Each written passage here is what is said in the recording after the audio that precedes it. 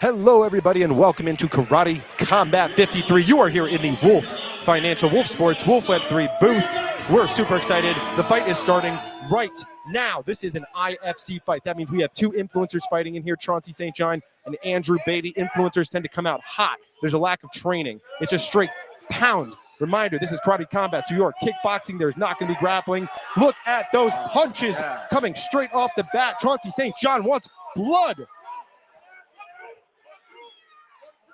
All right, there's just a little bit of swinging going on here, a clear lack. Ooh, but they are still swinging him. Oh, look, they're shooting for the moon. Big swing from the country music singer, huh? Yes, sir. All right, let's see if they can settle it down a little bit here. Andrew Beatty in the white, Chauncey St. John in the black. Oh, knees coming in hot. Punching. Oh, don't put punch in that back of the head. Can't do that. Fighters 1 minute in, looking a little bit exhausted, breathing heavy. We've got another minute in this round. These are two-minute rounds usually, unless they go 3 rounds, actually. It looks like potentially they're going to do tonight. Let's see.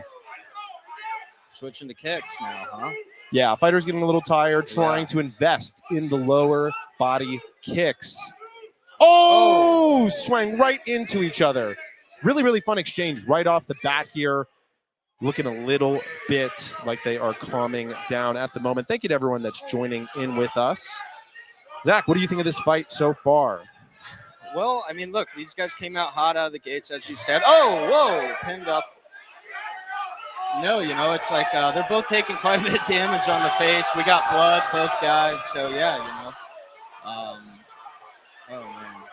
Can't imagine this one looks goes like they much are longer. potentially going to stand them up right here.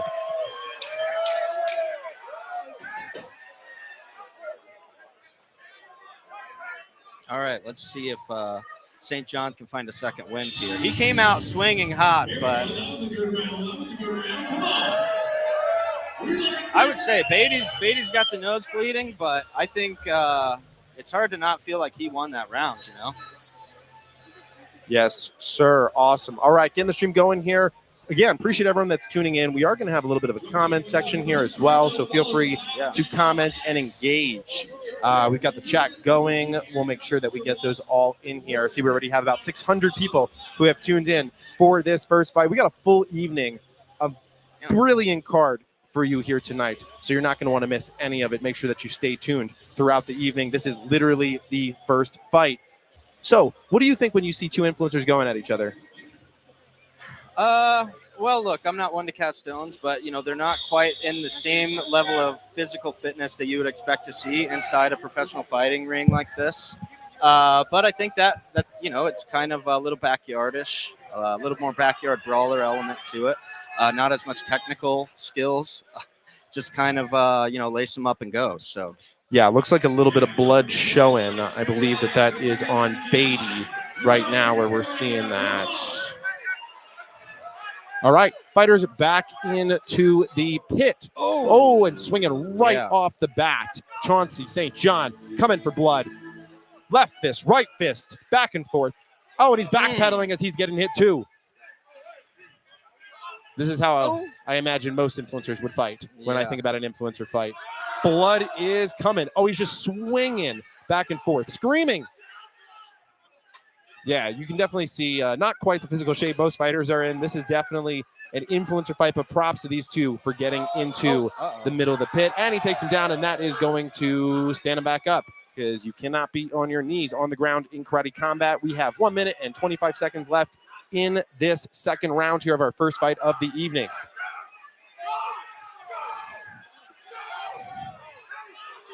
I don't know. How do you see this one shaking out? I mean, if the fight ended right now, who would you think was ahead? I think you got Chauncey right now a little bit ahead at the moment. He just seemed to be landing more, but right now he's on the ground and he's covering up, and it looks like the ref is letting it go. Right now he's getting punched right to the head, and he's going to stand him up. His knees did. Oh, and the ref is calling it. That is the end. Wow. That is a win. A win right there for Andrew Beatty. Brought it in. Country singer, right? That's right. Look at that. Yeah, fun fact about Andrew Beatty. It said that he has a number 4 back in 2022 on the country music list.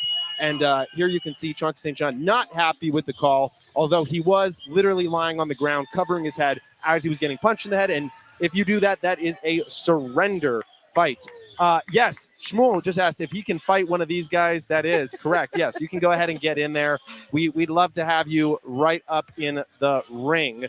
I think you'd have a fun time of it as well. I'm going to go ahead. Shmuel, if you got some commentary or things that you are thinking, feel free to go ahead and shoot them over to me. We are live at the moment.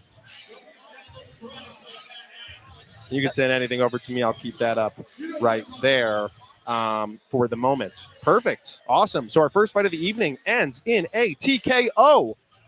We love to see that. I don't like to see the fights go to decision. Why leave it in the hands of the refs when you can simply just knock out your opponent and take the win for yourself? Right, absolutely. I was going to say that's a tough one, too, because we were just talking about how we felt that he might have been slightly behind. And then, everything kind of flipped right away. He got him down, he pinned him down, and took it home. Yeah, you can be behind, but you can change that in one moment. And that's the beauty of fighting, right? It's a little bit different than most other sports. If you're down 25, 27, 30 in football, it takes a little bit of time to come back. You can get momentum going, and it can change, and you can win, but you can't do it in 1 second, right? There's almost no sports where in 1 second you can change the entire trajectory of a win or loss. No, that's absolutely right. And they always say, in basketball, when you get down, they say, well, there's no 25-point shot. Well, in fighting, there is. So, much to your point, there is. Yeah, 25-point shot right there. So, again, that was our first influencer fight. You can see Andrew Beatty. Let's go ahead. Let's get a little dap up. Great job. Great job. Let's go. Left me hanging. Tough look. That's how it goes sometimes. But you love to see it. We'll see if we get him into the booth a little bit later. Most of the fighters coming through this evening for their post-fight interviews. And what a night here at Karate Combat. You can see these stands are already full. It's full, and we just started. It's the first fight. Usually you see it get packed throughout the evening, but people are here early tonight for ETH Denver KC53. And now we're getting a little post-fight interview, and we'll listen into that.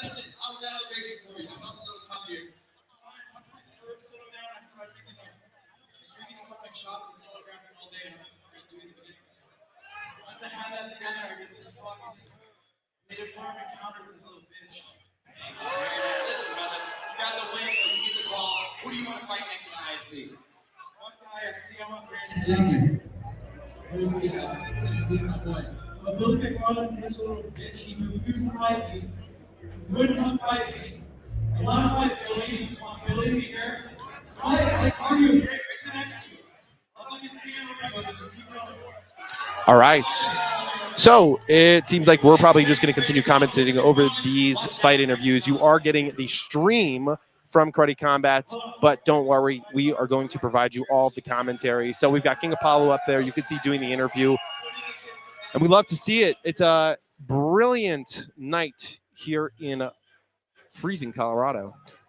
You've got all our sponsors as well. Shout out Karate Combat, built on Hedera, launched onto Solana today, by the way. Fun fact, went ahead and shouted that out. Oh, he just called out Billy, by the way, on there. I don't know if you remember, but remember Firefest? Oh, of course, Billy McFarland. Yeah. Exactly. Billy McFarland actually fought inside the pit. That was several KCs ago. He fought against J-Chains and knocked out J-Chains. And now we are going to potentially get him back in the pit. We'll see what happens. Shout out Billy McFarland, the scammer himself. I was going to say, well, we'll see if he shows up. He is known for having grandiose plans, big ideas, and not quite delivering all the way. So, yeah. I would say, by the way, that it did look like he was in slightly better physical shape than St. John, and I guess that paid off. Yeah, St. John maybe being taller made him look a little more slender.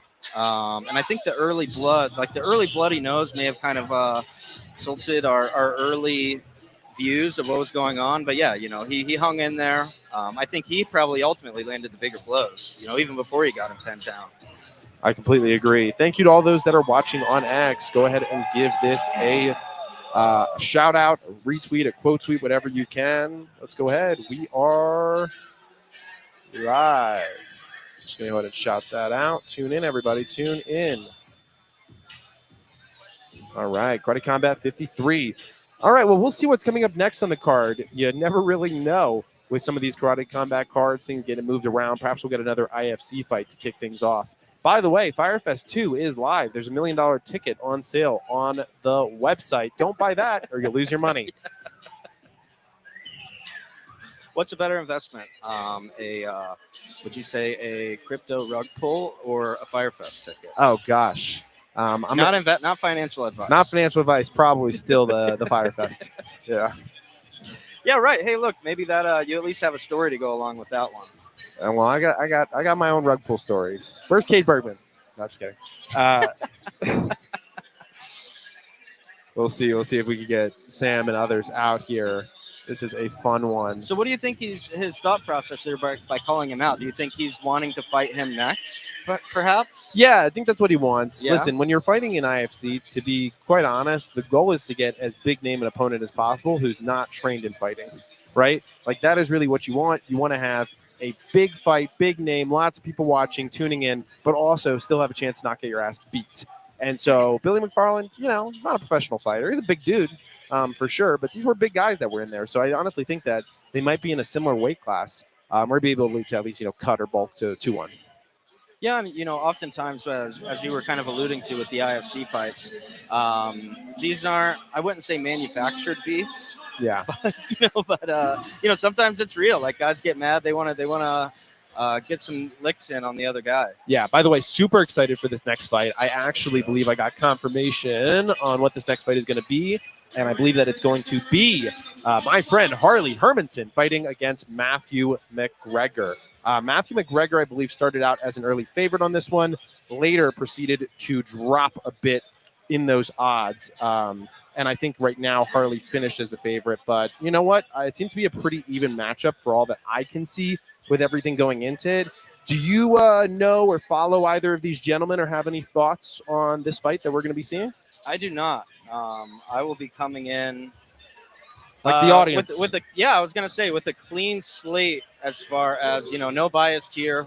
It will just be a raw look at what's going on. Yeah. Well, I will give a shout out. I have seen Harley fight multiple times, I believe, at this point, and he is a beast, fully covered in tats, which I believe Matthew McGregor might be as well. And they had a little bit of a tat at weigh-ins where they kind of were elbowing each other a little, and McGregor was kind of, biting at him a little bit. So let's see what happens. Well.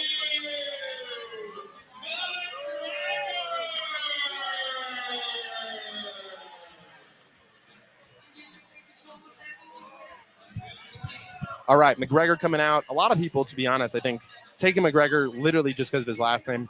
I don't believe he has any relation or connection to Conor McGregor. By the way, shout out Conor McGregor. Beat every single fighter that he ever fought besides for Khabib.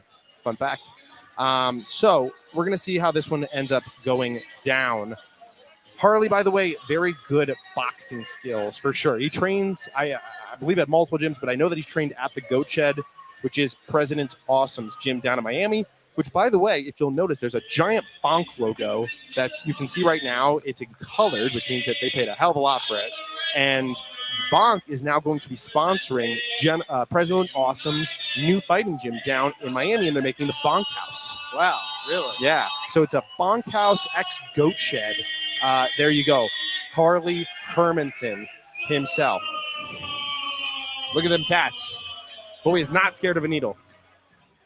Matthew McGregor over here in the corner right next to us, about 3 feet away. These fighters looking like in a little bit of better shape than the last ones. That was my immediate thought was, wow, okay, we kind of stepping up in class a little bit here right away. Yeah, so as you can see on the screen here, Harley's 32 years old, record of 1-0 versus Toki Busa, actually, inside of their, based out of the U.S., kickboxing style, catch weight he's fighting at. He's got a pretty decent arm reach at 75 inches, and he stands right at 6 feet tall, and he's weighed in at 189 pounds for this match. Fighter's about to get into the pit. So a cool little fun fact here, if you look in Harley's corner, he is being cornered as well, it looks like, by Smiling Sam Alfie, who is also, I believe, a current champ in Karate Combat. All right, fighters get into the middle. I don't think there's any love lost between these guys. There was no dap up of the hands right off the bat. Harley went right for the leg kick, and McGregor responded by punching him in the face with the left hand. There you go. You got some good commentary coming in from behind us. Fighters starting strong. Harley backing up on the wall. You don't want to get that wall can be tricky. You want to use your force to kind of step off it towards the person, not back up and trip backwards. And that's just what happened to him right there. Got caught in the face, backed up, tricked backwards, dodged a nasty. Oh, and he got slapped! Absolutely slapped on the ground. And then let him get back up. He's done for. Yeah. He's done for.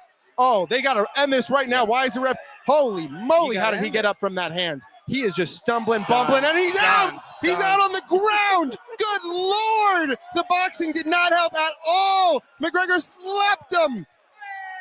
Let that man get some breath. Holy cow, bring a stool and some water.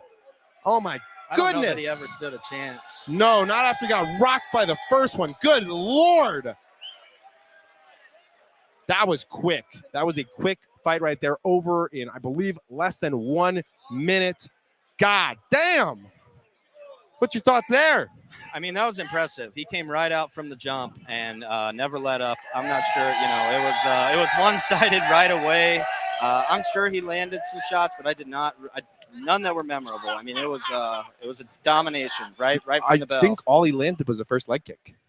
Right. Like I was struggling to even remember anything being landed at all, from the waist up for sure. Funny enough, that's how his last fight went, but he was the dominant one. Well, the Aussie bar style finally paid off, huh? Yeah, no, that absolutely, he got laid out right there. That is a rough one. I hope he's feeling all right. You really see the effects of the punch right when, he kind of stood back up and they let him continue fighting, and you could see that wobbliness. He was out from that point. I mean, props to the ref, I guess, for not trying to call something too early. People get mad at those sometimes. They say, I could have got back in it. You got to give him a chance. I think the ref just wanted to let him fight it out. And to be honest, although I don't want to see Harley get hurt, I think that he probably appreciated the opportunity to at least try, because you'd rather go out on your shield than someone call something soon. Sure. Yeah, that was relentless. Well, as they say, there's only one Matthew McGregor. There is only one Matthew McGregor. Winner by TKO. Boom! Right off the bat. There you go. I see a couple people asking me, by the way, how can they get into Karate Combat? A couple people messaging me. You can actually get free tickets to Karate Combat, completely free, if you have a ticket to the conference, typically, which they're doing it around. So if you are an attendant of East Denver and you got a ticket to East Denver, you can use that ticket to go ahead and get a free ticket to Karate Combat and come and join us in these stands. By the way, shout out, we have the people starting to file in. If you see the my friend over there in the bright blue jacket, that is Loudmouth. They'll probably put the camera on him a few times, like they like to do. And we've got an interview going on here, and McGregor looks in really good shape, by the way. I mean, clearly has been hitting the gym. He's got some good chest days, would be my guess. What do you think, kind of summarizing up on that fight? Yeah, like I said, he came out hot. I think that was he definitely, wanted to come out aggressive. He went right for it. There was no holding back. He just, landed a couple big strikes right away and just never let up. I don't know. He never took any damage, never let up, just kind of kept the pressure on and eventually knocked him out. Yeah, listen, that's got to be the best feeling as a fighter, is not taking damage, because even when you don't notice like how much damage you've taken, you can sometimes come out of there and need surgery. Yeah, you're feeling it. Right, yeah, right. The next day, like after that testosterone powers down, you can be really feeling it. All right, we have an interesting fight coming up next. It looks like I actually see the fighter ready to get into the pit. Just going to double check to make sure that I am good to confirm this one that is going to be rolling in, but I am really just looking forward to this card tonight here. It seems to be an amazing one, and we're just getting started. So let's take a look at this undercard. Here we go. We've got McIver versus Komaradov. Okay, so let's pull up a couple of notes I think that we had on this one. I believe that got added late. This was the fight that got added right at the end, I think. Do we have this one? Yep, there right we go. here, All right right. Shakrud Kalmuradov is going to be getting into the pit here in a second. He is a Muay Thai fighter, and he's Uzbeki, and he's got that Uzbeki look, if you know what I'm saying. He'll get in there, and you'll see it. He's competed in Lethwei. That is Burmese bare knuckle fight boxing. So, not surprised if he gets in there and eats a few punches, not too badly. Studies data analytics and software development, by the way. not just a fighter, but also a brainiac, and trains at the world-famous Tiger Muay Thai, which is a gym that you'll probably hear a few times tonight. Some of these guys are big fighters out of there. And then he's fighting Brian McIver. Brian McIver, Muay Thai fighter, he's almost 40 years old. You're going to see his body and understand that this is a dude who truly hits the gym. We are no longer in the IFC fights. He is absolutely stacked. He's fought in PFL, which, of course, is not very far off from the UFC. He's competed in Extreme Fight Nation, MMA. He's definitely getting up there in age, so it's going to be interesting to see if he still has something to throw. Yeah, it's rest versus rust, right? So he's almost 40, so you have the age against the, as it shows with Chakra, hasn't fought in quite a while. So, ultimately, I guess we'll see who has the advantage there. Yeah, a couple of little notes here, by the way. Tiger Muay Thai, Petr Yan is a fighter out of Tiger Muay Thai. He is a UFC fighter, former champ. Lost to Aljamain Sterling back in the day from it was crazy. I don't know if you remember this. This was the first time it ever happened that I believe, or maybe second, that there was a disqualification in a title fight. And because of that, the other guy won the title. That's how Aljamain won the title, was due to disqualification of Petr Yan, who delivered an absolutely brutal knee, I believe, to the face while Aljamain was down on a knee, something along those lines. And then you also have Rafael Fiziev, who trains out of that gym, and I believe Khamzat frequents it as well. And that's always tough, whenever there's a title fight ending on a DQ, because it's not, look, you'll take a championship any way you can get it, but it's not ultimately how you want to take it, right? And then it's even more disappointing for the guy on the losing end. So, yeah, always good to see, you want a chance at redemption after something like that. Yeah, by the way, some of the fighters that they're showing on here right now, so this is Artur Vergara, Macaco Flow, and he was supposed to fight against Jesus Lopez. Jesus Lopez pulled an absolute BITCH move and did not cut weight, even though he started out lighter than Artur Vergara, who was heavier than him at the time, who still cut the weight and made it. They even paid him half of the purse up front, and he still wouldn't cut weight. President Awesome cut him from the roster and completely annihilated him on stage. Not physically, I'm sure he wished he could have, but he did it mentally and verbally. And then in addition with that, they were, thank God, able to find a replacement. Now, this was on last minute's notice. This was literally yesterday, I believe, that they pulled in the replacement, and that's going to be Zach Riley, who stepped up on 24 hours notice, nicknamed the Anointed One. So we're going to see him in there. This is his Karate Combat debut, and he is a Colorado local.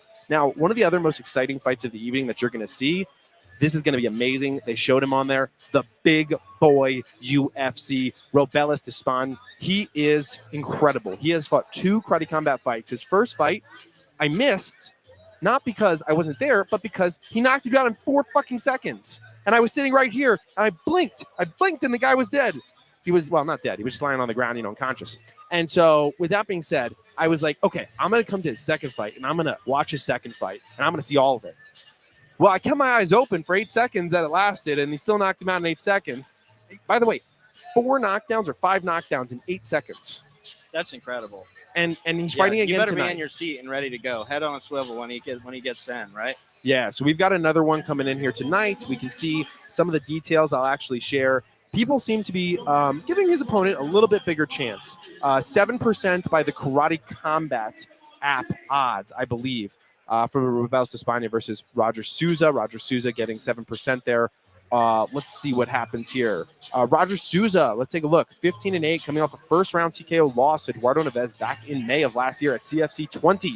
He's 3-2 in his last 5 outings. Out of his 15 wins, 14 of them coming by way of stoppage. 11 KOs/TKOs and 3 submissions. So, jungle fighting heavyweight champion. People think that this guy has a little bit of a better chance. I would tell you that the odds are not going to be good for him. So here's an interesting thing about Robelis. Betting odds opened at minus 4,000, and they're all the way down to minus 1,800. People taking the dog. And they've gone down even further. Whoa. I even saw some minus 1,600. Now, minus 1,600 is still like... Well, sure. Look, we're still talking about pretty heavy probability, but it is still surprising to see them going the other way. Yeah, no, pretty crazy to see everything that continues to happen here. Kind of liking it. Usually we got some guests coming into the booth early, but to be honest, kind of vibing right now. We'll pull in some guests for y'all in a little bit. There's plenty of people who are walking around here who I think are going to be fun to have on. But this place is a vibe, and it's full in here. Yeah, oh yeah, it's been packed, like since before even the first fight started.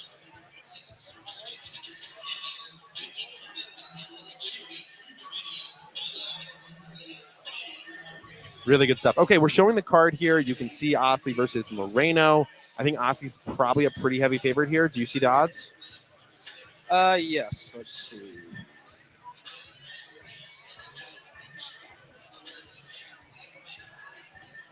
Yeah. So right now we are looking at Osley was minus 700 favorite, pretty heavy favorite again. Omar Moreno plus 500 when I checked last night. Now again, those have shifted in the opposite direction, shifting towards the dog in both cases. Omar Moreno now showing at plus 325, Osley minus 500. So again, people are showing love for the dog. Very cool. Yeah, I like the Osley play here, to be quite honest. He's a stud in the ring. Very athletic. Really brings it to the fight. But here we go. Looks like we're going to be starting this fight very shortly. Komarodov versus McIver. I like that hair on McIver. He's got it going on. Hopefully it doesn't get in his way when he's fighting inside of there. And, oh, interesting. Looks like they are actually – oh, here we go. They're lining up right now, and it looks like he does not have the hair anymore. He did away with it. He heard me talking. Yeah, right. Chopped it right off. Yeah, it's like, who's this guy? Yeah, look at this dude. See, this is where we're going to start seeing some true physique coming into the pit as well. We can see the Uzbeki on our left as well. They're going to show him probably in just a minute. Getting waxed up so that those punches can slide off the face just a little bit, just a wee bit. Now, listen, it doesn't typically help too much if you get caught square on, but if you can glance them off the sides, why not? Now, All I right. would ask, what do you think with the hair? Do you think it's more of an advantage to just go? I think it's an advantage to not have long hair when you're a fighter. Absolutely. I would agree with that as well. Maybe a little more slippery. If you get pinned down, you can kind of slip out. It's hard. It can get in your eyes. Yeah. It can get caught. There's so many negatives. Maybe a little bit like the Uzbeki has over here. You can see with Komarodov where he's kind of got that poofy hair, so he provides just a little bit of cushion. But even there, still, like if it comes down to his eyes, right? You just want to be careful. Maybe go get the perm the day before. Make sure it's nice and crispy. up. Yeah. All right, we've got a little bit of info coming in here. By the way, shout out to Shmuel Teichman. MMA Pickers, our man in the sky right now, keeping the eyes out there for us. And I'm going to pull out the chat here as well, just so we can see it. And thank you to all these that are commenting. Shout out Dave. Okay, so a couple of items here. Let's go over. Komarodov opened at minus 170. He is down to minus 135. Dipped heavily at weigh-ins. Very interesting. McIver's physique. I mean, I want that chest. You got to take a look at it right there. McIver's physique won a lot of people over, but in a fight, skills pay the bills. Very true, Shmuel. And the hair could have been a weight cutting thing. Interesting. Wow. Well, I mean, I guess when it's that expansive, it doesn't weigh nothing. I've seen fighters at UFC chop off a little bit of hair to make an extra pound or two.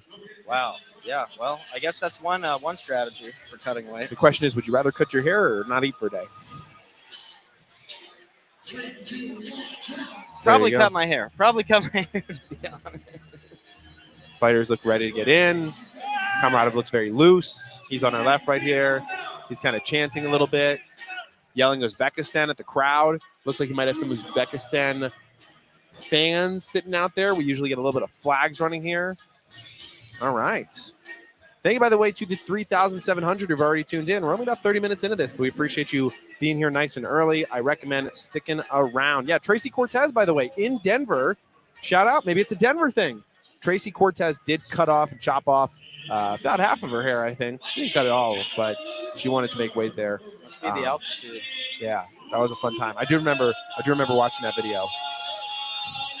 Toki Karma. Oh my gosh, he was saying Harley got knocked out for Toki Karma. Nah, shout out Harley. He's a good dude. All right, there you can see the Uzbekistan flag flying out there. He's only 27 years old. Chakra here. And he has a KC record of freaking 15-2. That is a lot of KC fights. 15-2. This is his pro debut here, though. Wow, interesting. Oh, pro record debut. Interesting. Okay. All right. Fights Muay Thai style. Weight class is a lightweight. All right. 74-inch reach, 39-inch leg reach.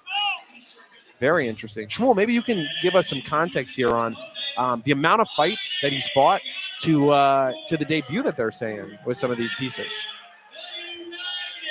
Just tilt down a little bit. Brian McIver. He's only plus 110 on Cloudbet. Wow. I was just gonna say. So I mean, this is essentially looking like a coin flip fight. I mean, this could go either way. But a lot more experience in the corner over here in the blue corner coming from Uzbekistan. Here we go. Brian McIver, 40 years old. Also, his KC debut, his pro record. Wow, interesting. Okay, I think that they maybe oh, there we go. Last minute announcement here. That's his MMA record. Okay, cool. So they misplaced it on the thing. It's a 15-2 record in MMA. He's got a KC debut happening here. Perfect. He fought for other promotions previously. Got it. Appreciate the details there for our audience. Fighters staring each other down right now a little bit. All right, here we go into the middle of the pit. A little bit of sportsmanship. Not in the last fight. Oh, my God. They're giving the 10,000-yard stare at each other and both looking swagalicious at the moment. All right. Two ripped guys about to go out in the middle of the pit. Coming out strong. McIver in black. Commodore in white. Leg kick right off the bat from McIver. A left foot leg kick. Looked over the front kick. All right. A little bit of scrap right here at the start. Yeah, and so I was going to ask, what would you think as getting called in at the last minute? Would you rather have it that way or be able to have time to prepare and know kind of who you're training against? It's always better to have time to prepare in my Sure. eyes because you want to have time to prepare for a fight camp against a specific style.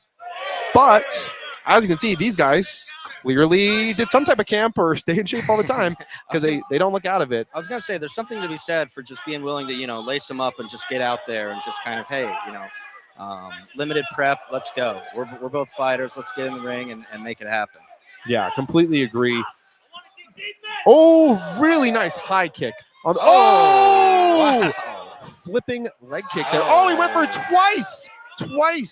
Flipping that right foot up over the back of his head, trying to catch him in the side.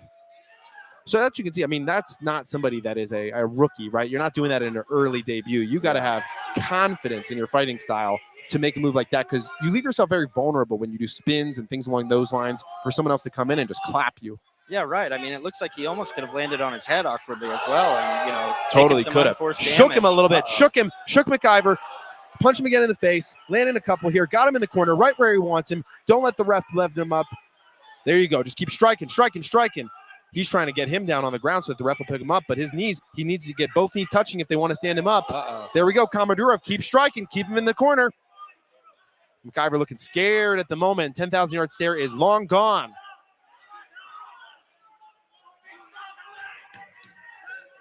Oh, man. It's going to take a lot of energy to get up unless he can kind of shake loose here, because he's taking a lot of damage. I think this one's over. I think the ref's got to call it right here. Right here, he's got to call it. He's his mouth guard just popped out. Yeah. He looks like he's yelling for help in there.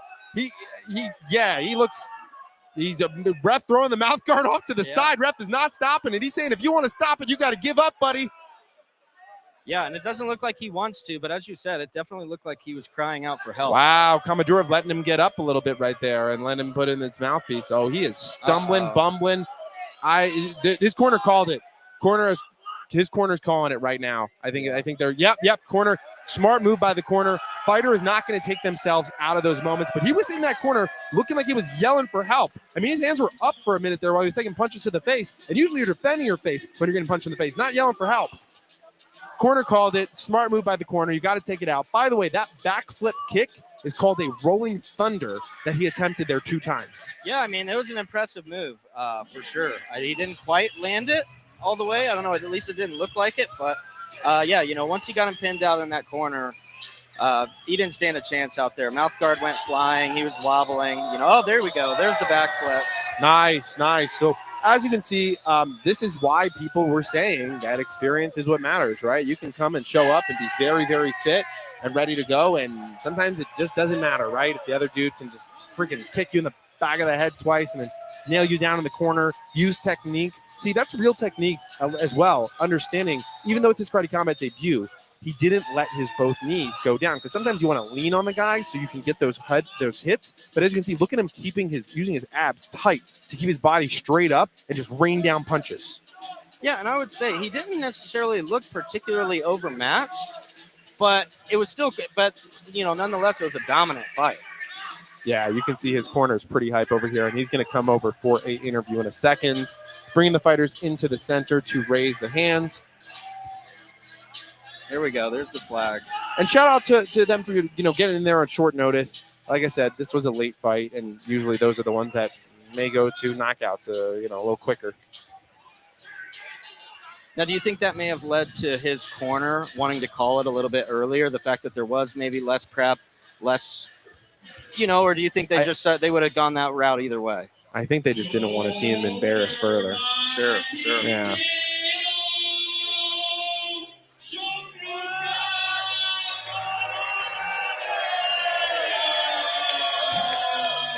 Yeah, congrats to Shakra Kalmadov. And congrats to the Uzbekistan folks that came out, waved the flag, represented.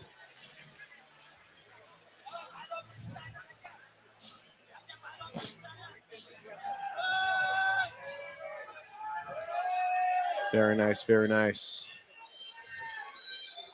Congrats to the fighters. Oh, is he doing push-ups?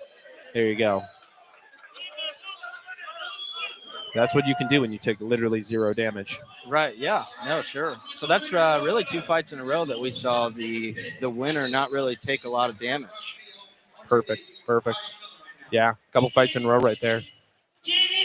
That's how you end up putting together, multiple fight wins and streaks in a year. You get back in the pit, like Alex Pereira, right? He's about to get back in for his 4th title defense this year in March 8th. And that's because he doesn't take a whole lot of damage in some of these fights. He doesn't have to have surgery. He doesn't have to have, 10 months recovery. He can just get back in there. Yeah, punching a face carved from stone doesn't normally take on a whole lot of damage. So this next fight that's coming up is going to be an absolute banger, by the way, that we're about to see here. I see the fighters waiting back in the corner. This is going to be, I believe, Sarfarmad Akhmadov versus Jordan Barker. And I think that this is going to be the best fight that we've seen so far, coming up here in a second. Just pulling it up inside the KC app to see what I can find. Yes, this is going to be Akhmadov versus Barker. They had Akhmadov at plus 110, Barker at minus 132. Oh, here we go. Interesting little conversation from Shmuel. Do we think that Komodorov is going to get a KC contract? Typically, your debut, and then you can potentially get a contract? My guess, absolutely. Yeah, I think so. I think that was probably certainly some of the motivation coming in late, coming in last minute like that. But yeah, I think it would be well earned in this case. Yeah, we're going to get President Awesome in here in a little bit. And we will ask him his thoughts because ultimately he decides. So to be honest, he's the best guy to ask. Sure. Yeah. We can. Yeah. The fact that we just have the president, we can just pull him right in. He's standing over there to our right, about 20 feet over. We'll probably have someone go grab him in a little bit and get in here. But having a lot of fun here already. By the way, almost at 5,000 viewers, which we love to see. We're only about 40 minutes into this. By the way, Barker is going to be super fun here for the pit. He's famous for attacks off of the pit wall specifically. That's a huge thing with him. He's been training American Kampo karate since he was freaking 3 years old at his family's dojo. Imagine a 3-year-old just attacks you for using karate. I was going to say, I have a 3-year-old son. He does attack me sometimes, but it is not with any sort of technique. Can you imagine if he had technique? Yeah, right. I know. I wouldn't stand a chance. Yeah, listen, it'd be over right away. With that being said, he now runs that dojo together with his sister, which I love to see. Passionate American folk style wrestler. He also coaches for a top 10 wrestling high school in the country, so he's giving back. And in 2023, he became the first Kumite Bantamweight champion, earning a coveted professional contract with Karate Combat. And yeah, oh, by the way, huge fact, why is Jordan Barker so famous for attacks off of the karate pit wall? Well, here's the crazy thing. Right now, there is one full karate pit in the country that I know of, and that is at Shmuel. You can tell me a little bit of details, which would be good. That karate pit is at the Goat Shed, which is, of course, President Awesome's gym, right? Which makes sense. President Awesome, President of Karate Combat, owns a pit that people can come train at. Jordan Barker has a pit wall that he trains on. I believe it's a half pit that he uses at his own place. So he's one of very few fighters in the world, potentially less than 5, that have their own pits that they train in. So he trains specifically for this type of fighting. You'll notice most of the fighters so far have not used the pit wall to their advantage. Right. Mostly to their disadvantage, kind of falling back over into it, right? Not being able to keep standing up. So that's just a really interesting thing to keep aware there. Smiling Tim Alvey walking behind us right now. Sam.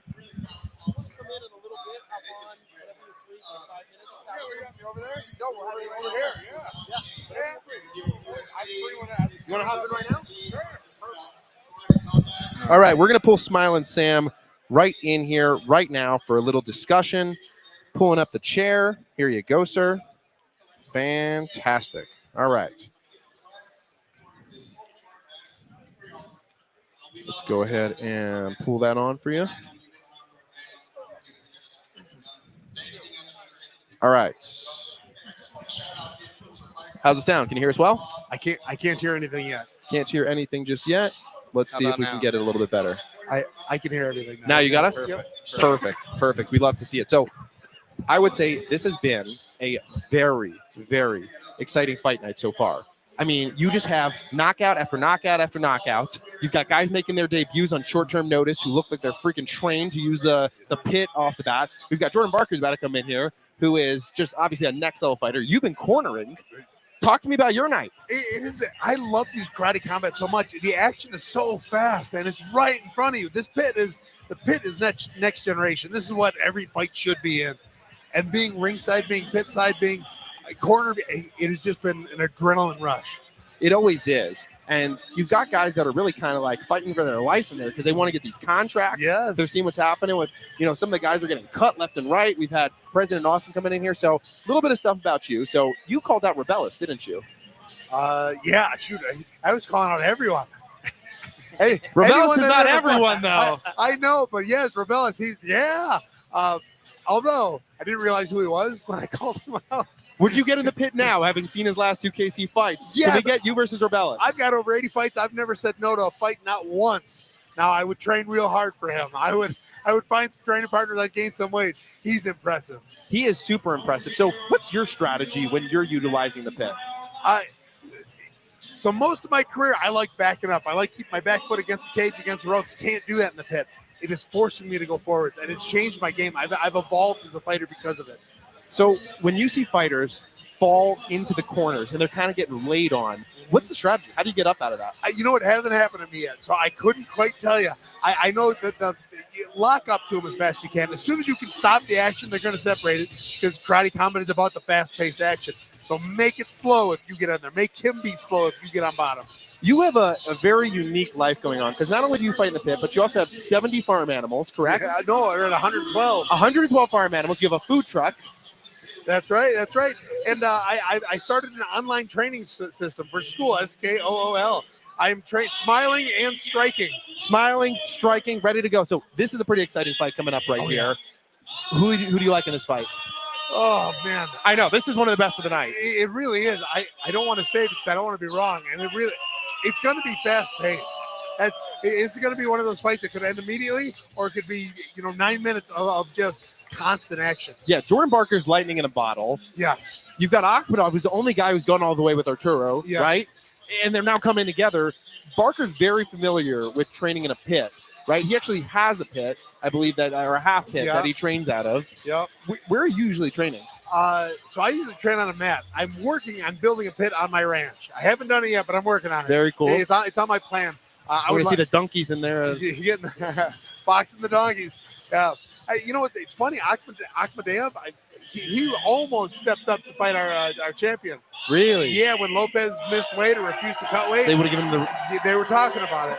interesting, but he already had the match. He already had the match, and they found somebody else. They found somebody almost equally talented. So do you think this is basically a fight to fight Arturo? This is yes. This is the winner of this fight will get that title shot. Very cool. Very cool. I love Yeah. to see it. Any other general advice that you give to fighters when they start training for something like this? Because now you're cornering, right? So you're both fighter and coach.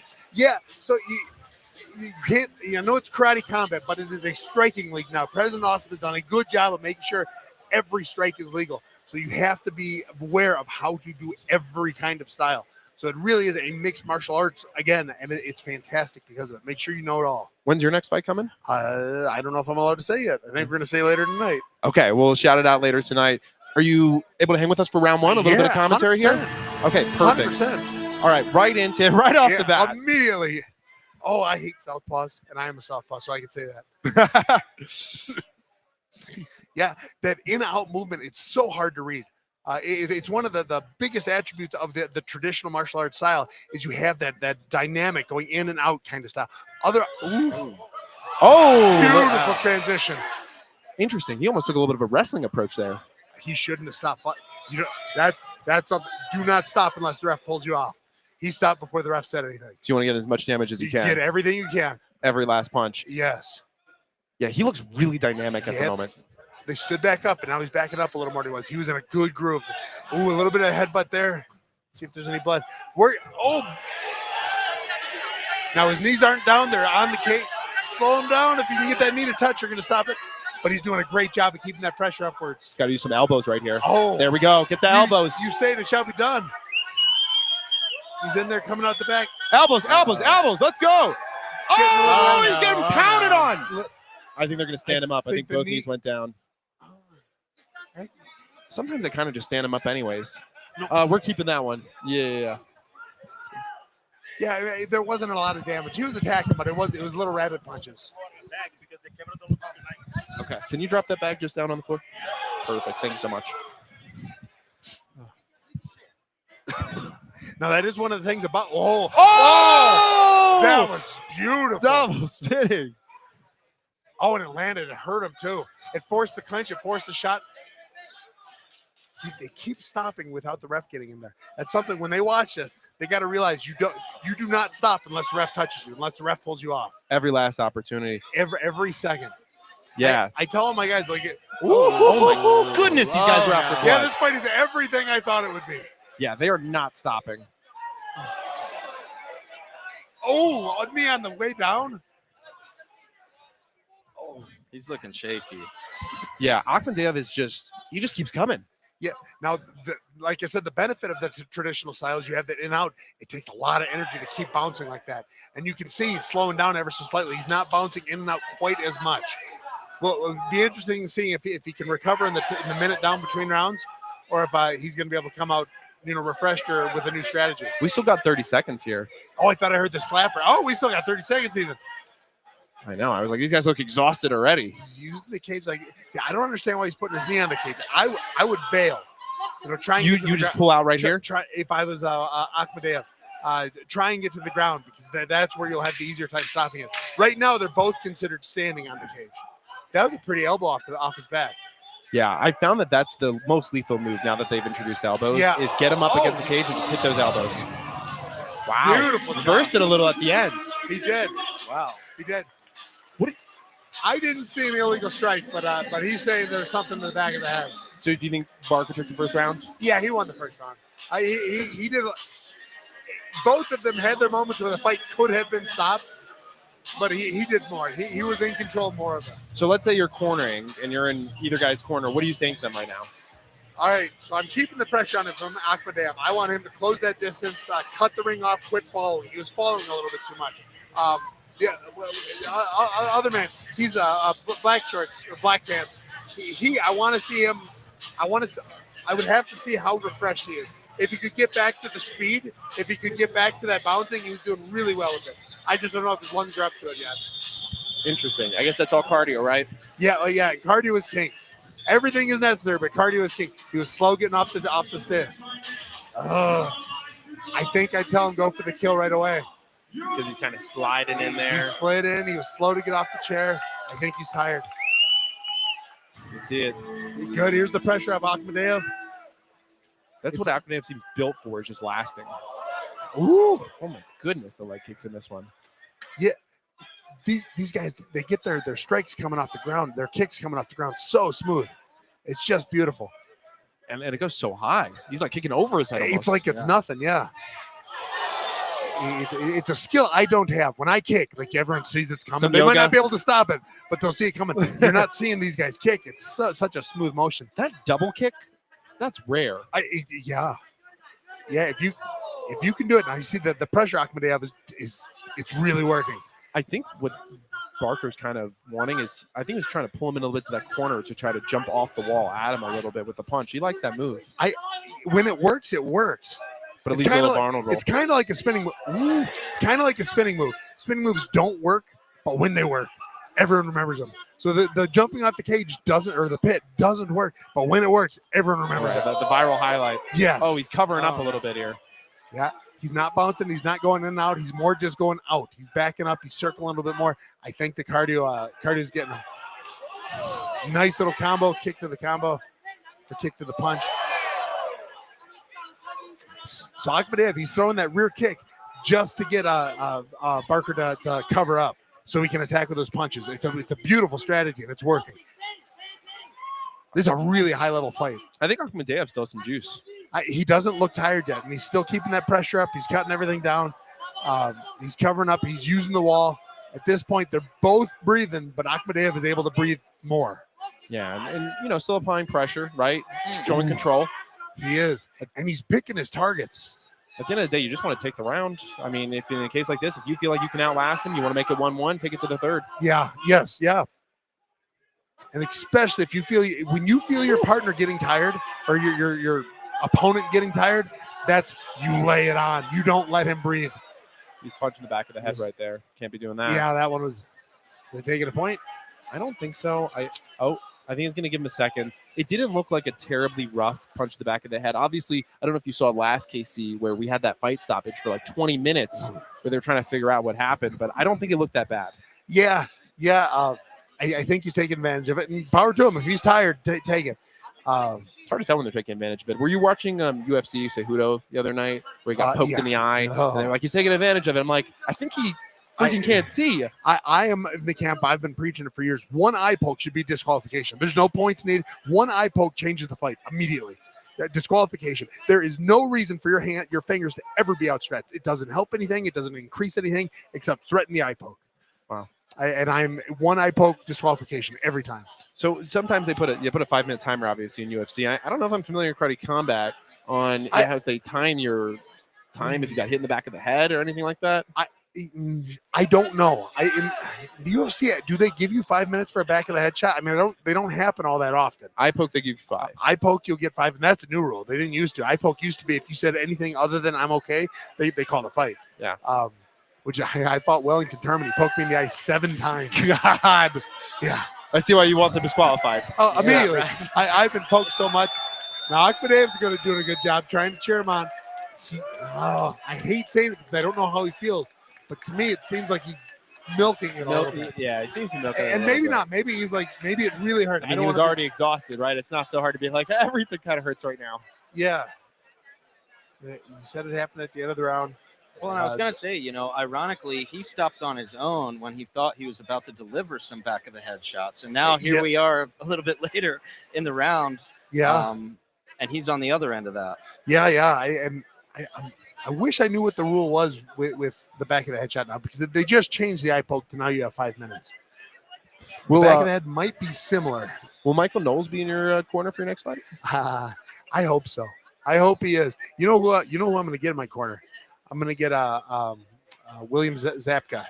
Johnny Lawrence is going to get my corner. I'm calling it right now. Johnny Lawrence, if you're watching, I need you. I may not have won the Sapai Kai. I can't see it. Sapai Taikai. Sapai Taikai.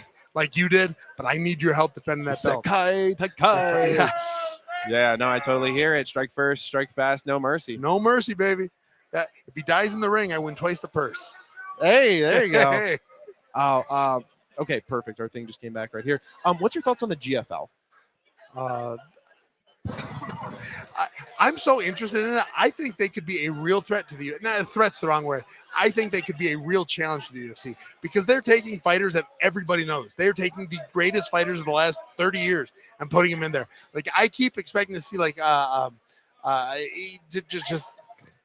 want to see if Hoist Gracie makes an appearance. I mean, they're taking people have paid to see for years and making them fight each other. It's really exciting. Wow. And I think they will have a higher pay-per-view turnout than some UFCs. Really? I really do. It's fighters that everybody wants to watch fight again. And they're not fighting young bucks. They're fighting people on the same caliber, the same age, the same. I mean, shoot, Weidman and Rockhold are fighting again. Really? Yeah.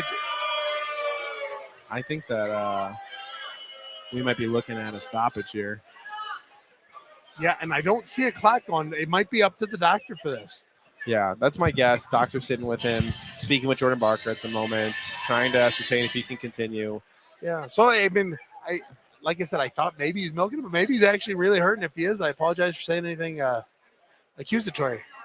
I hope he heals quickly. So what does it feel like when you take a fist to the back of the head?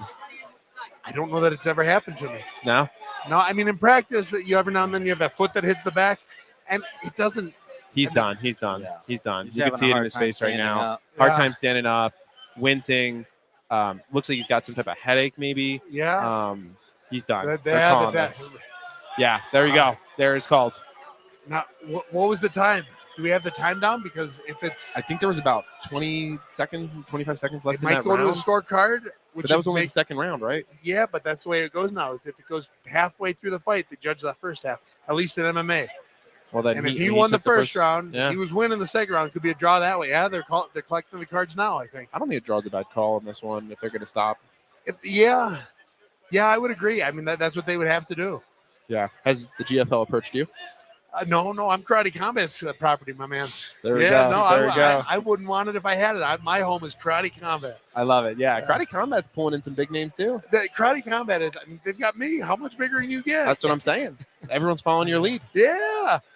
No, it is more fun to watch the fight in the pit. The style of fighting it takes to be in this pit is more entertaining than cage fighting. It is. It's funny. It's almost like, I used to watch boxing Uh-huh. and then I started watching UFC and I was like, I can't watch boxing anymore. Yeah. And then I started watching Karate Combat. I was like, I don't know if I can watch the UFC. Like, Yeah. You saw the boring, and I love jiu-jitsu, I love wrestling, big fan of it, and I encourage all my students to do it. But the boring part of every fight is when it goes to the ground. It always is. So Karate Combat, they took the ground out. You can strike. It can only be on the ground if it's entertaining, more or less. And which is an incredible rule change. yeah, no, they definitely have continued to improve. Yeah. And so they've done away with jiu-jitsu. Awesome. Black belts don't like watching jiu-jitsu. But the threat of a takedown is still there, which makes the striking different. Like kickboxing, I'm not a big fan of it. There's no threat of a takedown. The threat of a takedown changes the way people strike. And I think it changes it for the more entertaining way. Well, you've seen it. I mean, we can definitely talk about it in the UFC, like Mayrob, right, versus Sugar Sean. Yeah. I mean, that is just a different style fighting, Yeah. right? It's just not how Sean fights. Yeah, no, absolutely. I mean, if they were to fight in Karate Combat, Sean would win. Yeah, no, I totally agree with that too. Yeah, you've got to fight towards the rules, and whatever the rules are, that's what you got to adapt your style to. Yeah, it makes sense. Looks like we are getting the decision here. Looks like, no love lost. It seems like from President Austin to Jordan Barker. I'll take it back now. I think he looks hurt. I take it back, and I apologize for saying milking it. It looks like it hurt. No, I think, you only have the information you're working with at Yeah. the moment. And it didn't look like a terrible strike to the back of the head, but you never know, I guess, with those. Yeah, it only takes one. All right, let's see the call. Oh, they're disqualifying him? Wow. I don't agree with the disqualification. He's not even celebrating either. Yeah. Yeah. Yeah, I don't think I agree with the disqualification. Yeah, by see, now. they're even telling him in the corner, like, don't celebrate. Yeah, That's a really tough call. it is. I would like to see the rematch. It was a really entertaining round and a half. Wow. How do you think that the pit basically changes grappling? It changes the fighter style. So it's a bunch of strikers fighting. You introduce a little bit of grappling, and they have to adapt. And it's fun watching them adapt. So Mr. Jordan, when he got down, he kind of gave up his back immediately, presenting the head, which is why I don't think it's disqualification. He kind of turned his head into it, which He did. He was covering up. Right, he was covering leaned up. over to cover up. And, Right. he was trying to get through the cover up. Right. And it happens. Accidents happen. But it changes the discipline a little bit, having the pit in there.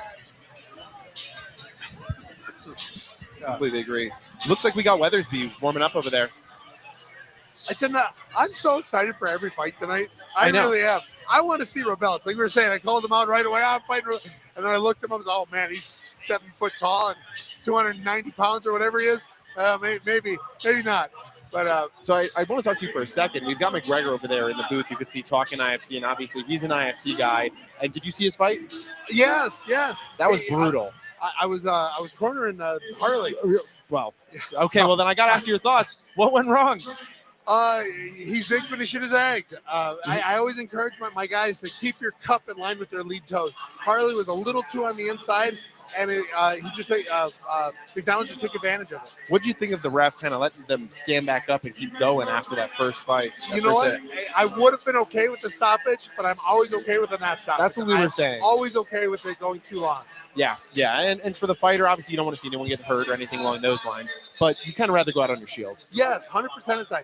It drives me. I'll never complain about. I'll almost never complain about a fight getting stopped too late. Yeah, wow.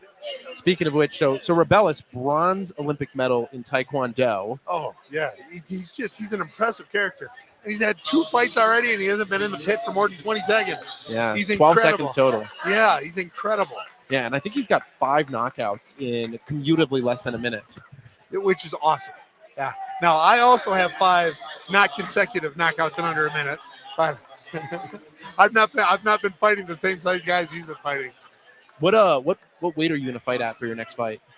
If you're allowed to share that. Yeah, I'm willing to fight 205. I'm willing to fight super heavyweight. I'm willing to fight 85 if they got to pay me to cut weight. But Yeah, I was gonna say. I will fight anyone at any time. Okay, so big fight obviously coming in here. We've got Adrian Weathersby versus, I believe it's Robert Bracken over here. Okay. So we've got the odds. So Weathersby's been pretty stable. He was minus 625 2 days ago. He's minus 600, it looks like, going into this. We've got Bracken. He was plus 450. He's plus 425 now. Interesting. Yeah.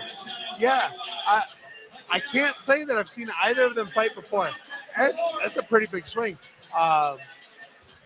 Well, he trains out of Shookan, Atlanta, I believe, and I think he's fought a couple in the last few cards. Okay. All right. It's the one thing I am working on is I'm trying to memorize the roster of Karate Combat. I know. We've got so many fighters from all over the world that a lot of I just got to remember the names. Yeah. You know what's really interesting to me? So we've had 2 fighters now tonight. I'm blanking on his name, but Komarov, I believe, who won earlier, and Weathersby, who are both software developers as well as fighters. Really? Yeah. That's so impressive. Yeah. See, sometimes you got to be tougher than smart. Sometimes you got to be smarter than tough. And it looks like he's got the balance figured out perfectly. Yeah. Listen, I mean, it's funny, though, how quickly that swagger that fighters come into the pit with can leave. I mean, McIyer, I think if you saw his fight, he had to stare. Like, he was staring down his competition, Komadurov, as they were getting into there. And then, I mean, 20 seconds in, he looked scared. Yeah. It's just the way it works. How do you keep composure? I enjoy every minute. I just love this sport. I love fighting. I just enjoy it. I'm getting paid to do something I do for free. Don't tell President Awesome I said that. But we'll keep it here. I just love this. Where's the worst place to get hit besides the groin? Liver shots terrible. You know, the groin isn't terrible. The cup really does a good job. A lot of groin shots are exaggerated to take the they take the rest. They are, and I'm not going to say I've never done it. I've been kicking the groin so many times. I'm not going to say I haven't taken the point, but a lot of times they're not terrible. The liver is miserable. The liver ruins you. And then Dan Henderson punched me in the throat once, and that was pretty bad too. Wow. Adrian Weathersby, 3rd degree Shookan black belt and American Shookan champion. Oh, that's huge. Yeah. That's a huge event. I see why he's the favorite in the fight. Yeah, so Connor's fought 1 fight in KC. He's undefeated so far. He's got 1 fight in there. He's a Muay Thai style fighter. Okay. So I think this will be pretty interesting. I love watching the traditional versus the Muay Thai style. I really do enjoy that. Yeah. Who do you prefer to fight, traditional or Muay Thai? I prefer traditional. Oh wait, who do I prefer to fight? Oh, I prefer to fight Muay Thai. Traditional is harder to fight. Interesting. They move.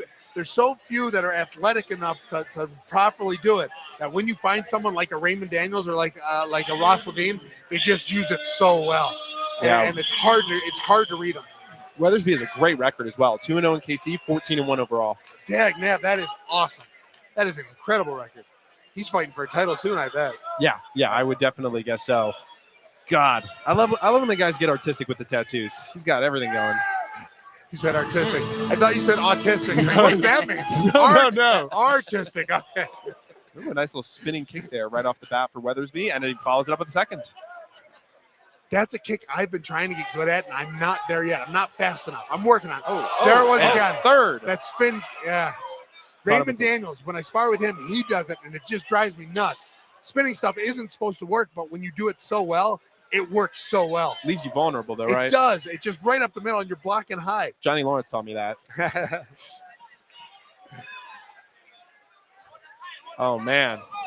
See, and then he did the spin. He said it. Ooh, nice little overhand right there. Kind of ate that. Yeah. So Witherby, he was spinning to the body. At last, when he spun to the head, and he was close. Mm. Ooh, that looked like nice knees. I like the knees. Yeah, Weathersby, very competitive boxing. Good elbow. Kickboxing. Beautiful. Did he cut him? I think Bracken's more of a brawler.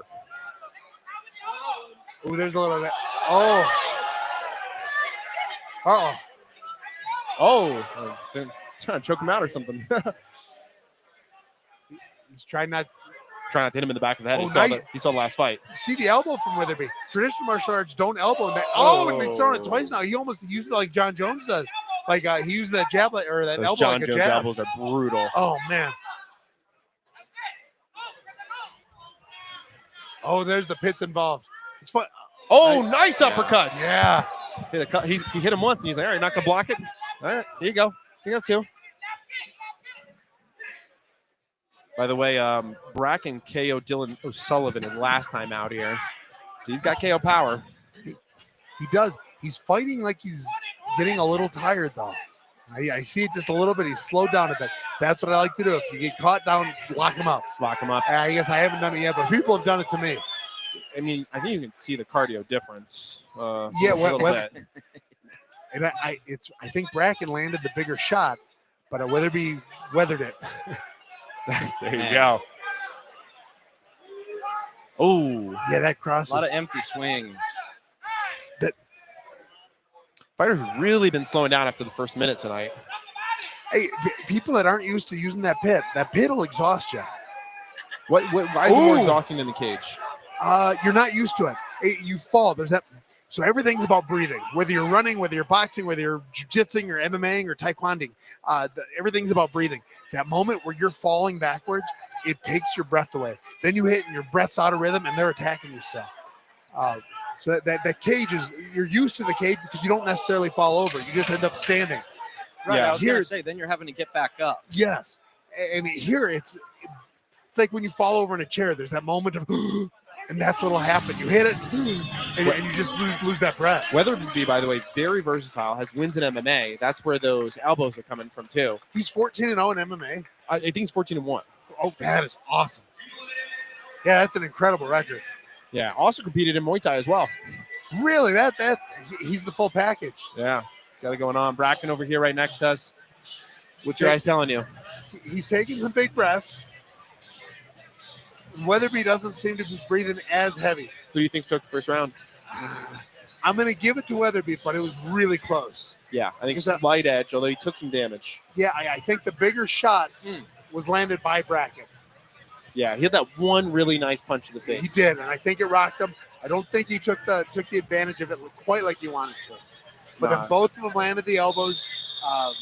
Weatherby just landed more, especially leading with those kicks at the beginning. Here he comes. Oh, sometimes that minute comes too quick.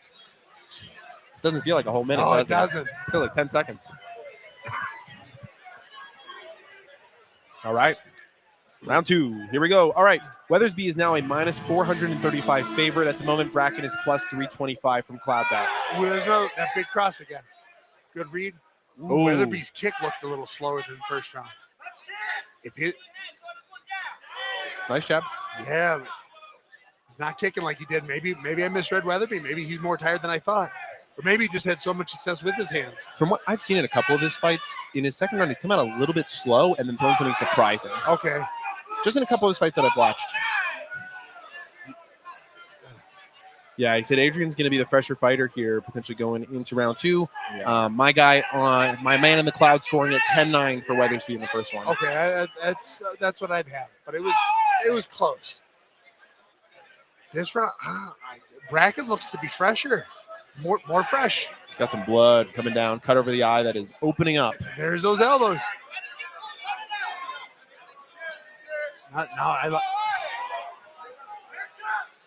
Ooh, there's another one. He switched up. He's now throwing the rear elbow, which is a hard strike to throw. You got to come over with that punch and then turn it last second. I would say another thing, with the spin kicks is it seems to use up a lot of energy because you see the guys using it early and then they don't really go back to it. It's another one of those moves that'll take the breath out of you when you're throwing it. Yeah, It throws your rhythm off, sure. unless you are mastered it. And Weatherby did well, but he threw a lot of them. You can only, Did you see that? He just pointed at him and he kind of mimicked the side of his eye and went, ooh. Little mental warfare. When you talk about that liver shot, all I can think of is John Jones and Stipe. Yeah. Oh, man. So my boy Jordan Winsky forever ago, he got hit in the liver and survived. Like he just fought, then came back the next round and finished the other boy with a liver shot. Oh, my God. So when I think of liver, that's not, you guys. He's a liver king. He is. Yeah. Except he is all natural. I love it. Less than a minute left in the round. It's nice how Weatherby's using these knees better than the Muay Thai fighter. I don't feel like we're getting a knockout here with the way these guys have slowed down. I don't know. I think if Weathersby lands one, he could knock him out. I would like to see Bracken start feinting a little bit. That lead or that rear overhand cross is almost landing. If he could feint that jab and then throw the cross. Oh! Got a little rocked right there. Bracken's got a chin of gold, or steel, or iron, whatever's harder. Yeah, he just keeps coming. I mean, he's competed in boxing and bare knuckle fighting, so I think he's taking a few to the face. Nice angle. I would have liked to see a kick off that angle, but it was a beautiful angle by Weatherby. Oh my God, the blood is just coming down. It leads to a cool picture. You don't ever want to leave a fight spotless. You want to be able to brag. I mean, we had a couple guys leave fights with no damage tonight, but I think they were pretty happy. That is a nasty. Oh my God! I just got up close to that, and it does not look good at all. Yeah. Oh God! In the words of Joe Rogan, he's got a ghost vagina on his face. It is just coming down. That was from forever ago. Whoa! There. I think he's got it coming out of his nose, his side of his eye. Yeah, that's interesting. Bleeding from a couple doctors sides. Looking at it, they're going to do everything they can to stop the bleeding. It's not in a terrible place, but it's not in a good place. It seemed like it kept getting split open wider and wider as the round progressed. Yeah. Right over that eye is always the worst. Yeah. Starts running into the eye, blurring vision. And that's where they'll stop it. The doctors are looking, they're judging. I think they're going to let it go. Yeah, I think he's got one more round in him. Yeah, he's just good. Both of them were tired on the stool. I've got a 2-1 Weatherby to Bracken. Well, whoever wins, the odd makers were wrong. It should have been a lot closer. Yeah, I know. These guys are swinging and banging. He's fine. He's fine. He's fine. He's fine. He's fine.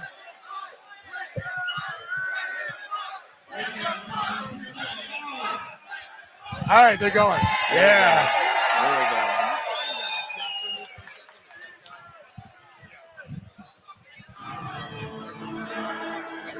go. Neil Magny, my man. How you doing, brother? Hey, good to see you, my man. Neil Magny's in the house. He and I were training partners on Ultimate Fighter 16. I love it. I love it. I think said we had 8 UFC fighters in the house tonight. Yeah, oh, man. Oh, Weatherby looks refreshed. He's back. Oh, elbow off the other side. Did he kill? Oh, he's back to spinning. I was going to say, he brought it back. Nice. You think it's fair to say Weathersby took that second round too? Yes, yeah, I think Weatherby's up 2-1. I think second round was a good round, but I think it was a more dominant round for Weatherby. He's a little more pep in his step now, too. He does. I mean, the way he's fighting right now, I could see the finish coming. Shout out, by the way, Neil Magny, one of the best welterweights in the world, right? No, best welterweights of all time. Yeah, Neil is so much fun. That cut his back open. Oh, yeah. It did not last. Yeah. Now I want to see Weatherby circle off. Now he's following. If he could cut off the ring a little bit, you put Bracken's back foot on the cage again. He's had a lot of success with that. Oh, attacking the body. Did it land? Is that a legal double? Good.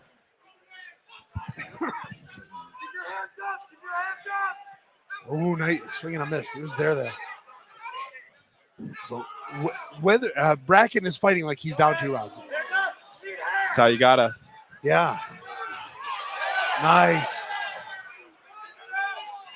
So Neil has the most wins ever at welterweight, right? Yeah, I believe so. I believe he's got the most time in round 2, maybe in UFC history. And- I think it's between him and like Max Holloway. And one comeback of the year against Mike Mallet. Yes, yeah. Every time he fights, every time he has a baby, I tell you, hey, good job, my brother. I love it. Every time he has a baby. I think I'm leading on the baby count for my season Ultimate Fighter. Yeah. That's what really matters. Got a few of them running around in here earlier, yeah? I was gonna No, say, I was babysitting someone. I was babysitting my fighters' kids. babysitting or training. Yes. Preparing them for what could come. Yeah. He's got to cut. So who was it? Jordan Barker's apparently been training since he was 3 years old at his parents' dojo. And we were joking around. We were like, imagine if your 3-year-old not only was attacking you, but now had karate training. Yeah. Oh, yeah. It's crazy. You see the kids are getting so good, so young. And just if you can keep the enthusiasm behind the training, behind the sport, the next generation of fighters is going to be unstoppable. Oh! 10 seconds. Oh my god. Oh my god. Oh my god. Oh, it caught him again. It's up to the home. Oh, behind. Oh, wow. Oh, Saved by the bell. Saved by the bell. Oh my god. What a look. Yo. What a good golly. That was like a backhanded spin punch. He was a almost. spinning back fist and it landed. Never stop landed fighting. flush. And he waited just a second. Yeah. Yeah, I would have. It was almost like the timing of it kind of threw him off a little bit. Oh, they want one more. I don't think it's gonna. No, Karate Combat's rules are damage is not the number one aspect of the round. It's attack. It's aggression. Sure. Weatherby was the more aggressive fight. I think he still won the round. I agree. I mean, it was just one punch, really. Yeah, it was one really good punch. But you watch, if it goes one more round, and I don't think it will, but if it does, he's going to be throwing more. Oh, he's yeah. going to be throwing Oh, yeah. a ton of them, and immediately.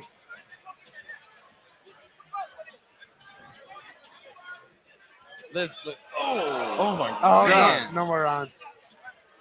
It's one of my favorite things about Karate Combat is they don't let it go to a split decision.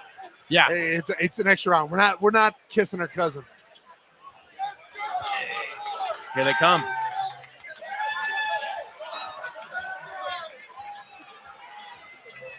Oh, good fight, boys. Great fight. Great Man, oh, fight. man. Well, and to your point, with the odds makers, I think once again, like you said, there was much closer, I think, than they anticipated. Yeah, it was supposed to be a shutout, and it was a good fight. Unanimous decision.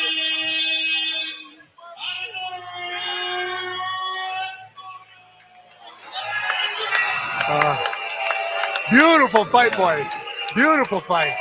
If he had 20 more seconds. Oh man, yeah. If it's Man, one of oh, man. man out of nowhere. Yeah, it's hard to argue with that decision, but I would have liked to see another round Sure. just to see, just to see. Sure. I'd watch those Yeah. two fight again. This is the first one they've had to come in and wipe up the blood. Might have to follow him around with a rag. Oh my God, look at that gash. That is stitches in the back right now. Oh yeah. We've had some fun ones where the fighters, they go back, they get stitches, they come right back out here and sit down and start talking with us. Well, you got to show off the merchandise. How long does it take for the adrenaline to go out and the pain to kick in? As soon as the bell rings. As soon as the bell rings? Oh, yeah. Like as soon as that bell rings, as soon as it's all right, everything hurts now. When I fought Ross Levine, hell of a fight, went to the 6th round, and everything felt great. I didn't think it was going to a 6th round. I thought I had won. I thought, I won. And so I took the mouth guard. I was taking No, photos it and was stuff. just- All right, it one was more. just- I was, oh no, everything hurts. Oh my gosh. And then I watched the fight back. I should have gone to a 6th round. I was It was a rookie mistake I made, assuming I had won. But yeah, then when the fight really ended, everything really hurt. Yeah, it makes sense. The second your mind is like, oh, I'm safe. Yeah. And it's Yep. like, oh, I'm hurt. But it's what I always say, leg kicks don't hurt. I mean it. They don't hurt in the fight. They hurt afterwards a lot. But during the fight, you're fine. You take them all day long.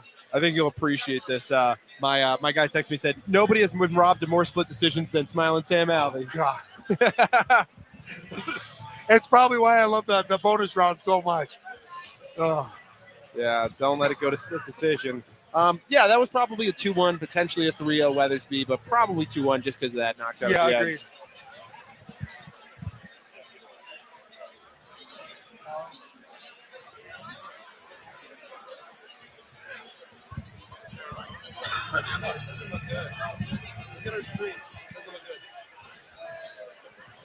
Wow. So maybe Weathersby getting some type of title fight in the near future would be my guess. It was an impressive performance. I mean, he looked good.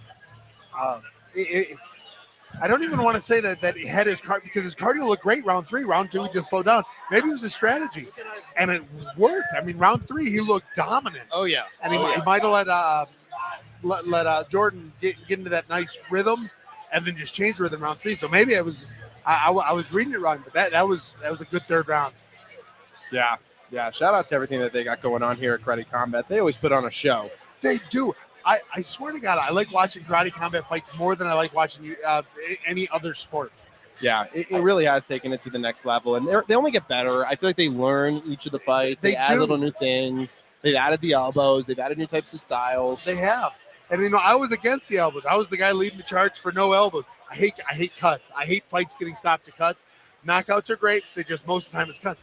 And so I was fighting, and I lost. And maybe I was wrong, because the elbows now, President Awesome had a good point. Having the elbows means we are the striking league. We have everything. And nobody can claim we don't. Legs, arms, elbows, whatever Yeah. it's got. Now they got Gina Valentina announcing. I love her. Yeah, right. Big fan of her work. Nice. At Karate Combat. And Loudmouth in the building. Shout out Loudmouth. Love everything that he does. Always puts on a show. Got Boss, Rutin. And to be honest, I want to give a shout out to Karate Combat for just bringing in the streamers like us and giving us a spot, having fun. You can see now there's the most streaming boosts that they've ever had tonight. It's incredible. It's just opening the world up to, different demographics. It's nice. We've got 11,000 right now tuned in on ours. Oh, fantastic. That's awesome. I know. We did 30,000 at the last Really? one by the end of the night. Yeah. Oh, well, I'll bet you when Robellis gets up here, we'll be close to that. Yeah, the numbers pop. That's for sure. So you said you would take on 2 guys in the ring. Yeah, I was trying to. I couldn't. So get a Rebellis fight. and who? Yeah. No. Robellis is 2 guys. Rebellis is 2 guys.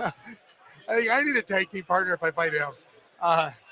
No, 2 guys my size. 2 guys your size. Yeah, and it was close. I You're gonna be one of immediately, there are 2 guys won that night. I'll fight them both. I just need anyone. And those 2, and I was immediately on the phone with President Austin, make it happen. And he said, listen, I know you could do it, and I know you could win. But if you didn't, or if you got hurt in the first fight, it ruins the card. You can't. Well, I'm not over. I'm going to fight 2 guys in one night with Karate Combat at some point. It makes me think of like Eddie Hall in there with like the 2 midgets. Yeah. What was it? There's another one. It was a Russian guy. Big fella fighting like 3 women at the same time or something. Yeah, listen, they'll do anything in Russia. Oh, anything. Except fight me. I tried. They wouldn't do it. No, they won't let you in? No, those cowards. Man, they're scared of the USA. As they should be. I would have taken all their belts. Oh my gosh. But I love always say God has a plan greater than mine. My plan was if I fought there, I wouldn't have fought here. And here I have made a home. Here at Karate Combat, I like that I am the king of karate. You are. You carved it out. I mean, Yeah. you're pretty much the icon. I'm hoping to be. I'm trying to be. I'm trying to raise Karate Combat and raise myself up with it. Okay, so this is a really interesting next fight. You know why? So we've got the former, I guess, champion of being DQ'd. This is the guy who last fight, they had a 20-minute break because he hit him in the back of the head, the Russian. Yeah. And they DQ'd him, called off that fight, and now he's getting back in the ring for his next fight. Okay, all right. So he is going to be very careful, very sure. very careful about this in the back of the He head. very much knows what not to do. Now, to be fair, he absolutely laid him out with his fist. Are you familiar with Dwight Grant? Dwight Grant, the body snatcher that we've got up there. He's That's a good nickname. a UFC veteran. I believe he's 40 years old. He's been fighting for a while. Dag damn. He's keeping it together. Yeah. He's got the MMA record going. It looks like 11-6 here, and he is plus 210 at the moment. So they have this fight a little bit closer. Ilya Kamzin up here on the left, age 33. Want to know? Well, I guess they DQ'd the other one. Maybe they didn't put it as a loss on his record. Maybe they called it off. I don't know what they ended up doing. That one was so long, to be honest. Yeah. That I was talking with. We had Henry Cejudo's coach Oh, really? in the booth. Oh, Yeah, cool. yeah. And I so- love Cejudo. Yeah. I mean, he's great. So, and then his coach broke news on there that Patricio Pitbull was coming to the UFC. Okay. He's Patricio's coach as well. Yeah. So we were just talking with him for a while, but there you can go. Dwight Grant, body snatcher, plus 204. All right. Hey, we've seen that the odds makers have not been right. Well, I guess they were kind of right. Although it should have been closer. Yeah. Could have definitely been closer. Looks like we've got for Dwight Grant a couple of UFC bonuses. One, he had performance of the night one time versus Carlo Pedersoli Jr. and fight of the night one time versus Sergey Kondosmo. All right. Looking forward to getting into this one. I think this one's going to be interesting. He's a brilliant fighter. He's got a lot of strength. I tell you, he looks intimidating. Yeah. He really does. Yeah, he's tall. He's Oh, my got broad goodness. shoulders. He does. He's a scary individual. And I think that all he's been thinking about is this moment since that last card. Yeah. And it wasn't that long ago. I mean, it was Miami, a month ago. Yeah. You know what? I watch every Karate Combat. I try and watch from the first fight on. I remember it. I remember the fight. It's easy when there's a big pause, a 20-minute whatever. Yeah. If I'm watching at home, I'm gonna do my dishes or something. Wait till I hear it. So I might have missed who. That's the other cool thing with Karate Combat. Free to watch, easy to watch. YouTube. We stream it to Twitter, YouTube, Twitch. Ooh, that overhand was right there.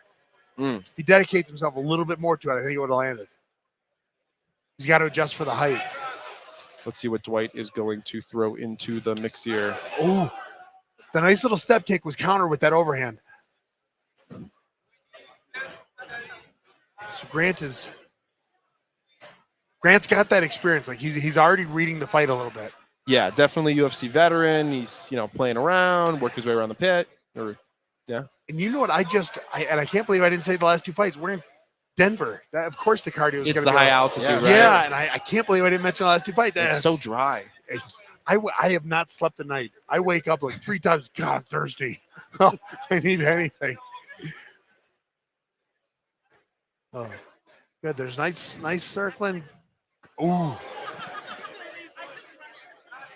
So Chimaev, he did a little switch, like he was trying to set up the kick again, but it's a feint. He came in with the punches. Grant has been countering the kick with a punch. Yeah, comes in definitely the aggressor at the moment. Continuing to circle around him. Yeah, I would like to see him cut off the cage a little bit more. Comes in following a little more than I would coach him to do, but at this point, there he's got the back foot on the wall, and you see the movement. As soon as you hit that back wall, you start panicking. Oh, I gotta move. So I can't afford to. And Kamzin has now read the overhand. I kind of want to see more guys do like a Jose Aldo, kind of put the foot up in the back, on the wall and kind of keep it on there when they're backing up into it. Problem is, none of us are as good as Jose Aldo. Yeah, of course. I mean, there can only be one. Yeah, oh, man. I tell everyone he's my number 5 greatest of all time, and he'll never leave. I don't care if I don't. He will always be my number 5 greatest. So of all now you got time. to tell me the top 5. Right. So GSP's number 1. Love it. We got Mighty Mouse number 2, and Mighty Mouse is a close number 2. I put Khabib in there because although I love Khabib. Khabib has a lot of padding on his record, he's still 29-0. That's hard to get. Never lost a round.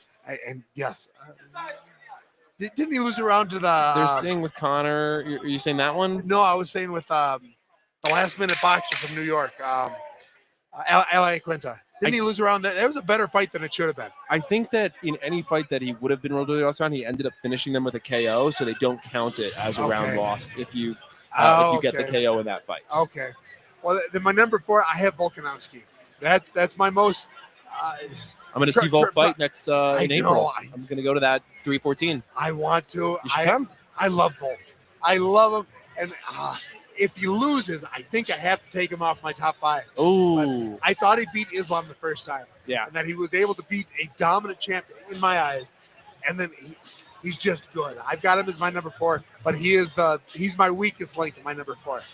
Yeah. I mean, Or my Volk top was 5. on that streak for a long He time. was. What was it, 10 years or something? Yes. And if he regains the belt, he's solidly number 4.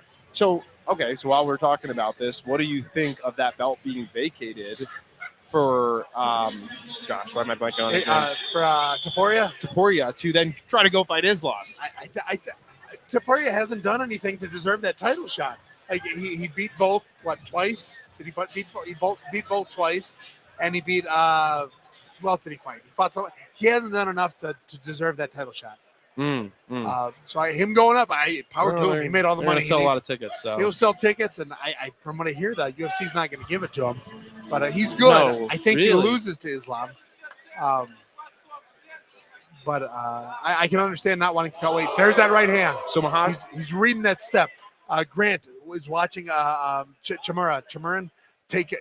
Kamzin, Ilya Kamzin. Kamzin. I can't I know. I also think Kamzat Chimaev. I know. He keeps stepping in with that rear foot and throwing the lead high. Not quite a switch, but Grant is reading it. Okay, he said that Taporia KO'd Holloway and Volk. Yes. And Holloway is, I understand the fight needed to be made, but Holloway is an older Holloway. Volk is an older Volk. Okay, so I'm getting questions. No John Jones in your top 5? He's a cheater. Oh, He's a dirty cheater, and he doesn't deserve to be on anyone's GOAT list. He's popped, 3 times for steroids. He's the eye poke king. Illegal elbows, illegal nose. His rule is if he starts losing, cheat. That's what he does. no Islam? Not yet. You know, he almost has as many fights as he's 1 fight short of Khabib. Yeah. Or 1 win short. He's 28-1. He's the same amount of fights. I still want to see him do more. Yeah. Maybe I'm guilty of bias. No. I wanna agree. see him do He more. kind of has that young look, you know? Yeah, and he beat Oliveira, which is an older Oliveira. Did he beat him twice? Or beat him once? He beat Oliveira. He beat Gaethje. I don't think he's beating an older generation of fighters. I Yeah. want to see him beat the young guy. Oh, here we go. There he goes. To me, it looks like the knees are Careful. down. Don't throw that fist in the back. Oh, Good recovery. He's watch out for the knees. Watch out for the knees. He's gonna explode up. I told you. Oh. Come on, boy. Yeah, Holloway's only 33, by the way. So I know, but he's he's just got been fighting for so long. beautiful. Big Beautiful. shot. Oh, yeah. Yeah. Oh, there's fights over. There you go. It was a good stoppage. Yeah. I would have been okay with a few more punches, but I'm okay with this. I mean, look at him. He's stumbling. Yeah, I'm still okay with a few more punches, but I'm okay with this. I know, but Holloway's had so much. He doesn't block punches. No. He prefers to take them. Yeah, he's To the 33 face. going on Yeah. 63. And I don't mean that insultingly. He's incredible. He was on my top 5 list for a long time. Yeah, no, I'm a big fan of everything that these guys have got going on. And I don't know who else I would put in the top 5. I think that's a pretty good top 5. Yeah, the other one, so I love Anderson Silva, favorite fighter of all time outside of Dan Henderson. And if I don't say it, Dan will beat me up. So outside of Hendo. But he got popped. So I can't put him on my list. There's never been a more fun champion. He has been the most entertaining fighter maybe in history. Who's your favorite guy that never has become champion? That's never been Hendo. I mean, that's just a Hendo. Even if he wasn't my coach, it's Hendo. Okay. Chael Sonnen was where I kind of got into. Wasn't UFC. he champion? Wasn't he an interim? No, he lost to. I thought he was he interim? Maybe he I was thought he was an interim. interim going into that fight. Yeah, but he definitely. I mean, he kind of lied on Silva for like 5 minutes, and He won he was winning. And again, he thought that tapping meant he lost the round. He didn't realize it meant the fight was over. right. Top 5 BMFs. You mean of the BMF title holders or baddest of all time? Leonard Garcia, Clay Guida. I'm not a Diaz. Fedor. I'm going to put Fedor in that category. Who else have we got? Derek Lewis. He's in there. I love Derek Lewis. Everyone loves Derek. He's just in there. And let's see. I need one more. Who else would I put? Leonard Garcia. I could put him twice. That dude never had a boring fight. Poor Masvidal. Masvidal. He's good. He's okay. That flying knee made his career though. It did. It surely did. Let's see what we got. Yeah, shout out trading out of Archangel Michael. He's been putting some guys together lately. What's that? Archangel Michael, Fight Club. Oh yeah. That's where he trains out of.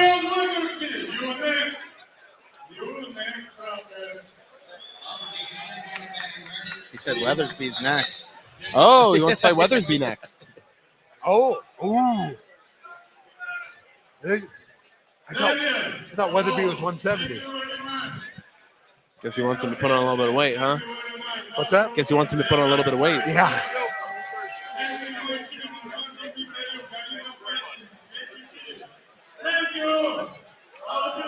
Darren Severn.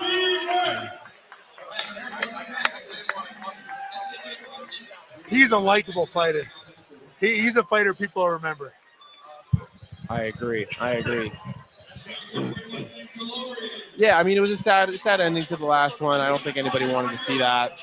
With a 20-minute potential DQ or whatever they did on it. But to see him come back, fight strong, get the knockout. Yeah. He adapted well, too. I was bragging about Grant the whole time, adapting to what he was throwing. But he adapted to Grant's, too. He started adding those feints when Grant started reading them. So this one's going to be a fun one coming up next. You familiar with that gentleman over there with his shirt off? Yes. Jaden Anod. Yes. He's the Australian cat. He was. I almost called him out. I just forgot and didn't, because he came out and he was saying karate is better than or Muay Thai is better than karate. He was the one calling out President Awesome. Yes. And then he was like, give me the 100K bonus. Yes. Who did he call out again? Gosh, I'm blanking. Some UFC fighter, I think. He called him out and he's like, I want to fight him. Get in the ring, 200K bonus. And he goes, the UFC fighter responded, he goes, I'll knock you out. You can keep the 100K. Yeah. Well, the man understands showbiz, that's for sure. Yeah, and that's what you got to do. Right. So many fighters, they've got all the skill in the world, but they don't sell it. Right.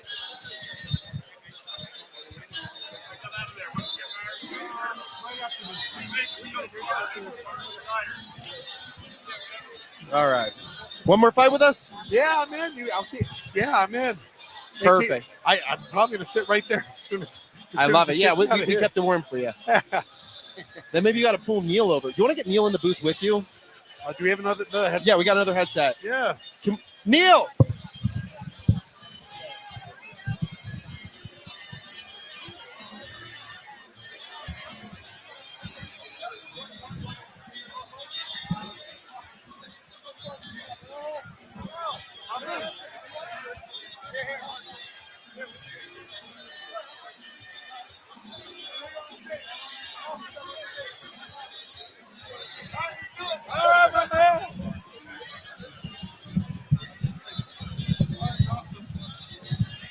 Let's go.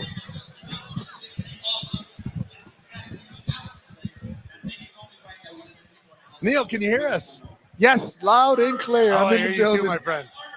Neil, welcome into the booth. Excited to have you in here. It's been quite the fight night. What's that? It's been quite the fight night. Oh my God, it's amazing. Reminds me of like the 1980s karate movies. That's meaning to piss somewhere and getting down. Yeah, so it's been one of my favorites because we pretty much had a KO in almost every single fight tonight, but they're only going to continue to heat up. This is a top-level card. How familiar with you have been with KC's? This is the first time you're hopping into our booth at Karate Combat, so I'm excited to see you here. For sure. I mean, if I'm a fighter backstage watching these fights go knockout to knockout, and I watch the fights that are kind of dragging on, where the guys start to feel the effects of that elevation, I'll be backstage motivating myself to go out there and get done as fast as possible. So as the fight card continue goes on, I can imagine most guys come out just kind of swinging for the fences early on and try to get this opponent out of there. Yeah, it totally seems like most of the guys, the first minute is the gas tank. Yeah, well, it's at Colorado altitude. They've got to get everything out soon. They want to end it soon. They don't want to gas. For sure. Like, everyone's back there motivated. They want to make sure that their fights will get replayed, and the altitude is no joke. No one's to stick around and see what happens after that. So we're seeing some guys as well that have UFC pass hopping in here. We just had one of them in there, the Body Snatcher. Unfortunately, did not take the win. And I think we're going to continue to see more guys crossing over. What's your thoughts on the pit versus the cage? Man, overall, the pit, I think one of the things that it takes away for a lot of fighters coming up from MMA, they tend to complain about the control, like being controlled against the fence, being controlled on the ground. The pit allows you to be able to work off your back defensively or offensively, but it doesn't allow you to get control for the entire round of the fight. The fighter that's pressing the action has to be actively striking, that kind of thing, and it kind of forces the action to keep moving, where you're not getting like a stagnant fight where guys are trying to just hold you down and control you, so to speak. Yeah, so they actually the rule set is different for karate combat than MMA. Damage is not the number one criteria; it's aggression. So aggression followed by damage. So it's whoever, even if I make them bleeding, bloody, and all that, if they're attacking me more, they're going to win the round. That is amazing. Yeah, I didn't think I would like that change as much as I do, but it makes the fighter have to fight. Yeah, for sure. And I think that absolutely helps when it comes to judging the fights as well. I mean, a lot of times we see the guy who may have won the fight technically, but you look at him like, man, there's no way he won that fight. So I think that kind of takes that away as well. We got a minute here before this next fight. I want to talk about a couple of your fights. So comeback win of the year over Mike Mallet. Talk to us a little bit about that. Man, that fight was great. I mean, not only to go out there and kind of withstand the storm and come back with a free and win the fight, I mean, it felt great. But like overall, how my last year played out with being able to rally back and get that finish later on, I feel like that's where I'm set going into 2025 right now. Like this last year has been a rough year for me competing. Taking that same energy I had in January 2024 last year into 2025 this year, I can't wait to go out there and just like start the year off strong, finish the year off strong. I'm in a good place now. I'm healthy. I'm mentally in a great place. I can't wait to go out there and compete and just end up on top.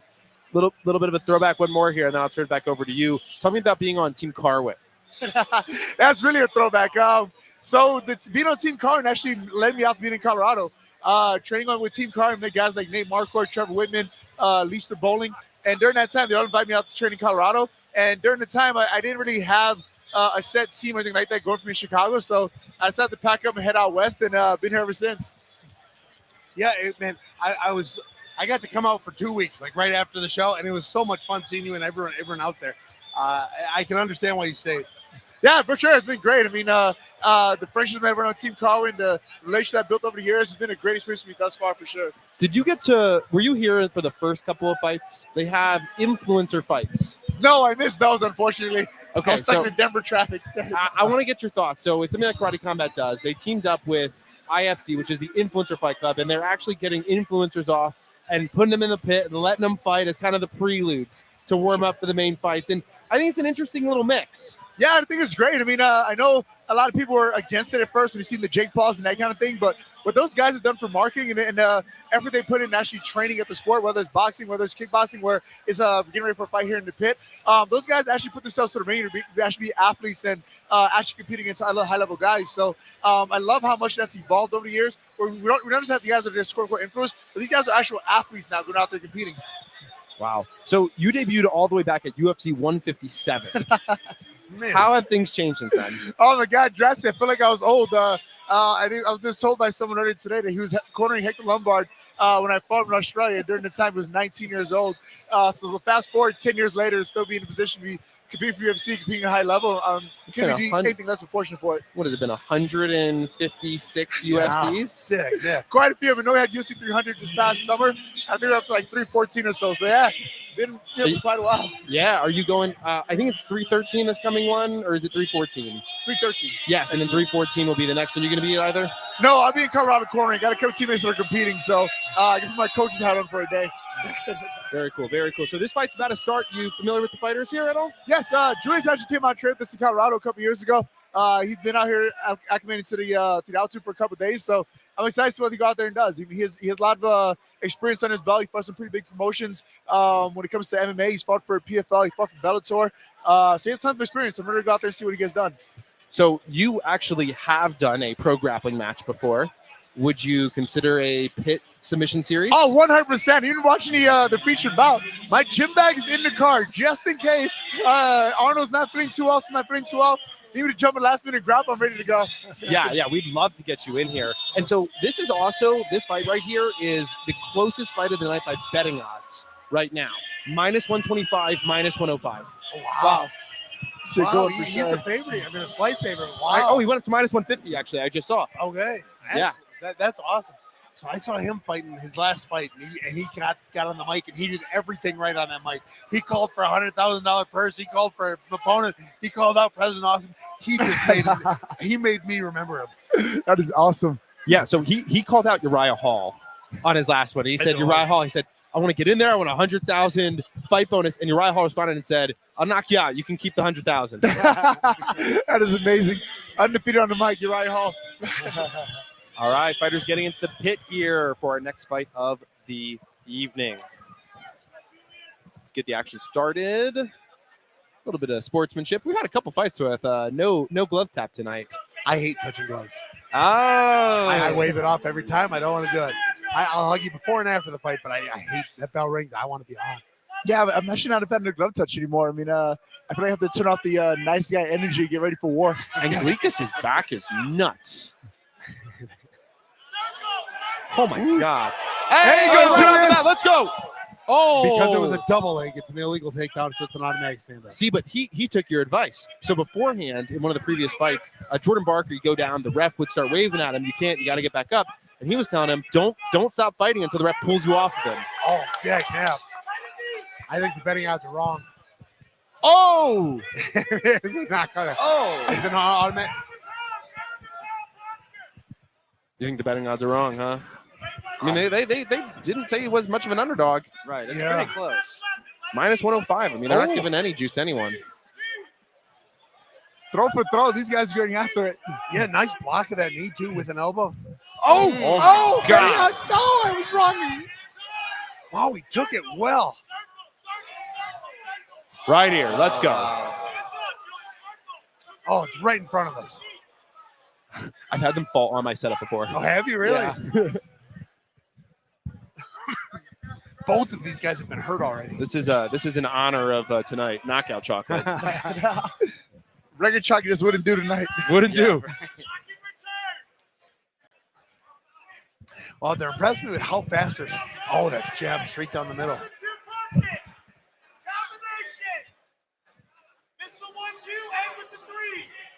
Yeah, I'd like.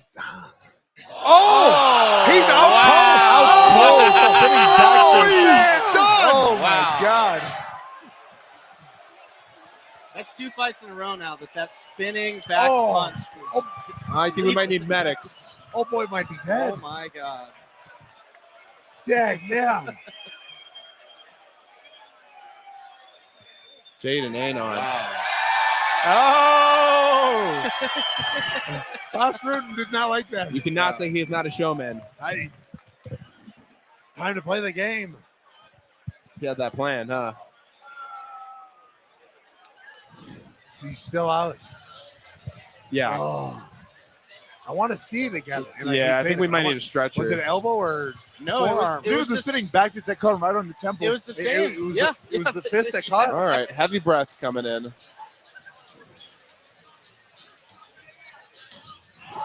I think it was his elbow that You're hit I right. him. think the You're right. elbow right to the head. You're Yeah. It can happen, but you don't see a back fist knock someone out quite like that. Oh yeah. Yeah. Yeah, you're right. And then the extra punch at the end. Yeah, that landed right on the temple, put the lights out. Yeah. Oh. Is it affecting the others? Oh. I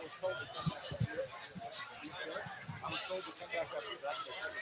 Yeah, we don't have anything yet. Oh man. That's 2 impressive knockouts in a row for him. And we have a common opponent. He fought my first fight in Karate Combat. He knocked him out as I knocked him out. I just knocked him out faster. That guy's getting knocked out. Good Lord. There we go. He's making He's back up. There he into is. his feet. You can put that down right here if you want. It's funny here. Just say wherever. Yeah.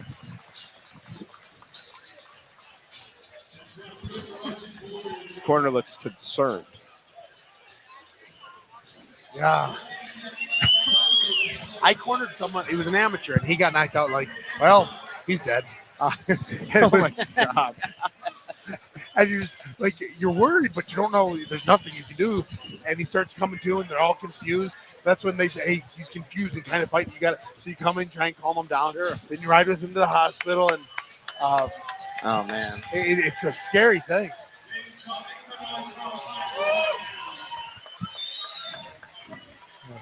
Good. It seems like he's got his wits back about him. Thank God. Thank God. Yeah.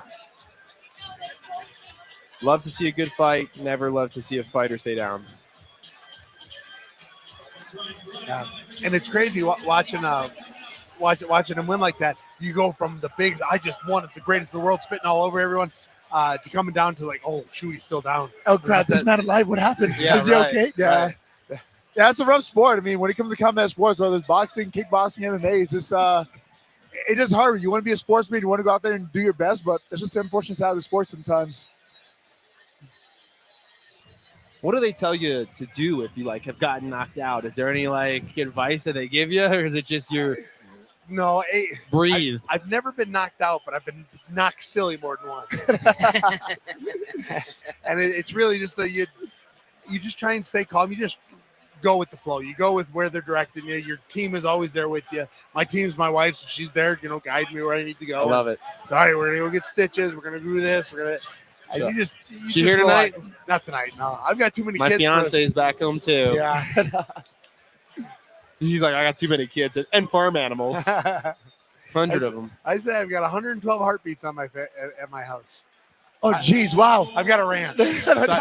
No more California living for you. Where you live now these days? I'm in Nashville, just Oh, outside nice. of Nashville. Yeah, Awesome. if ever you're in the area, come on out. Nice. All right, I need to hear what he's about to say on this mic. This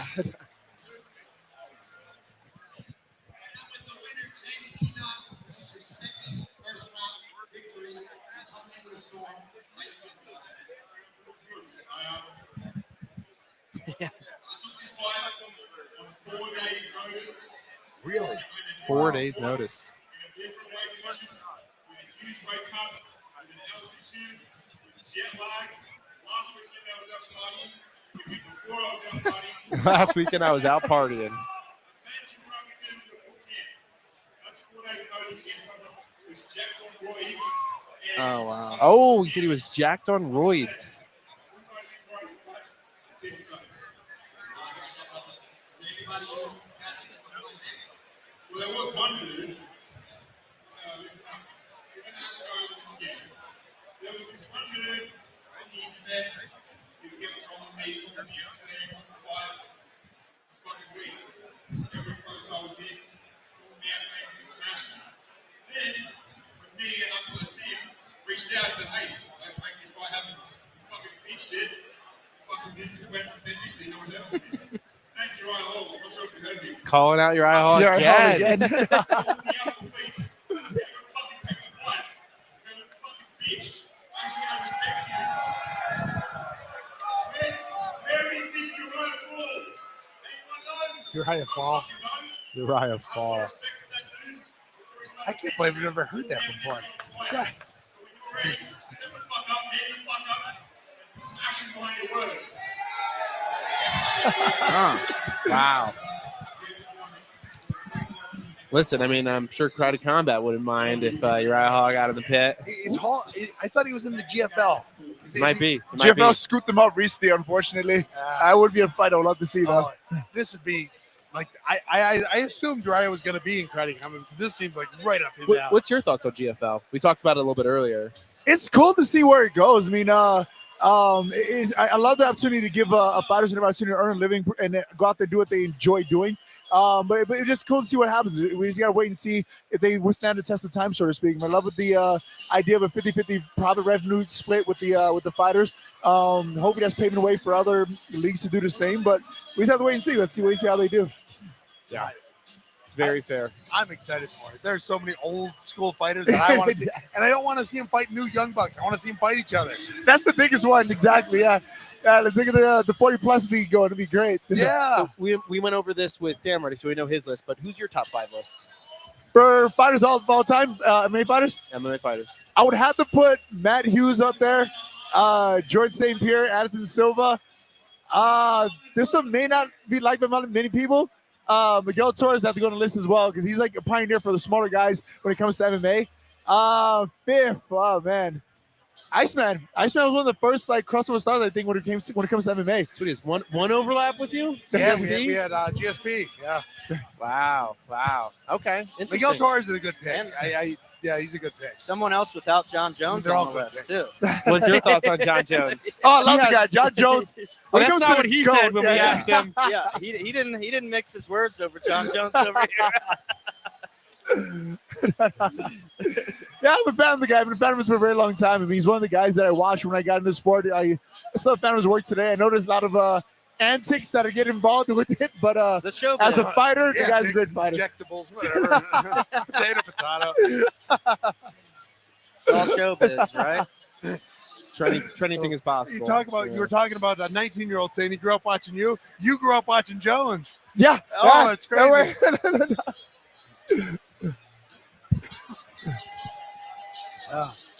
Do you have anything on the horizon? No, nothing yet. I've been taking some time off to just kind of recover and kind of figure what's next as far as like my training career goes.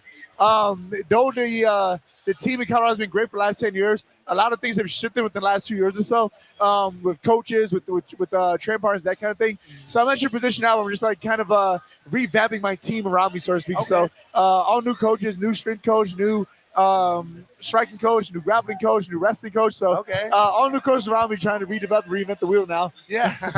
Well, they'll add to your current wheel. That's how I always look at it. You'll find new coaches. They're not going to change the way you fight, but they can have little tricks. For sure. That's what I meant now. I mean, at the end of it, I'm going to have over 10 hours of UFC footage in the cage. So get with some new coaches that can bring a fresh breath of air in my career.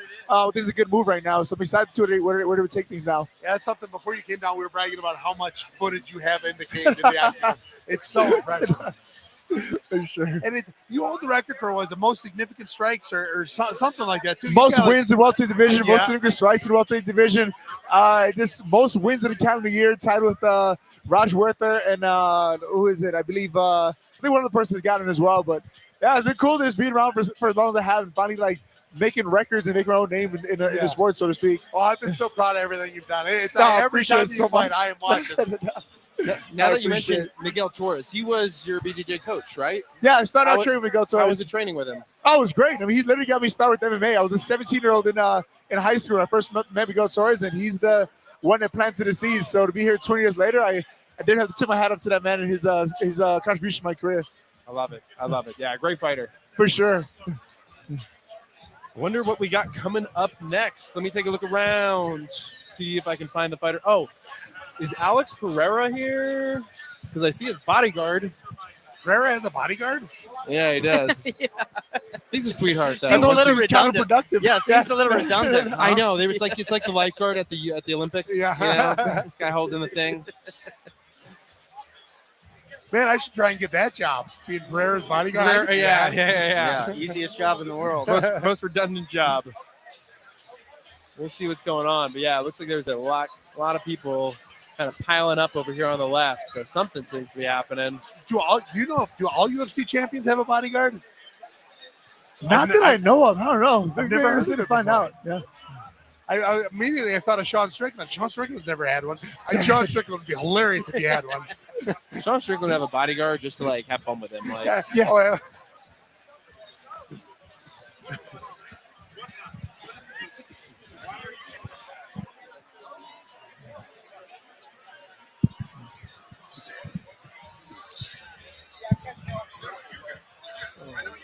We're on 1 megabyte right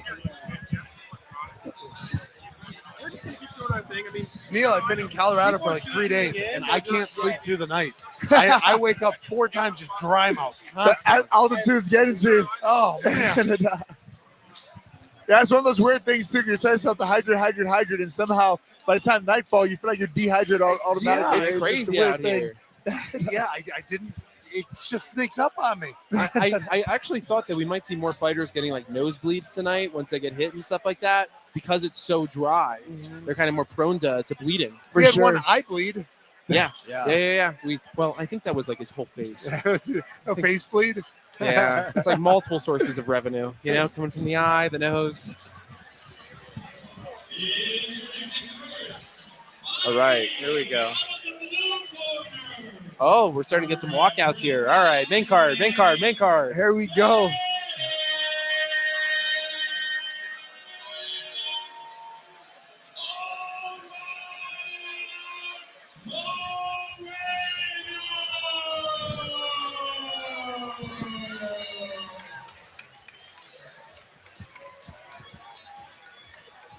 Bueno, let's go. I love Karate Combat's uniforms. Yeah, I really, I just think they do. I was one of the few that liked the UFC's uniform. I liked that it was standardized. And I probably take a lot of crap for saying that, but I always thought it looked more professional. I like Karate Combat.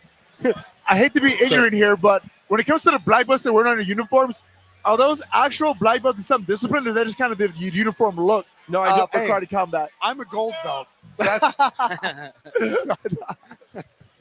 I don't believe that it is a license. Okay, so it's more sort of uniform I think it's part thing. of the uniform. Okay. Yeah, because usually makes sense. whoever's wearing white will wear the black belt. Whoever's wearing black will wear the white belt. Okay, no, makes sense. they'll both be black belts. I believe. So it is? Yeah, they'll both be black belts. Wow. I don't know if I've always seen it as. So the IFC, they wear white belts. Oh, okay, Everyone okay. else will wear the black belt. Okay. Uh, That's good to know. This was a good. I got a guy in the sky feeding us. He was joking. He said, "You know who Sean Strickland's bodyguard is? Who's that? It's a 9mm." Sean, that's not a 9mm. It's a Glock. It's a Glock. Yeah. Yeah. So I know. All right, this is going to be a great fight. Are you guys familiar with these fighters over here? We've got Osley over in the corner here. He's a big favorite. I think he's right now minus 500 or something. Yeah. Yeah, minus 500, minus 520. His last two fights have been beautiful. I love his style of fighting. 6'3". Yeah, he is 6'3". He's Yeah, not 6'3". he doesn't look it from here, right? No. He's not 6'3". He's kind of got the proportions don't look tall, but he is definitely tall. And then Omar Moreno over here, plus 325. Definitely a good fighter, but I think Osley is coming for the knockout. It'll just add to the night. Oh, I hate southpaws. Oh, that was a pretty kick. Yeah, he went right with it. Yeah, he's gotten the respect right off the bat. Oh, I like that lead kick switch with the. Oh!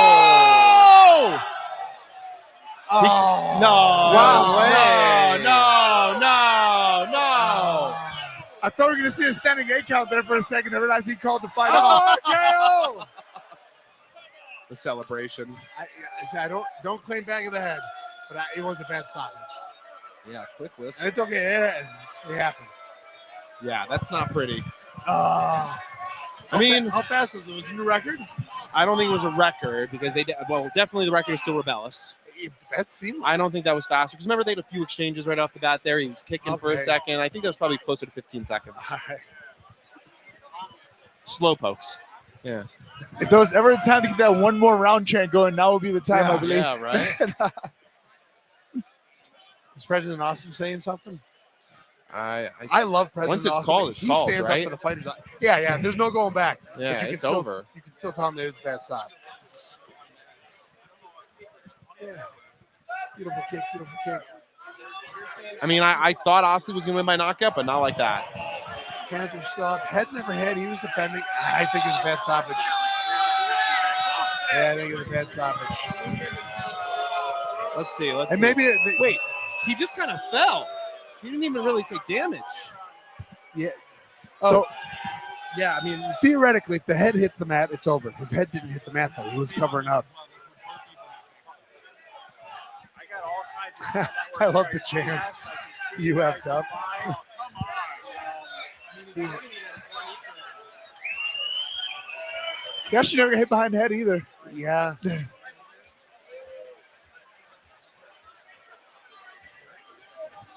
Yeah, President Austin's over there saying they'll get the rematch set up.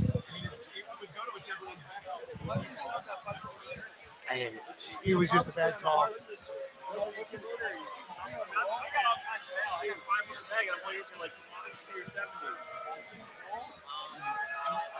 Yeah. There's no damage done. Nothing was landed extra. Yeah. It was a bad stoppage. Yeah. So, Dale, how many kids are you up to now? Just two. Just two, okay. Yeah. Factory shut down. I tell mine, I said, I'm a fighter. I have no retirement plan. One of you guys have, one of you guys have my retirement plan. You have a boy and girl? No, two boys. Two A boys, 5-year-old okay. and a 2-year-old. Okay. You got the 5-year-old in anything yet? No, not yet. I mean, he's kind of all over the place. I mean, he enjoys a little bit of everything, but he's not really committed to one thing just yet. So it's kind of hard to decide where to plant seeds, so to speak. Right. Right now, for me, it's just more so exposure and him enjoying himself. Yeah. Oh yeah, 100%. And he loves watching his daddy fight. I'd have to imagine. At the age I love where it. he is like, yeah. Like, Daddy, we go to the gym today to watch you fight. Yes, son. That's where we're going. Yeah. We're having fun. It's awesome. My kids all say, "Hey, Daddy, you gonna fight your friends?" I say, I'm fighting my friends today.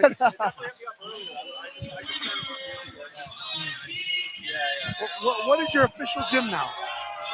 So I'm training at a place called Pound for Pound. It's located in Inglewood, Colorado. Pound for pound. Okay, beautiful. Yeah. So the gym I'm at, I train at Guardian MMA most of the time in Nashville. We just got a new building like today. Oh, wow. They Nice. moved it, Congrats. And That's we awesome. We outgrew the old one, so we're moving in. That's a good problem to have. Nice. Yeah, Congratulations. it was beautiful. Yeah. That's awesome.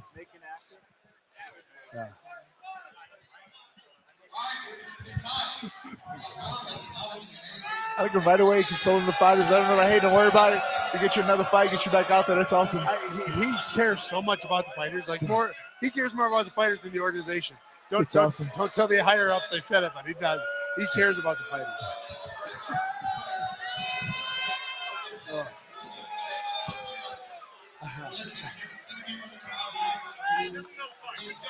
That gave you a production Wi-Fi, right? Yeah. In my mind, I gotta finish this spot with one wrong thing.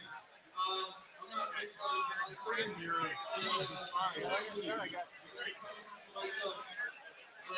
Yeah, it looks horrible. I do. This ain't all people look to. It was a lot of people making for big bro. My whole country, all of this thing. Well, would you be willing to give him a rematch? It's not my decision to make. There's a big guy over there. There's a bald guy over there. He's the one who's making decisions. And I'm fucking going Yeah, see, I'm max 51. I'm only using 52 megs up, and I got 400.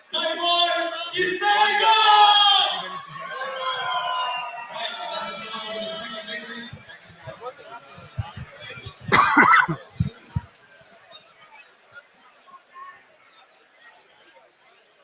Oh shit, that keeps falling out. Yeah, here, let me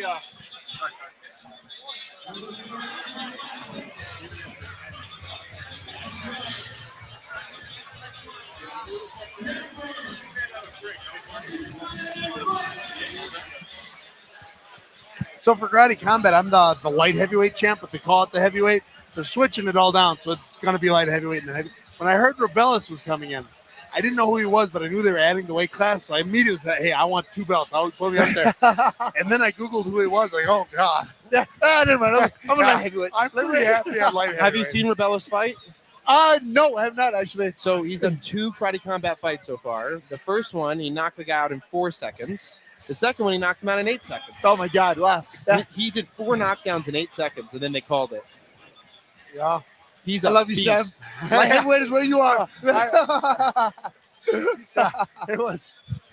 Once I Googled, I won't turn it down, but I'm not looking for it. I mean, this guy also like 6'8" or something like that. Yeah, Or man, as well. he's huge. I bumped super nice. I bumped into a little bit on the ride over yesterday. Okay. Really nice.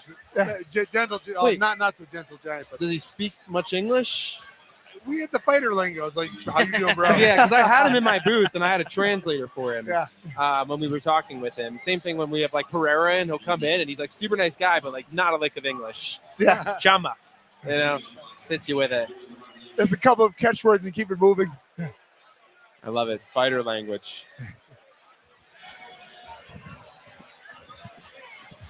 All right, so it looks like they're going to do Payet versus Almeida next. Really? I thought that was they're putting Romero. That's what I'm seeing right up here. Yeah. Jeremy Payet isn't he Mr. KO? Is that him? I am surprised Almeida's not a bigger favorite because Payet, he took the fight on about 12 hours notice. Oh my God! Yeah. Wow. He took the fight last night. How are you doing? Almeida's original Lopez, he was lighter than Almeida, said, I can't make weight. Almeida said, I'm still making weight. And Lopez, well, I'm not even going to try it, and pulled out. Oh He my was God! fighting- they were fighting for the title. That is gave- insane. Almeida offered him 5 pounds, and Lopez said, no, I'm not doing it. What do you think about Lopez? I think his career is over. Really? Yeah, I think it's missing weight is one thing. Refusing to try is something else. I'm not even a fan of missing weight. I was just switch wide. Yeah, especially having so much time to prepare for the fight. I mean, it's one thing to happen the week of when you first landed in the city or wherever you're competing at, but you went through the entire press conference, waited to the day of weightings, and then said, "Oh, by the way, I can't fight, I can't make weight." I mean, it's a complete disrespect for your opponent's organization and the sports in itself. So, Yeah, I did probably commit career suicide with that move. Well, especially when you're paid half up front. Yeah, I mean, it sucks because people like that tend to set the tone for how things move forward. I mean, there's so many fighters who are in tough positions trying to figure out how to pay for a training camp and that kind of thing. You have someone who goes out on a limb and say, you know what, we'll take care of the fighter beforehand, get an opportunity to prepare for his training camp and not have to worry about funds and that kind of thing. And he turns around and burns the bridge for everybody. So it's a very unfortunate situation for everyone involved. yeah. So he was paid his first the show money up front, like in December. He said, oh yeah, he just needed it for whatever. And then this week he was given $600, for the stipend For sure. food. And then he pulled out and he gave any of the money back. It's very unfortunate, super unprofessional. Yeah.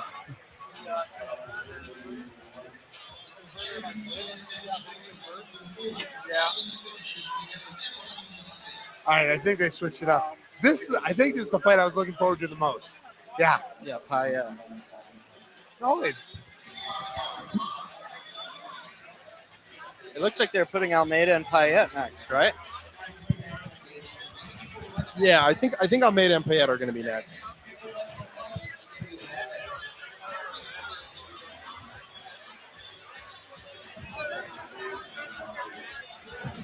I think.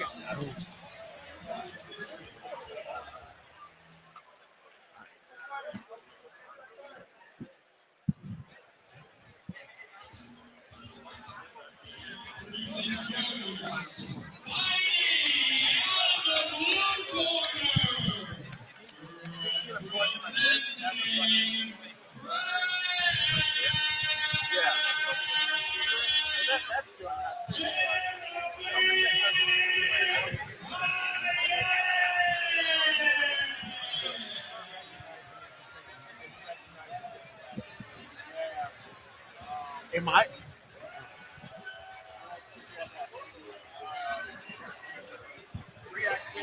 I might have mixed up my matchups. This might not be the matchup I was thinking of. Man, he looks a lot. This wasn't going to be the main event, was it? No, this wasn't going to be the main I event. had my matchups mixed up. Everything I said was true, but this is the wrong guy. You're referring to the main event bout where Zach Ryder had to step up last minute to Yes. save the card. Yeah. Yeah. I just caught that as well as you were starting to walk out. Wait a minute. Yeah. My mistake.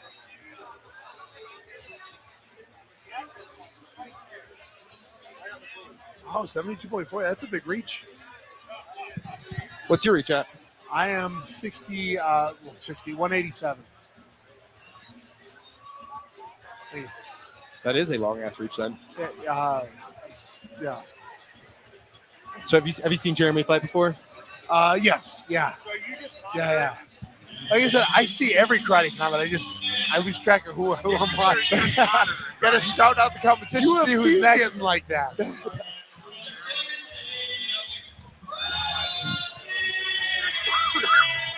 Dag, now we got Goku coming out. Yeah. Oh, he's got like a 14 pack. I didn't know those were real.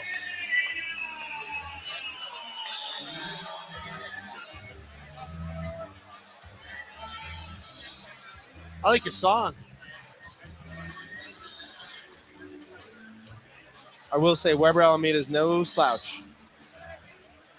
Yes, it does not look 37. No, not at all. Wow. Looks like a young buck. Yeah, wow.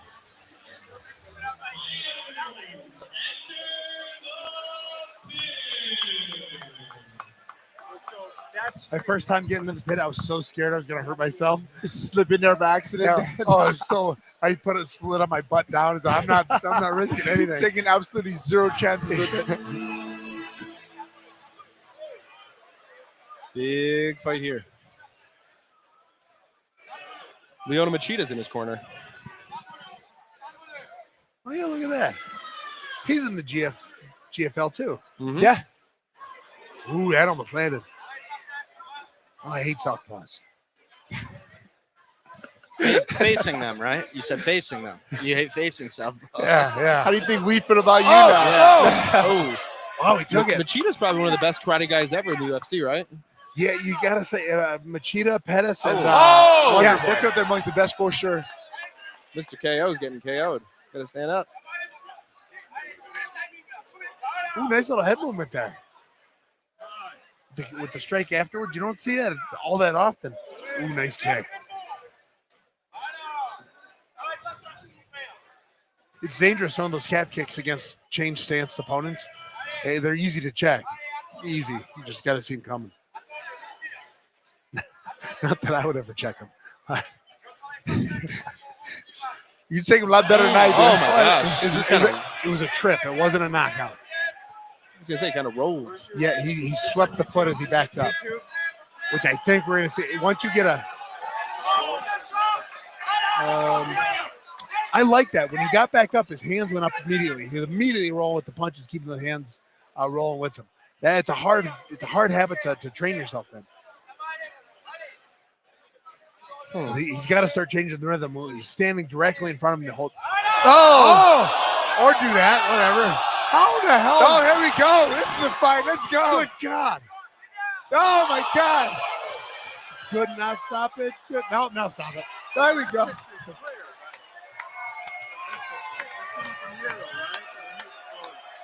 Oh. That Wow. That was impressive. that was both a good not stoppage followed by a good stoppage. I already saw him for the crowd. That's unfortunate. That last fight, the refs were a little bit hesitant to step in there, but that definitely was one that we would not complain had been stopped earlier. I always like that extra punch being thrown. Oh, that's still a fight to win. I am. Oh, and he backflipped. And he hurts himself. Okay, he's good. My first professional win. I jumped up on the cage. Yeah. I buckled my knees on the way back Oh, down. my God. Yep. Never do it. I needed help getting out of the cage afterwards. Never doing it again. Never touched top the ring. Never doing anything tricky.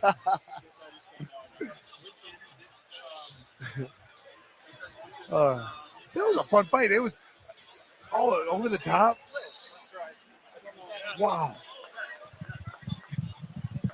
Yeah, really nice knockout there at the end. I just showed that on the replay. Yeah, it was really pretty.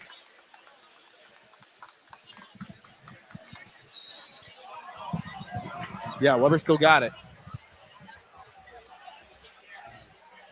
But I like that killer instinct we've seen in the last couple fights. Like it's you get the knockdown, I'm not quitting. I'm not relying on the ref to stop it. This ref's been great too. He has been.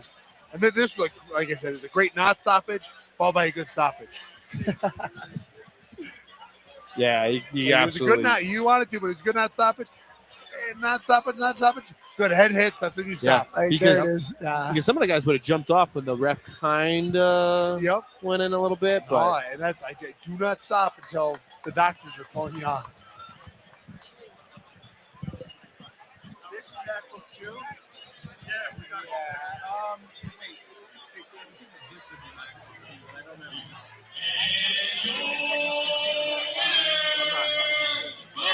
you're only pushing like 63.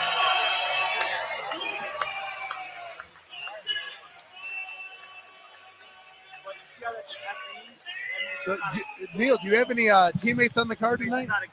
No, not tonight, unfortunately. I would love to have had him on there. We even have a pit here in Colorado for guys to start practicing Really? specifically for this. Yeah. Oh, that's cool. So a lot of guys anticipating being part of the card tonight, but hope we have a good enough show when you guys come back to Colorado and put another show. Well, it's one of the bigger crowds. I know it's a smaller arena, but I heard there's about 2,000 people in there. Oh, wow.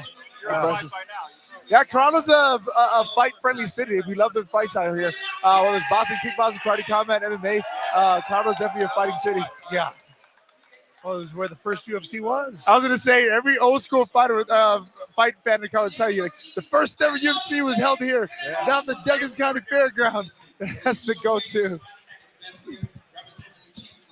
What's next for you, brother? The next for me, I see my president. And how do you? Who's he calling out? Look, Oh, he wants it out. I need the title shot. I need the next. I need the silverback. I'm here to win this championship. This beach was meant for me. This beach is my house, and I will protect my house. And I am the silverback. Woo! His accent threw me. That is saying, this bitch is my home. It's like, no, pit. Pit. This bitch is my own. Yeah, by the way, Weber Almeida inspired to start training karate by his father, who was a black belt in karate. He would go on to become a 6-time national champion in the art before transitioning to kickboxing, becoming a Pan American champion in the sport. From there, transitioned to MMA, obviously with the help of Machida, with Shinzo Machida, right, learning there, and then joined the prestigious lineage of Machida Karate. Wow, that's impressive. Oh, that's cool. Nicknamed the Silverback, as you heard him just say right there. I am the Silverback, and works as an athlete instructor at Machida Karate. Oh, and by the way, I saw this on his Instagram. He's a children's author as well, and he wrote a book. And you'll see videos on his Instagram of him like talking with kids. Oh, that's wonderful. That's impressive. Too many kids to karate combat 53. It's true. I've seen them in the pit before and after the fight, and they're getting into it. I mean, even if you're just learning for self-defense, right? 100%. And having a platform where you don't need to worry about the wrestling, you can dedicate yourself to the striking arts. And you're going to see a whole new generation of talented strikers coming up. Prior to karate combat, all you had was point sparring for that. And now you've got that full contact. You have that reason to spar hard. I agree. I'm going to task you guys with keeping it running for a minute. I got to use the bathroom. All right. If you need any help, just yell real loud. Sounds good. In your way. We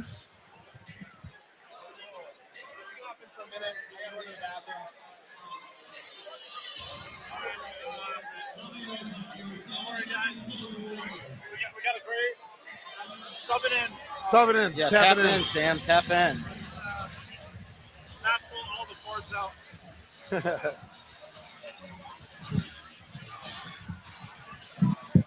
What's going on, guys? How you doing? Dude, I'm just doing spectacular. I love this event. I feel like it's more full than the other ones. They said they've got about 2,000 people here. Okay, You yeah. got to go back to your wife. We understand. Oh, he's. No, it's like I Sorry, think, that sound from across the room is so hard to understand. At I times. think he might be getting yelled at. He's calling you out. My gym bag's in the car, ready to go. As long as it's grabbed, we can jump in. Dude, I heard all the bleachers are all max capacity. Wow. Yeah, Apparently. that's fantastic. I put something out on my TikTok the other day saying, hey, if you want to go and you're in the Denver area, hit me up. I gave away, I offered so many tickets to people. Really? Yeah. This is awesome. Yeah, I think every event is getting better and better. it really is. They karate combat, they've just found their niche. Now, the PFL, I love the talent, I love the sport, but they're trying to compete with the UFC too much. Karate combat, I don't feel like they're trying to do their own thing. They want to be the greatest striking league in the world. And they've achieved it, I believe. Now it's just to keep growing with it. I guess my question for you guys is when does karate combat take the next step, or is it already at that top level? Like when does it get the best strikers in the world? Unless they already do. I'm the champion. They got the best. Yeah, fighters exactly. in the There world. you You give me Alex Pereira, and Alex Pereira's going to sleep, son. Dude, he's been at a lot of these, dude. We might see him in there. He is.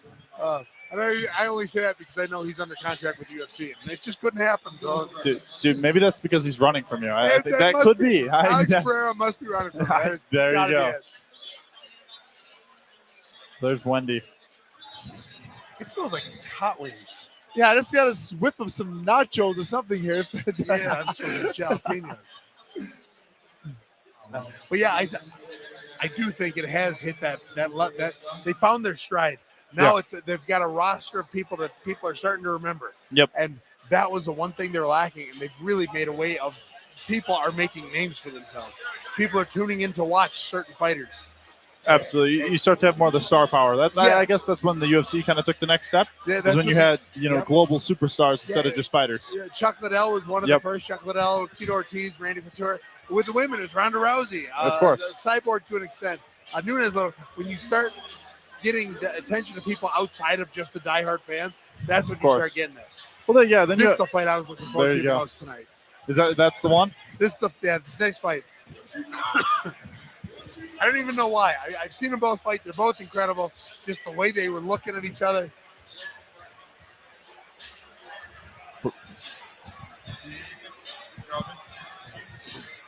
Yeah, no, dude, I'm really excited. This is gonna be awesome. When are we going to see you in there? I'm ready to grab one tonight. I mean, there's a grabbing match tonight of about 200 pounds or so my gym bag's in the car just in case. Okay, He was calling out Gordon Ryan earlier tonight. He said, Gordon Ryan, you ain't here for a reason, son.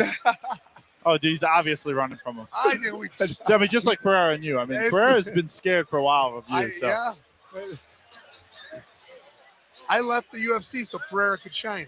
that makes sense. Yeah, no, I it was his figured. time. We Yeah, needed I more mean, you got Brazilian. to share. We needed more Brazilian champions. Yeah, of I was course. tired of being that gatekeeper.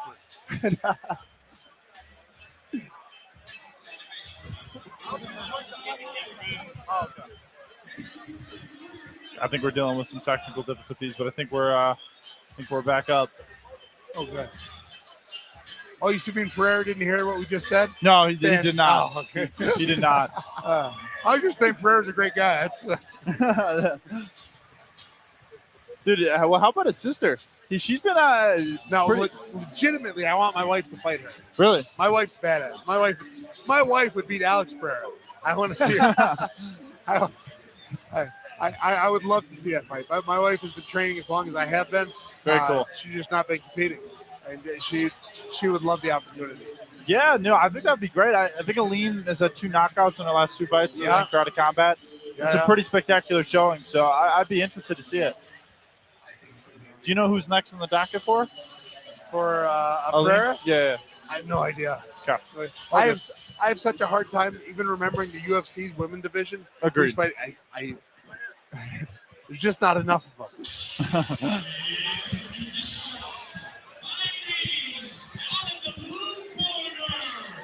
What do you guys know about these guys? Who am I looking at? He is one of the fastest fighters I've ever seen. He starts hard and doesn't get tired. I'm interested in seeing if the Colorado altitude slows him down a little bit, but he's got that. I forgot about that. How big of that? Like, I know it's big in basketball. You've got to train Now, for it. in the UFC, it's a little different, I'm guessing. You've got to train for it. So I fought in Mexico City, which is actually 1,000 feet higher than Denver twice. Then I Okay. fought in Denver. After my first fight in Mexico City, I bought an altitude tent. And the rest of my UFC career, I slept at 9,000 feet and trained at sea level. Wow. And so I was always ready for the conditioning. That's crazy. Yeah, the altitude is definitely one of those things that like you don't take serious until you experience it. Like even myself, when I first moved to Colorado, I'm like, oh yeah, altitude, no big deal. I'm in shape, I'm good to go. I was walking up the beach to the football game and losing my breath doing that. And I was like, oh, you know what? This altitude thing is a real thing. Oh, dude, I bet. Well, especially with guys like this with amazing cardio, I'm interested to see how it translates. Yeah. Now this fella, he knocks everyone out. Like one punch knockout. He KOs people. He's coming out with a dog. Okay. Here, I'm gonna let Gav get back in, but it was a pleasure. Hey, great talking with you. Yeah, 30 seconds as well. Maybe I'll volunteer to hold the dog while he competes. Oh, so yeah, send the dog over to the wolf booth. Hey, what kind of dog do you have, Neil? I have a Rottweiler. Oh, I just got another Rottweiler last year. My last Rottweiler lived 10 years, and she unfortunately passed away. So we replaced her with Lexi 2.0. Okay, so we're holding Is the that her dog. name? 2.0? Yeah. I've never seen a dog walk in with someone. That is amazing. Yeah, I've seen this guy fight a couple times. He's incredible. That was such a sensual back touch. That's all I know.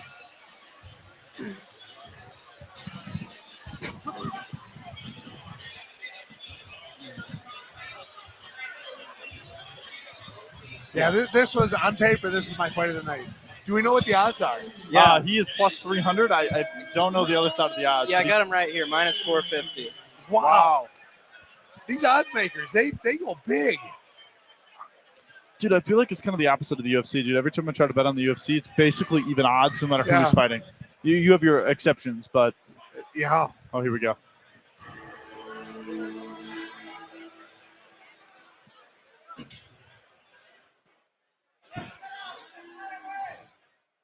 So it looks like they're willing to trade. It's whoever's going to pull the trigger first.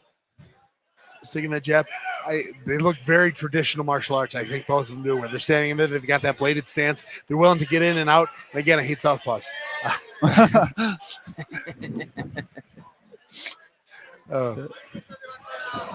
Nice check. Oh, there we go. Ooh, I like that. Dude, That body lock into the knee, make him spread out. Dude, he's quick. Ooh, that looked like it hurt. Oh, it almost rolled his ankle by kicking his leg.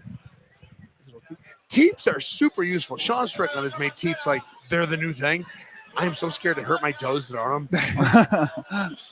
That's like that I have thrown teams. Every single time I find an elbow or something hard to hit it on. Yeah, I know every time. I'm just not going to do it anymore. Pretty lead leg. That's a very traditional martial arts style where you just throw the lead leg kick. You can get high with it from close in. Of course. It's such a useful tool. And you see the fighters that can do it even in MMA or here. It is such a useful tool. I mean, it catches people out. Oh, there we go. Nice overhand right to the canvas there. I thought you were about to see a suplex there for a second. Yeah, bail to the ground, rolling. Oh, that was a pretty elbow coming out. The spinning elbow just barely missed him. And just barely. Oh my God. The Nice elbow's little elbow behind the, he's still wobbling. Oh, he's letting off. There it is.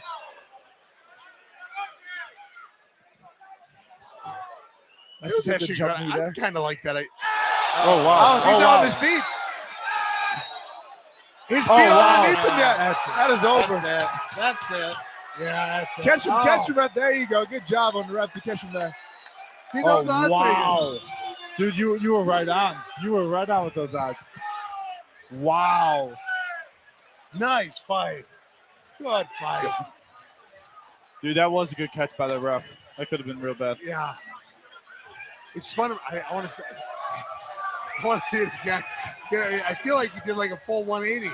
Yeah. A full 360 just about. Yeah, he was literally out on his feet. His mind was still there, and his body was in a completely different location. Dude, that's crazy. The poor guy's confused. He thought he was going around too.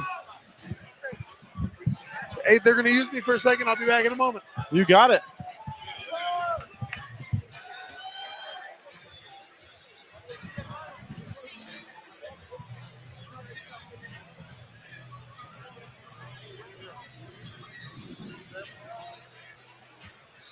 Do little musical chairs over here.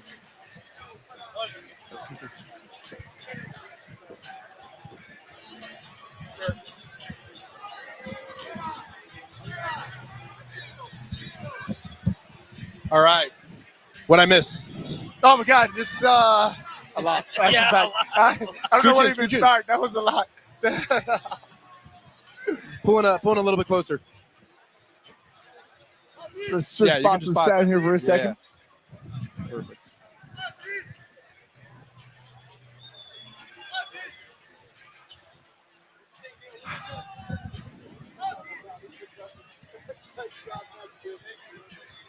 It's not who I thought was going to win that fight. Not going to lie. Yeah, that's the first probably big upset that we've seen, right? Yeah, Bozanova was what, minus 450? Yeah. 3-1 underdog. Yeah, that was a plus 300 underdog. That's pretty crazy.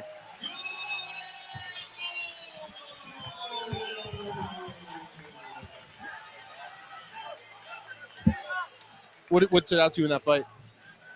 What stood out to you in that fight? Can you hear me through the mic? Sorry. Sorry, I had to adjust it over here. Microphone's already suited for cauliflower ear. Just made me readjust a bit. Now, on the press part, they started out real traditional. Once the punches started flying, they both just really kind of opened up to try to find finishing shots, and that was just impressive. Beautiful, beautiful sportsmanship there. You know, that was the biggest upset so far tonight. I can see why. I mean, literally, that fight started off and it was anyone's fight, and then once leather started flying, it was over with. Yeah, Rosanov is I've seen him fight a couple of times before. He just hunts people down. Yeah.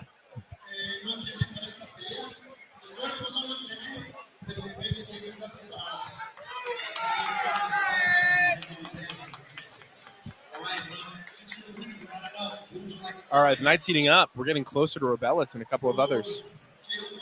I think we're going to get the president of Karate Combat to jump in here as well. He said he was coming after this fight. Into the pit? No, he's going to come into our booth. No, okay.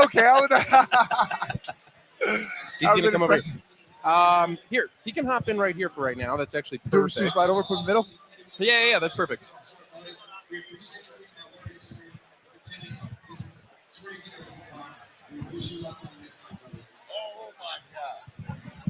Here we go.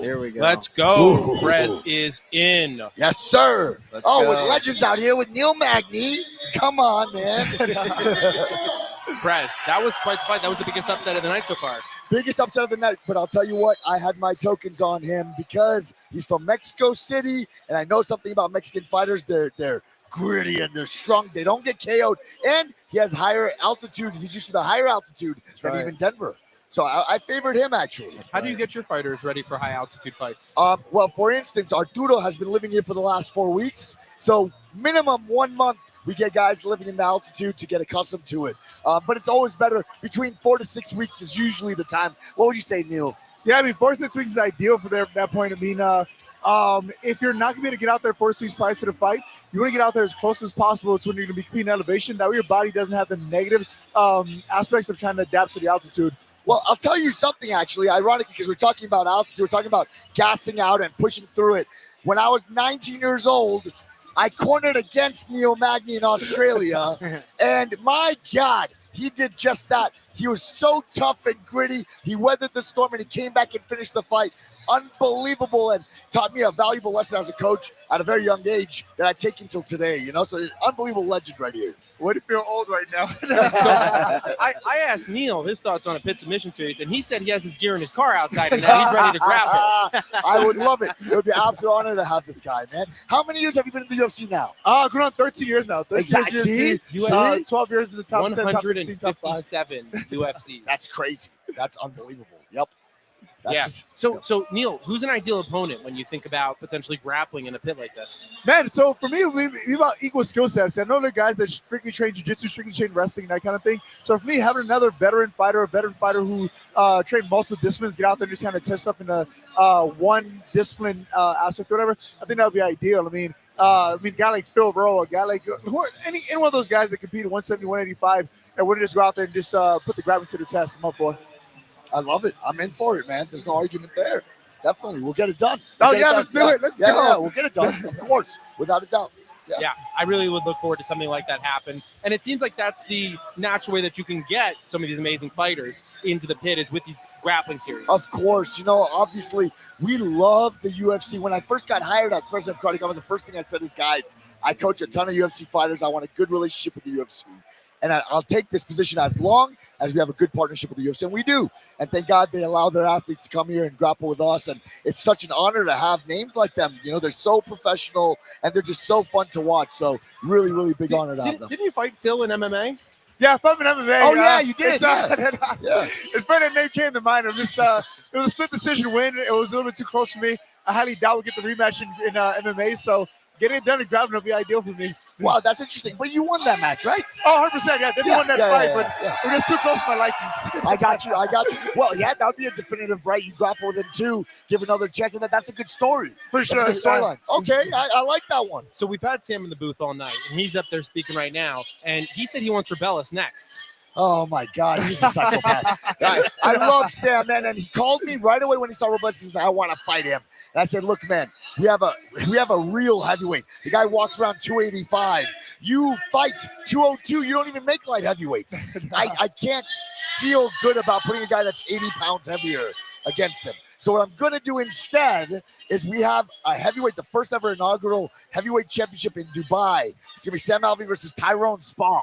Oh, wow. If he can beat Tyrone Spong, I will give him Robles. Has that been announced? Whoa.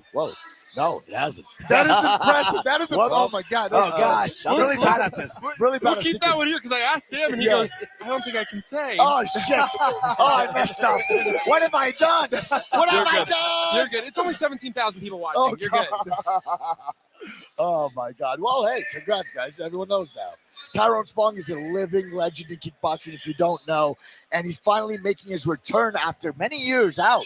So a lot of people are curious, does he still have it? They call him the belt collector because every organization he goes to just collects that belt.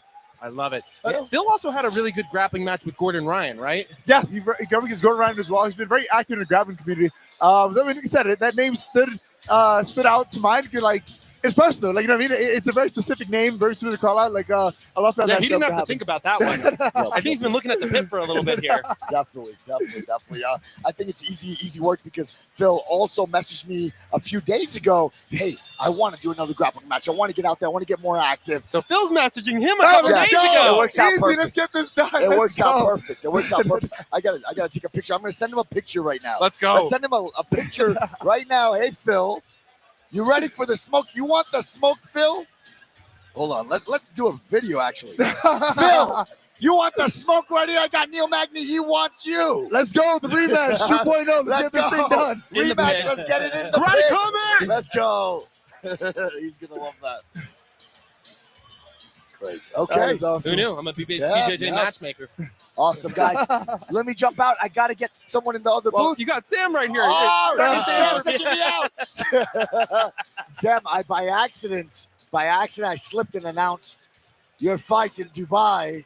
We got it out Oh of man, him. I was supposed to keep that a secret. It's okay. There's only like how many? 17,111. Only 17,000. You can blame me for it. Go ahead, Sam.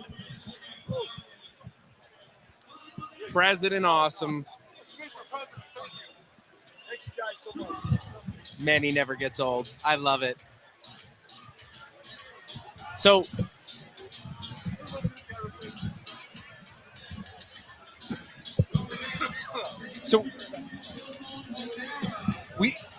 I think we just got a match confirmed for him in the grappling. I think President Awesome with Phil. Really? Yeah. So, Right now? They're just right now. So, Really? I told Prez that Neil told us that he has his gear in the car outside and he's ready to go. I don't. Go. Yeah. Pull. Okay. So I told him, I said, we asked Neil if he wants to get in the pin. He said his gear's outside. And I told Prez, and I said, Neil, who would you want to fight? And he had the answer right away. He said, I want to fight Phil right off the bat. Oh, yeah. And Prez said, I was talking to Phil 2 days ago, and he wants to get in the pit. They're doing it right now. No, not right now. Not right now. okay. Probably one of the next cards. But Prez just pulled out his phone, took a video Right. of the three of us, and said, Phil, it's happening. Okay. And so I think we just made a match. Oh, that is too cool. That is too. Neil, like everyone knows him as that high volume striker. He's got jiu-jitsu that's just sneaky as can be too. I couldn't wait to watch him grapple. Yeah. No, I can't wait to see him get in there. It's kind of like maybe like an Aljamain Sterling kind of in there a little bit. I mean, very different fighter styles. Yeah, I was gonna. But like cool to see him coming from the Oh, yeah. UFC Yeah. in a similar, level of fighting. Oh yeah, absolutely. And Aljo has a good time when he's in there. Everyone loves watching him. Aljo, last Karate Combat when we were in Miami, got into my booth and brought out, he has a Funk Harbor, which is his new rum brand now. He was pouring everyone shots in yeah? here. He had Eric, who's Henry Cejudo's coach, and he Okay. was throwing them back. Oh, that's fun. So yeah, we were definitely having a lot of fun. But yeah, that was funny with Perez getting in here. I don't think he meant to spill the beans, Oh, but now we know you got a big fight coming up. shoot. I was told over there I was supposed to. You were supposed to spill. Someone told me over there I was supposed to, yeah. Perfect. Loudmouth jumping in here. Here we go. Loudmouth, he doesn't even need a microphone. We can just hear him. Yeah, but I gotta have the headset to hear you guys. I know it's an us problem, not a you problem. What's Loudmouth. going on, champ? Oh, my man, how's it going? Man, it has been an electric night. A couple upsets from my opinion. A lot of knockouts, and this is a pretty fast event because all the knockouts. It's been glorious. Now, we've been talking about the betting odds. All that. Betting odds have been pretty off. Like, Big time. minus 500 to go to a split decision kind of fight. I mean, it's crazy. This last one, it was a huge difference, and the underdog won. Yes, big time. Yeah. Big time. So somebody won a lot of karate Somebody made a tokens. lot of karate tokens. Who's your tokens on, Loudmouth? I lost. But, I lost on that one. I lost on that one. I mean, that they have an excellent gym. They have excellent trainers. Like that guy destroyed his man last fight. So I thought this is a lock. you So know? I want to get your thoughts real quick on the Robellis odds. So Robellis opened up at a minus 4,000, Wow. and he's now minus 1,800, Okay. which means a lot of money's coming in on the underdog. Well, at minus 4,000, you're just going to get people that want to put money on that. Yeah, They want to be part of that when Holly Holm beat Ronda Rousey kind of thing. Like nobody thought she was going to win except the people that wanted to take that They chance. wanted the juice. Yeah. All right, do you think we're going to see another 10-second knockout from I think- Robellis, oh, or good. are we going to be surprised again? I don't know if it's going to be – gosh, I mean, if you're his opponent and you've seen his last two fights, you got to just avoid him for 10 seconds just to Yeah. not be, hey, Hey, no, so honestly, if I were to be in there right now, I would play with the altitude. I would wait till round 2 before I really engage. I asked Perez for him to give you the fight next against Robellis. What do you got against me? I thought we were friends. I told him you can win 40, he'll cut 40, and you'll meet in the middle. You know what Robellis' pronouns are? Fee, fi, fo, fum. Oh my God! Fight of the night coming up. I'm pretty sure right here. I think people are about to go crazy for this one. Make sure to have your phones ready, your friends ready to go. Let's Yeah. I'm go. gonna have to scoot this chair up because it is gonna be live. What do you- Oh, we got food coming in the booth. Hot dog coming in hot. Hot in the booth. Delivery. Eating wieners in the booth. Woo!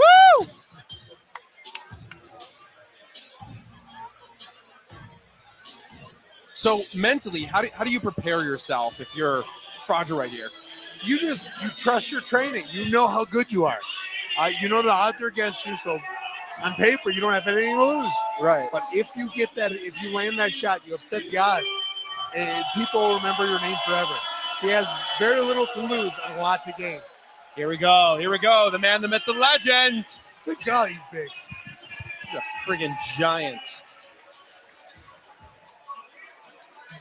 And you know what's funny is he's been the smaller opponent in his last 2 fights too. I know. Oh. That first it was like 6'11". Yeah. Yeah, that guy was a lot looked like he was almost a foot taller than him. Yeah. I Came thought it was in 2 like guys one in a punch trench coat. done. I heard that this guy was in UFC. He didn't have a very good wrestling game, and so that was his downfall. Here, it's more Kumite. You don't have to worry and so about he it. gets to just stand up and punch and kick, right? You don't have to worry about the boring parts. Yeah, I'm Yeah. seeing here he has every karate combat fight has been under a minute for him. Oh, like Five under- times he's knocked out in under 20 seconds. yeah, he was under. It was under 4. It was 5 seconds the first fight he did, and it's been under I think 40 seconds. So get your cameras ready. Do not blink. You will miss it. Oh man, I feel it. Let's go.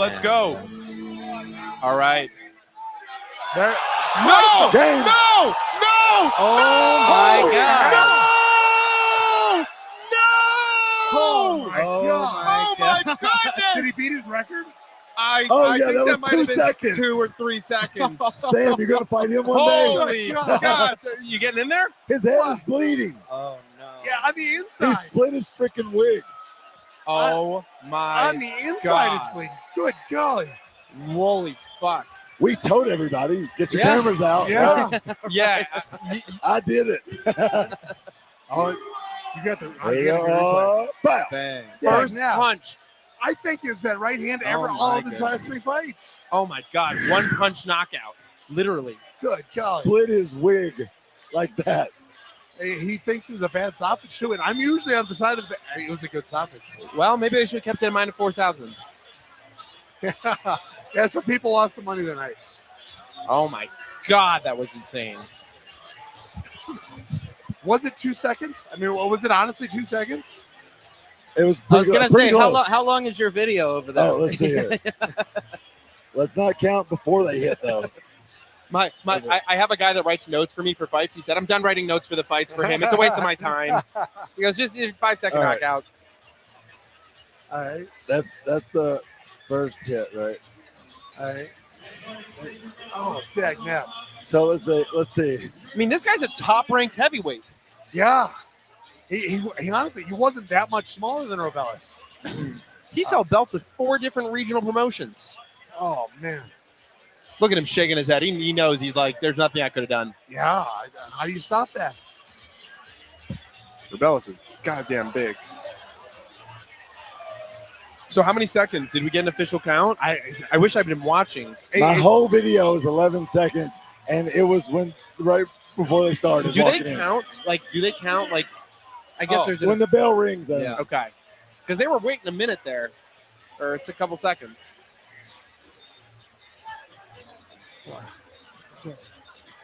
Well, it was a counter punch. Oh, It my wasn't- He wasn't God. aggressive. He was countering the jab. The first one just stunned him. Yeah, man, oh man. Yeah, I mean that's like taking a cinder block to the Oh. side of the head. They got the crowd. Look at her mouth. Look at her mouth. Good golly. He's gonna fight again next month. I mean, just keep going, right? He hasn't taken any damage in 3 fights. Yeah. He hasn't even taken a punch. I hope his hand is okay. Yeah, right. I told you his pronouns was B545. My God, what a bad man. Oh man. Oh, Hey, good fight, brother. That was beautiful. Yeah, thank Legend. you. Oh. Good golly. glad he got out of that league that he had to wrestle in.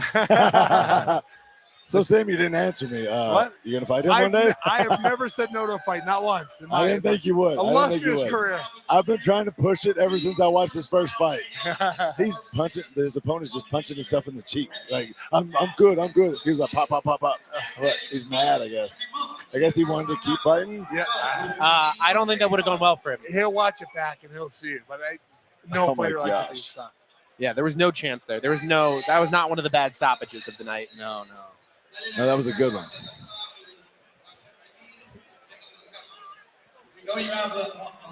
Wait, is he speaking English? No. I was gonna say didn't hear a translator. Leo's translating.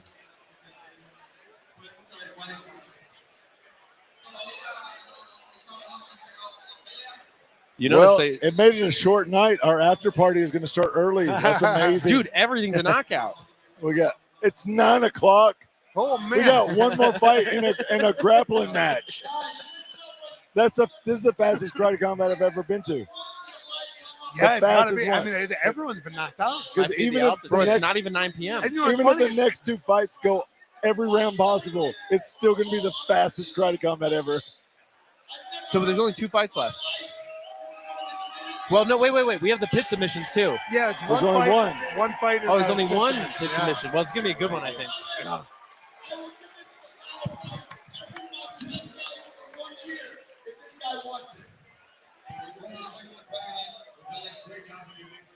They got it. He could fight in the first fight and then fight the main event. Yeah. the main event. That's how they should do it. Maybe with one in the middle too. Why don't we just put 2 guys against it? Sam, you're the only real fighter in this booth right now. What do you think? Technicalities? What do you see there? He's got a hell of a now. He's got that lower guard.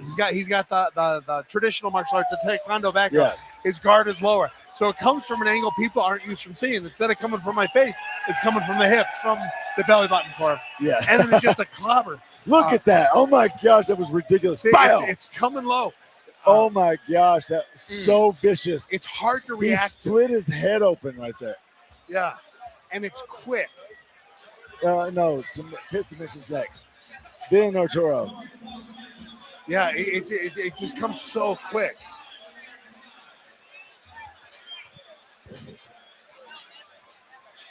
Well, look at Boss's head. Boss's mind is blown. Man, who's gonna fight him next? I don't know. Yeah. Yeah, you kind of know what you're signing up for there. Yeah. Maybe we can get the 7-foot Crypto Crow guy that fought in the first IFC. He knocked the guy out like that. Oh. And then, Now, all three of his opponents had the same game plan. I'm gonna meet him in the middle and get punched in the face real hard. They need to get a different game plan. Let's not meet in the middle. Let's play outside a little bit. The first man he fought, who was taller by 3 or 4 inches, came in looking to strike and just didn't throw anything. Like, he got in there quick and then fell over. Everyone else has been a little timid, but you got to throw with it. You got to keep something, make him look without being in the. You got to realize he's got the longest arms in, maybe combat sports. You got to take that to play. Yeah, absolute insanity. That was cool. I wouldn't be brave enough to somersault into the cage. I'd love to see Or the the pit. Wagner fight again. What's that? Wagner? Okay, yeah. He's an animal. Ooh.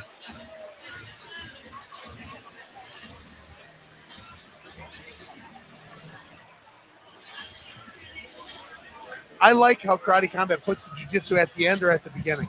I know. Have a go. Yeah, I love how they do that at the beginning or the end. One FC, they mix in jiu-jitsu with it, and it throws off the pace of the night. Yeah, you got to start or end. Yeah, Do you prefer when it starts or ends with it? I like it when it ends. So I'm good with it. I like the IFC at the beginning. I like the jiu-jitsu at the end. me Jiu-jitsu too. isn't going to be everyone's cup of tea. So they're free to watch or not watch it, beat traffic, or watch it. I think the reason that they do it at the end as well is because this is free on YouTube and everything, people go and they watch playback. Yeah. It's the first thing that you see is that first fight. Okay. And so they want it to be something with action, and a Okay, lot of that back makes and sense. forth. Yeah, that makes Right. sense. See, y'all know the YouTube world way better than me. Is what we do. Yeah, you guys do it Showbiz. well. Yeah, showbiz. How Right? many people were watching? Did we get to 100? We're about to hit 18,000 All right right, there. fantastic. Yeah, so we're coming up on 18,000. Well, To be we have- honest, We have 18,000. Let me tell you about this thing I'm running. let's do it. I've got an online training program. It's School, SKOOL. Yeah, Smile Alex and Hormozes. striking. Yeah. And I've got a big striking program. Karate Combat champion, soon to be 2 division champion. And Soon to be. yeah. And I'm training people. I have a lot for free, and we just offered the paid subscription too. But there is a ton for free, and it is a really good community. So any of you that want to learn to strike a little bit better, follow me. It's Smile and Striking on School. Okay, so they got to go to school, and then it's Smile and Strike. Smile and Striking. Smile and Yeah, Striking. or you follow me on Instagram. You see it there too. which What's is your Smile- Instagram handle? Smile and Sam. There you go. Easy Yeah. enough to find. Go ahead and check it out. Smile and Sam. You do anything on Twitter? I need to get better at Twitter. I want to fight with people too much. Listen, I mean, It's you're a fighter. I got off Facebook because I couldn't keep myself under control. So Twitter, I check it when I'm bored. But Yeah. I want to respond to everyone. It's, We do a lot of shows on Twitter. We do live shows. We bring Okay. fighters on. We have conversations. I love it. Keith Berry, he does a lot of it. I've done it a few times. He's my with him. boy. Yeah, I've done it a few times with him. And I He was in your enjoy it. corner last Yeah, time he you cornered fought. me last time. This next fight I've got coming up in Dubai, which I wasn't supposed to tell anyone apparently. He's opened up his house to me again, so I'll be training out by him again. That's epic. That's Yeah. epic. Do you like fighting in Dubai? So I fought in the UAE, never Dubai at the other end. Got it. Kuwait Abu Dhabi. or Abu Dhabi? Yeah. Yeah. It was great. I loved it. And now I went during Flight Island, so there's no people. I didn't experience anything other than a location. Yeah. Listen, I mean, it's a beautiful country. Yeah, I'm sure it will be.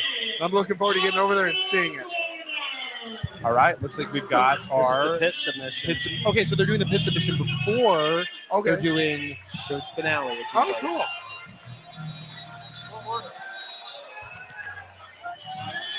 All right, we got more water coming in. We got more food. You want some man. food?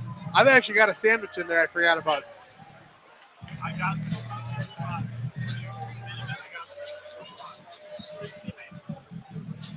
All right. 2 more to go. All right, I've been looking forward to this one. I think that this is going to be a really, really fun grappling match. Yeah. So I fought Brendan Allen. Yeah. So You fought him? I did. I was 3 days notice up a weight class. I fought him. He stepped in because I think it was his teammate stepped out. Maybe it wasn't his. It was something like that. And yeah, I had a really good first round and a really bad second round. I want to see. I want to see Wagner fight AJ. In there, I think that'd be really good because they talk a lot of shit. Yeah, I agree.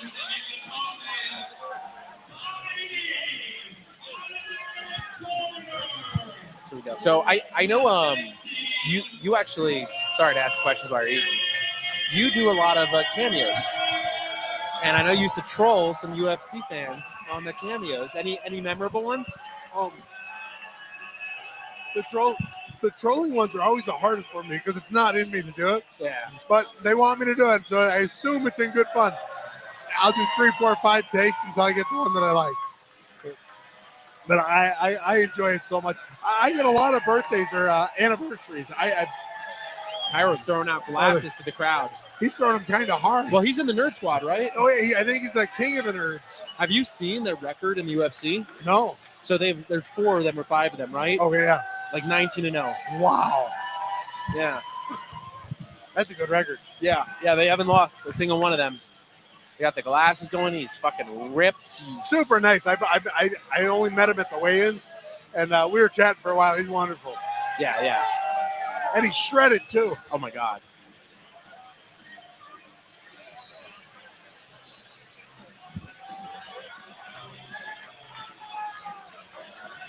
Your money's on him? I have no idea about grappling. Yeah. It's never easy to tell. I'm never going to bet on grappling. I'm never going to bet on a girl fight. I will say Brendan Allen's about a 2-1 underdog. Nice. Some money to be made for someone. Here we go.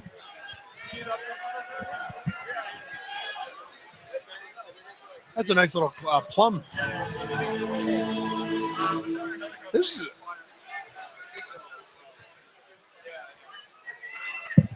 We become the food booth. He got late on us. Yeah, right. Oh, It got late early. Oh, yeah. Let me move that.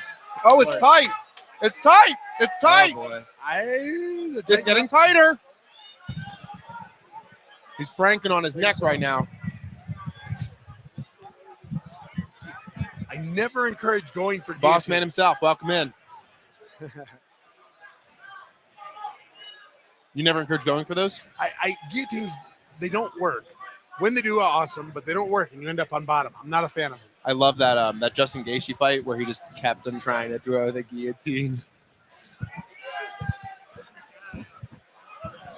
He goes, I know it's not going to work. Just like throwing it. Oh, that was a nice move. It was a little bit.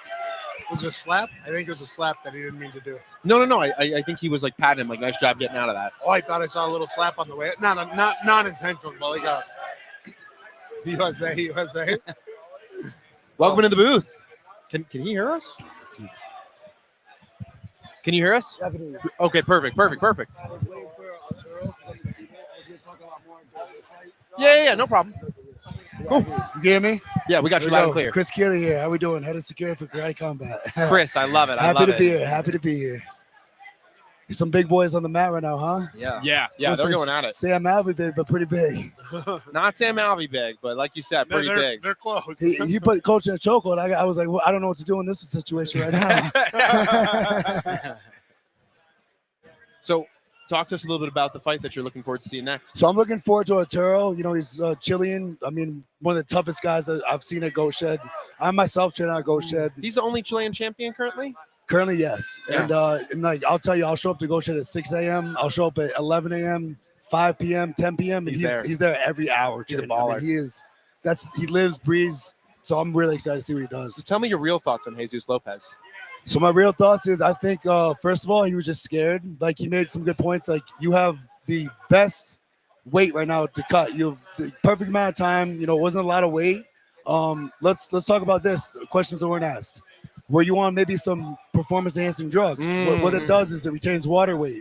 You can't lose muscle mass as fast. Wow. So you can't make that 7 to 17 pound cut within 2 days if you're on some PEDs. So was he willing to take a drug test? No. So that was sketchy. Second of all, I didn't hear that. I didn't hear. Oh. Second of all, your opponent is 2 pounds heavier than you, and you're worried that you're going to go to the hospital. He has to go through the same hell plus 2 pounds more. Yeah, he was heavy. So basically, I think what he wanted was not to lose in the pit, but to just basically take an L outside of it, go home undamaged. He took a lot of money up front, did some very, I would say, just scumbag things like order a ton of room service. Really? Yeah, and it's just. Did he really? Man, it keeps coming out. Like I know they give him the stipend at the beginning of the week, the $600, whatever. So we gave him $600, and then guess what he does? He gets mad about not wanting to be a true professional fighter and represent the sport how you should as a professional. So he orders $1,800 of room service in one night. How is that even possible? Did he really? What the fuck? It's just 17 he lobsters? took kindness. How much porn was he watching? Yeah, Gina Valentino on tap. God. He took the president's kindness and he looked at it as a weakness, and now it's a big mistake. Yeah, I think Perez might have had a little mindset shift coming out of that one. I mean, I see him maybe maybe being a garbage collector next job or something like that. But Not a fighter. I mean, he's gonna have to pick his trash up himself and put him in the trash. I mean, Yeah, but no testing, no PED testing. he didn't want So, to. He didn't want to do he'll be good anything. He didn't want to do the weight cut. He was worried about going to the hospital. Your opponent is 2 pounds more than you. You have the advantage already. You know what I mean? It just, to me, he was scared to fight. Like Albie said, you came in at the perfect weight. Any fighter would love to have had that little to cut. Sure. What was it, 10 pounds? He had 7 pounds to cut. 7 Because pounds? they agreed at Alturo agreed at a catch weight of 140. He had 7 pounds to cut. And I mean, what have you cut in a day before a fight? 22 pounds in 24 hours. That's my record. Yeah, and we have people like Psycho. Our Yeah, gym. I never again. But when I fought Ross Levine, I cut 17 pounds in about the same time. That was rough. Like I'm not doing that again either. But also, he comes, he says 135, then he says 140, then he can't make 140, so he's like 142. Then he doesn't want to give his purse up. Oh, you don't want to give your purse up? How about just make weight? Yeah. Arturo's ready to make weight, and so Arturo's our true professional. it was, Karate Combat being very kind and friendly to the fighters, and trying to show them that we love them. And sometimes when you show people love and you get spit on, it's gonna come back. But How'd you get this job? so I work out at Coach's gym. Go Shed? Yeah, Go Soon Shed. to be the bonk house. Go Yeah. Shed. And basically, I'm just pretty big size guy, and I love throwing myself in the middle of stuff. So I'm not You got that look. yeah, I'm ready to just get into the kind of the danger. I kind of like it. I feel comfortable in uncomfortable situations, so that's why I like doing this. I'll be honest. When I first saw you, I thought you were Alex Pereira's bodyguard.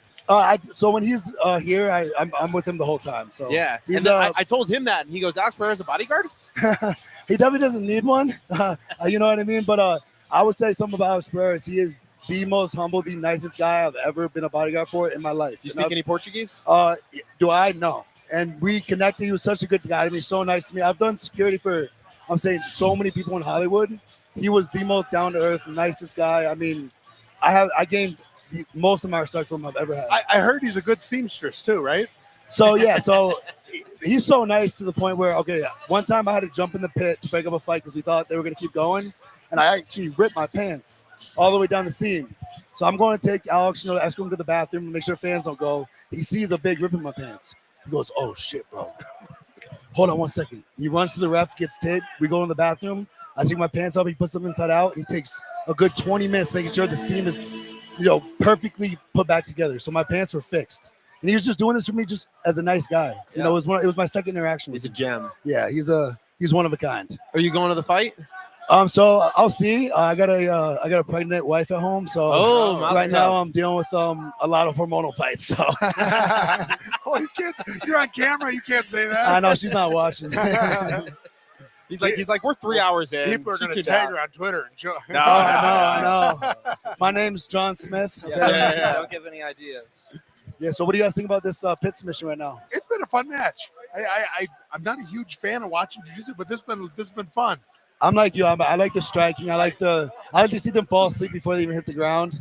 Yeah. And We've seen like 3 of those tonight or something. they were awesome. I think more than 3. I mean, what do you think about the Mexican fight with the Anvar? Yeah, that was a huge one because that was a big upset. That was I was thinking, oh, Anvar's going to Dubai, stuff like that, and then I mean he got. Yeah, it was. We were talking before. I thought the odds were off. I said I watched the 2 fight. Thought the odds were wrong. No, Envoy was that. Yeah, he hits hard, so much faster. It's speed versus power at that He hits point. very hard, and sometimes speed is power. Oh, yeah, in he does. a lot of sports, even football, any sport. You know what I mean? Yes. But that guy, he fought De Playa de Carmen. And one thing I'll tell you about Mexican fighters is they are tough. Like they're hard to knock out. You can hit them, and they just keep coming at you. Were you doing security when they had RFK in here? When they had RFK in here? Yeah, RFK was on the mic. That's when I fought. Oh yeah, I was. Yeah. That must have been a fun night. A lot of Secret Service. So actually, so what happened was the Playa de Carmen was so hot on the beach, we couldn't have all the fighters warming up there. So we had to basically transport them one by one. So I barely got to even see the fight. So I was making sure each fighter was getting there, stayed cool until they, go to the planks and break their foot and still, dog it out. You know what I mean? Yeah. Doesn't tell anybody, but it goes in there, no excuses. That's real champion. I told my team, I said, if I lose, don't tell a soul I broke my foot. Don't tell a soul. That's a real fighter. Then we got a guy who lose 7 pounds. He's like, we're going to the hospital. Well, you're going to the hospital either 2 ways. You fight Otero, you're going to go to the hospital. Yeah. Or you can try to cut your weight and go to the hospital. Get an IV for some water. What are you talking about? I don't know. How much grappling do you do? So I started my career as a wrestler like when I was 4 years old. So for me, I never really got into the grappling aspect of it. I always was like a pretty strong double leg takedown, and then I like to follow with the hammer fist. Yeah. So I don't like rolling around too much. I like to stand up, play. Yeah. But like say I see someone like Robellis, I'm trying to go to the ground as fast as possible. Yeah. So that was Robellis's. Did we get an official time? We didn't get official time, but let me say this: in the last 3 fights, he's been in the pit 3 times. And I'd say he's had about the total amount of seconds in the pit. Maybe he's been there for like 15 seconds. So first one was 4 seconds, last one was 8 seconds. So I don't know about this one yet, but I've called all 3 of them, and I honestly have not had time to call. I'd say he hasn't been in the pit for more than 20 seconds in 3 fights. Yeah, total. Oh, it's intimidating. That's like I think we should do like if you can make it in the second round, you get this bonus. Yeah. Type thing now, Well, they'll just start running. I mean, remember Mike Tyson back in the day? They're going to start running, Danny. They should start running now. It's like Pacquiao Tyson. Yeah, I mean, what would your game plan be against a big guy like that? Coming from you have a big size, but that's a big height and reach. He's bigger than me by 20, 30 pounds. I think more than that. Yeah, we were saying that here in Colorado, I wouldn't engage round 1. Round 1 would be a boring round. I would kick, I'd make him come at me. I would let the altitude try and take a toll on him. Round 2, I would start engaging a little more, circling hard to his left, my right, trying to stay on the outside of his friggin' lead. Okay. That cross is what landed every time. Every time he hits them right there, and they're just right shook. there, and they fall over. So you'd use the altitude to kind of break them down If slowly. I was fighting in Colorado, I would try and slow him down slightly. See, it's speed is power. Dude's throwing it fast. Okay. I wouldn't be able to row it. I wouldn't be able to. So say we weren't at this elevation. Would it be almost the same game plan too? It would be similar. I would engage more round 1 because again, his size. I've not seen him go more than 4 seconds. I have no idea if he'll get tired, but I would engage more. I would try to. I would still circle hard, stick that jab, try and make him throw more, try and miss more. Oh, I would love to see his power in like the 3rd round. Like, is it as powerful? Right, right. You can't stay the same speed come round 3. You just can't. Unless you're Max Holloway or Neil Magny. You know better than anybody. Yeah. Well, that's interesting. That's interesting. That's also why, like, if you're gonna have the pit matches, it's fun to get people like Neil in there, right, and others, because it brings eyes. Well, do you guys remember Mexico City when the guy jumped off the top of the pit through the armbar and he could almost broken his neck? I mean, he was like 10 feet in the air. I don't remember that one. So it was in the right corner, right? The guy jumps off the wall, like as high as he can in the air, grabs the guy's by the armbar and lands on his back. Was this the one where he finished him? Right there. I know. I don't think it was Mexico City because I think I called that one. I think it was somewhere. I was with Pierre on that one. I think was it was Mexico? Yeah. Okay, maybe there was a different one that I'm thinking of. Yeah. Where the guy did a similar move where he kind of used the wall and like Craig Jones used to walk right against Philly Fresh UFC. Yes. I feel he's not feeling so good, is he? So what round are we in right now? That was end of round that 2. was round 2. So So only one- 2 rounds, right? No, it's 3. Oh, 3. One more 5-minute round, Dang, now. I believe. So what do you think about this guy that stepped up for Altero? I mean, we found the number 3 in Colorado. Yeah, you power know- to him. Dude's got, brass pendulum balls. I'd say it's Step some up. freaking balls. And So- deal, so but did this 16-hour notice. I'm in. Has this dude been like training? So that's the thing. We don't know much. We don't know if he just got this call and he's number 3, but he might have been out of camp. I got eating some nachos info on on the him for couch. you, actually. We put together as much as we could. So, local prospect Zach Riley steps up on 24-hour notice after Jesus Lopez bitches out and refuses to even make weight after getting half his person in advance, despite starting off lighter than Arturo, who made weight like a professional, like he always does. All right, that's sentence 1. Perez announced Lopez will never compete in this promotion again. All right, sorry. Okay, Zach. All right, Zach has competed in promotions like CCC, Lights Out, Fury, FC, RFA, NSEL, 7-2 as an amateur, 9-7 as a pro. A lot of experience. Okay, so that's a lot of he'll be used to the crowd and he'll be used to the energy. That won't take his energy away. Yeah, nicknamed the Anointed One, Karate Combat debut. He's a local here, trains out of Pariah MMA, and is ranked number 3, like you said, in his weight class in the regional circuit. Okay, so what's do we have his hardest opponent he's ever faced? Do you know who that is? Let me see. I have a guy who's doing research on the back end. Yeah, let's get if you can IT find me on hardest opponents real quick, that would be great. Also, I guess it was only 2 rounds at 5 minutes because they just ended it and they just gave it to Kaio. Okay, so now it's gonna be Altero and it's gonna be Yeah. Yeah, now it's main event time. By the way, interesting little thing here. UFC just cut all these guys. I don't know if that means much. Uniton Levy, Taylor Lipis. Do you think any see these guys in the pit? Any of them stand out to I you? don't recognize any of the names. Nobody? Cool. All right, just a little thing that I was getting. Austin Bashi. I heard Bashi. Oh, by the way, the flying triangle was Daniel Saithler in Utah.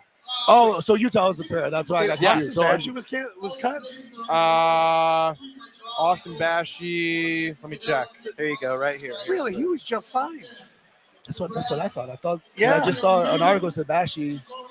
Yeah, I mean, Ironically, Austin Bashi just recently fought Zach Riley, the guy tonight. Oh, he was saying, okay, that's Yeah, what he was saying. yeah, So yeah. Austin, he wasn't saying he was cut. Austin Bashi was his most recent opponent. Yeah. To Zach Riley. Oh wow. Okay. Jerome Rivera, Boston. And he beat him, Salmon. I think. Okay. So what's your guys' opinion on this next fight? How many rounds is he gonna go? And I love Arturo. I think it's going to be a first round. I mean, Yeah. he always jumps in my booth after, too. We have a lot of fun. I don't like to talk with my heart because he's one of my teammates, but from a fight aspect, I think we might be seeing a funeral. My guy was like, Austin Bashi was not cut. Yeah. all right, guys. So this guy hadn't fought for 7 years, and then he fought May 31st, 2024.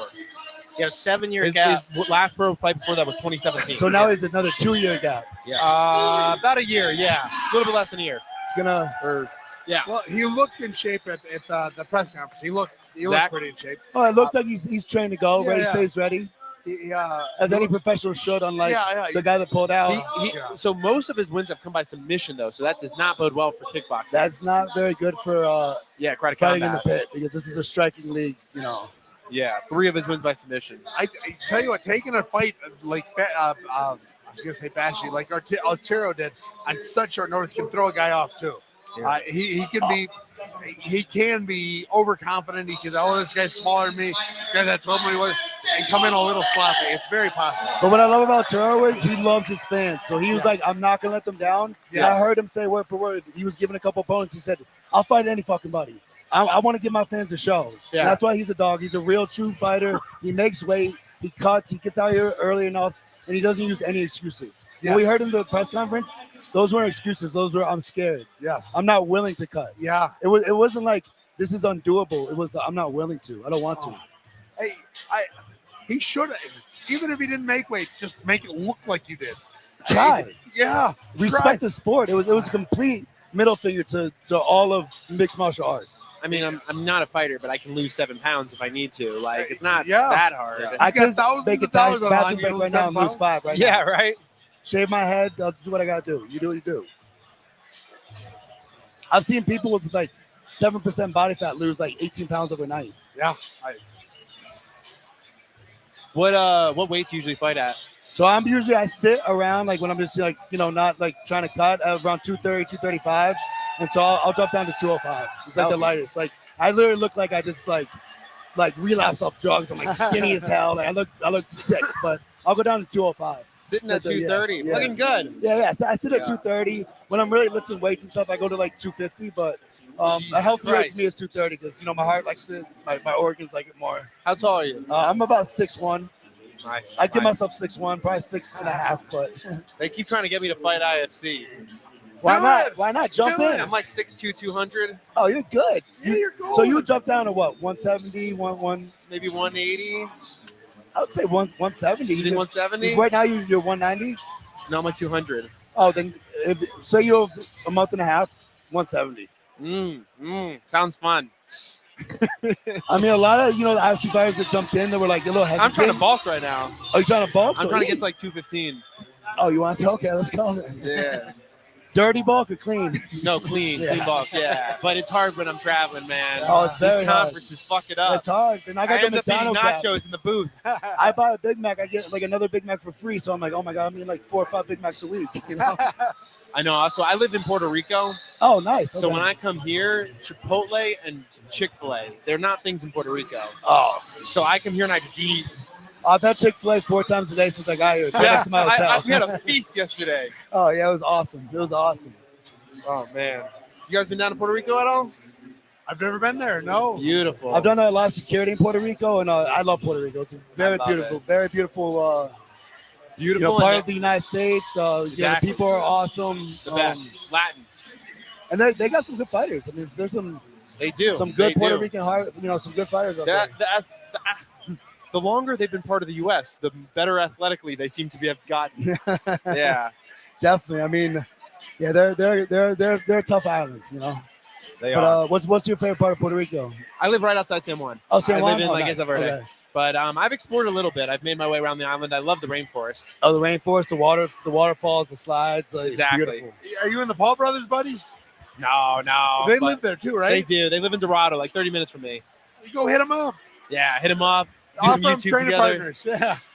No, they bring people out there all the time, and they bought like a very big house out there Yeah, a few years ago. But, yeah, they live like 30 minutes from me. yeah. So it's good because I think if you come from the United States, you get a lot of tax. Oh, benefits. I don't have to really pay taxes anymore. Exactly. I don't pay federal taxes, state Yeah. taxes. Years ago, I got to train with Logan Paul. Okay. Yeah, and I went to his house in L.A. Or just outside L.A. Massive. Massive, Oh right? man, they had an Olympic-sized boxing ring in their living room. No shit. Yeah, and we did our rounds, and that The was most great. Paul So thing coming I've from ever like heard. a professional fighter, like, what's your opinion on Logan and his actual skills? I think he's incredibly athletic. Okay, so he's Yeah. a good athlete. I think he's very athletic, which will take you a long way in the sport.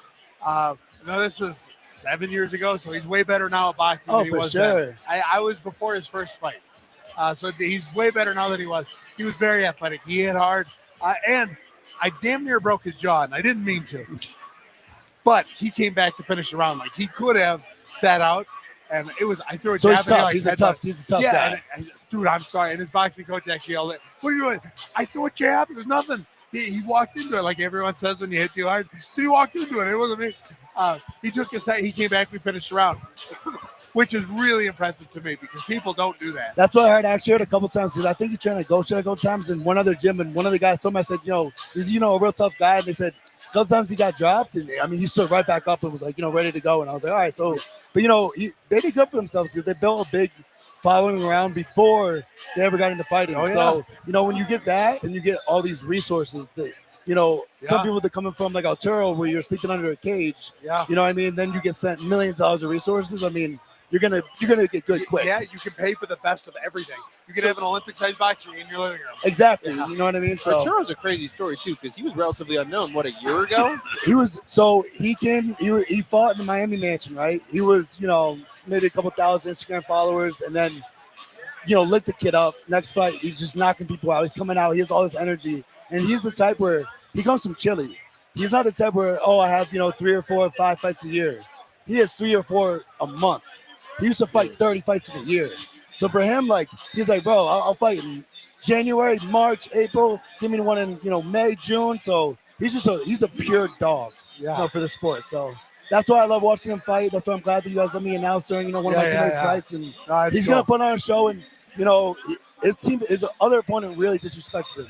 So I was really looking forward to seeing him, kind of daddy him, give him a little spanking. But now he has respect for this opponent, so we're gonna see him fight respectfully, and you're gonna see a vicious animal still. Bro, it would have been crazy if they had ended up still getting in the ring. Oh yeah, I don't think I would have this headset on. I think I'd be, on the side ready to break up a fight that shouldn't be happening.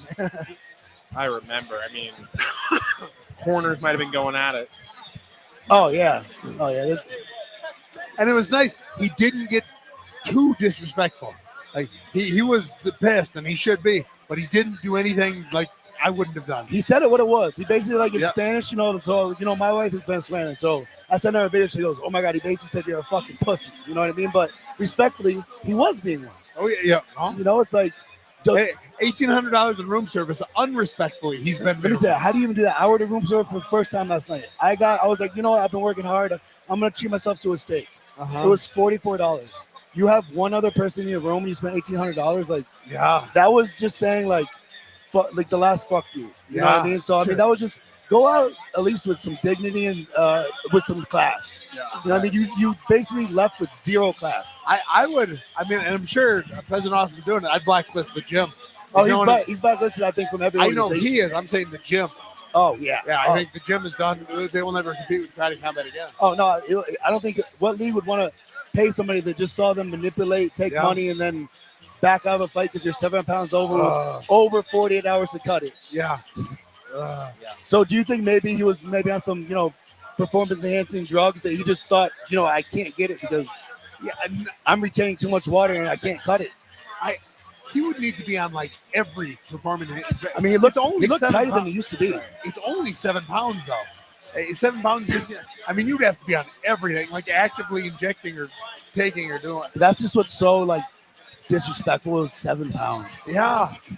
Well, and considering the long-term consequences now, right, that he's facing, you have to imagine it was something that was going to be pretty bad. But I don't know. Who knows? Oh no, it was. Look, if I watched Arturo's last 5 fights and I'm him, maybe I'm like, all right, fuck this. If I'm not a real fighter, you know what I mean. But you should have never entered the industry. Go sell software or something there. I don't know. Go be a yes man to somebody. But you're not a lion. You're a sheep. Right. And so go join the herd and let the lions tell you where to go and where you can sleep at night. Yeah. I mean, that's something he has to justify to his kids the rest of his life. By the way, they never Google his name. Is this true? I'm being told that Arturo wanted to still fight Lopez at 145, and Perez said no. He was ready to. He literally was like, fuck it. I just want to. He got pissed. I believe that he was ready to go 145. But the thing was, we were starting to think, is he doing this on purpose to have an advantage size wise? Like, is he just trying to extend it as long as possible until we say, okay, let's just do 145.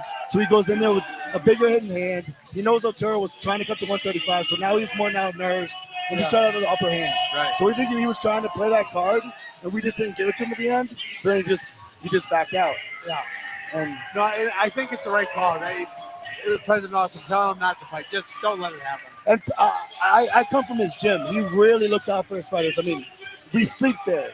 We got food. We got water. We got everything you need. I'm gonna try to pop down when I'm in Miami next. Oh, Invite me yeah. to come through. And he'll let you come in and you come in for free or fun. You mess around. Like, he likes people in there. He likes the sport.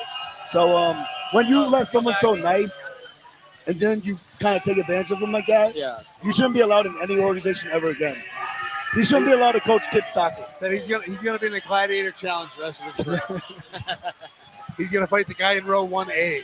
Okay. Oh yeah. Yeah. He's gonna be. Okay, so we got the badass from Colorado coming out. Badass. I like that nickname. 12-hour notice. Fighting the champ. Fighting the champ who is knocking people out almost every fight. Yeah. Only one of his fights didn't go the distance. And he looks calm as a cucumber. See, that's what I meant. Like, when you showed me how many fights he's been in, all the organizations he's fought in, the one thing I wasn't worried about was him getting drained of energy from the crowd, from being, in the spotlight everyone's here to see this fight. So he looks calm. He looks like he's ready to go. He looks professional. Yeah. So and he's the number 3 ranked fighter in Colorado. And Colorado's some tough people. I mean, it's not a fight state. A wimpy state. This is like Vegas, California, Colorado, and Florida. Oh yeah. They throw hands. Unfortunately, in Florida, there's a lot of guns. Texas not in there? Texas is big. It's like I don't know if I pick Texas. Maybe I should. Maybe I won't. Texas, when you look at any like high There's school some- sports or When I fought in college? San Antonio, where's the Alamo? Is that San Antonio? I think San Antonio. It was not a fight city. And that's the only time I fought in Texas. Like, they had no idea what the UFC was. Oh yeah, because that's like the country music, the Cowboys, all Yeah. that. Here he is. So we got the world champion walking out right now. We got He's we're like, give me any opponent, I'll take him. coming up on 20,000 tuning in right now. Yeah. So he goes by Macaflow. Oh, it's not Macaco. It's Macaco, but I call him Macaflow. So Okay, I can barely pronounce English, and it's my first language. So just cut me some slack. Who's this gal? His first language So is this is fighting. Aline Perez. She's one of the Yes. top 7th ranked UFC fighters in the world right now. Oh, that Yes, is her. yes, Okay. so- She came on my stream and we were like, "Is there anything you want to shout out?" And she goes, "Subscribe to me on OnlyFans." You'll see. So you'll see when he wins. You'll see the famous twerk. Yeah. And yeah, so yeah. every time she wins, she's ranked number 7 in the UFC. She fights out of All right, Goched, and after every fight, she twerks. Who's cornering him? I know. So right now, the guy's last name is Ludwig. He's new. I haven't seen him yet, but so I have not much background knowledge on Dwayne him. Ludwig? That is. Oh, Dwayne Ludwig. That's Dwayne Ludwig. Big deal. Yeah. Yeah. The only reason I knew last name is that's my cousin's last name, and I've never seen that before. See, that's respect right there. Shout out. All right, let's see this Colorado little badass versus a freaking killer. I think Artur's about to murder him. Oh, he's zoned in. He's not. He will not lose that gold belt. Oh no! First one of the Oh, cup. It hit the knee, no. slid up, I think. Oh, okay, good. I thought that he I thought it was the knee, too. I thought it was like Oh, Ellie, yeah. if you remember, with that knee. Yeah. So Eileen, so the girl that walked out, right? She loves when she trains for her fights to wrestle with Arturo because he is so good at wrestling as well. Yeah. He's good on the ground all around. He's like all around one of the best fighters from Goshen. Right. All right, good. Oh my god! All right, let's get it. Let's see some action. Here we go. Yeah, I like that. I always he's Bro, he's- targeted in on that. He's dancing. I know he goes orthodox. He goes, Oh, that was a pretty kick. oh, nice kick. That was a good kick. I see a lot of energy with the elevation. We gotta, you know what I mean? That's But McAvoy, he got out here. Arturo came out here 4 weeks ago. Good, smart man. He's acclimated. Yeah, Does he do a lot of outdoor cardio to get acclimated? he does. He'll run up the mountains. He does whatever it takes. He is a true fighter. Have I mentioned I hate southpaws? Yeah, you've been saying that. They should have won all night long. What's your biggest reason you don't like I'm fighting a southpaw? southpaw. You just don't Oh. train with many of them. Oh, So you can see he's gold belt, by the way. He is a gold belt. so when you have the gold belt, gold gloves, that Champ. means you're the world champion. So Yeah, him and Shazam have. very nice, very nice. But I'm impressed. I mean, this is more of a fight than I thought it was going to be. Yeah. Yeah, With 1 day notice. holding his own. And he hasn't fought in the pit yet, so he may not. I mean, he's not as familiar with what the rules are, how to get out of the positions. And I don't even know if he did a pit walkthrough Oh, yesterday. oh, he's going for- not bad, he's not going bad. for He a got his knees guillotine. down. He's going for a guillotine. He had his knees down. They should have stood it up. I don't think you can hit guillotines, right? You can't, but he went for a while. Wow. Ooh, nice Wow, up. there He's got you it go. way up. Oh, is his nose bleeding? A little bit red.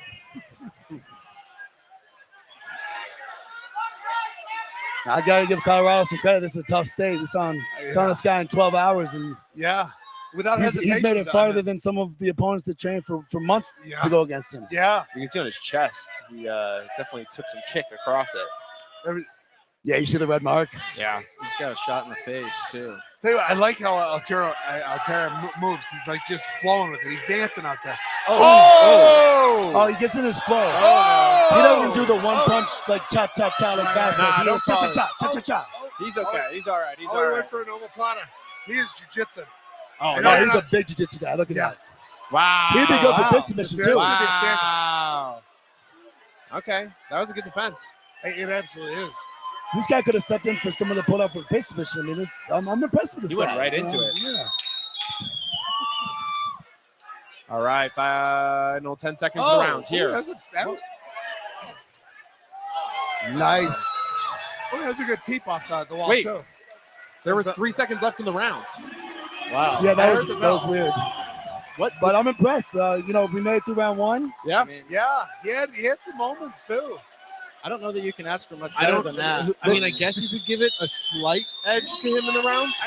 He won the round. 10-9. Yeah. Arturo definitely got that round. An unbiased opinion, definitely got it. But they both came out with a lot of energy, which surprised me. With the altitude, I was like, wow, It's been like that slow down. every fight tonight. The They didn't first slow minute, down. they've been going at it. Oh yeah. But like what was the one fight? I think it was before Anavar, Yeah. where the guy it started out a little slow, and they used that elevation yeah. to the advantage. Then, like second round, he turned up and knocked him out. And that was very smart. Yeah, that was a big kick there. But yeah, I don't know that as a challenger you could have really expected much more than that in the first round. Yeah, I mean, I definitely think Arturo definitely won that first round. Sure, I sure. think we're just a Oh, little yeah. surprised on how it went. Oh yeah, no, Yeah, absolutely. He had his moments. Yeah. He got Arturo to back up more than once. And he just learned these rule sets last like 12 hours. So when you see these leg locks and stuff, he's just being a fighter. Wow. It's honestly, I'm surprised we don't see it more often. I think it's an excellent way to get it stood back up. You can't submit him with it, but you can attack it. So Dwayne, I've never thought of that actually. Yeah. And it's in my head, if I get taken down, I'm he's back immediately on the going ground. Instead of cover up, Oh. you would go for a little leg Going lock for or a leg something. lock, and have- a little kick to the wow. face. That was. Yeah. Sessions. Okay, I don't know if you want to hit him there. Man, one of these times he might take a shot. He's when he's legit down like that. jiu-jitsu. Oh, he's a jiu-jitsu guy. Yeah. So Dwayne Ludwig had the second fastest ever KO in the UFC, apparently. Really? Yeah, 6-second what? KO. I did know that. Yeah.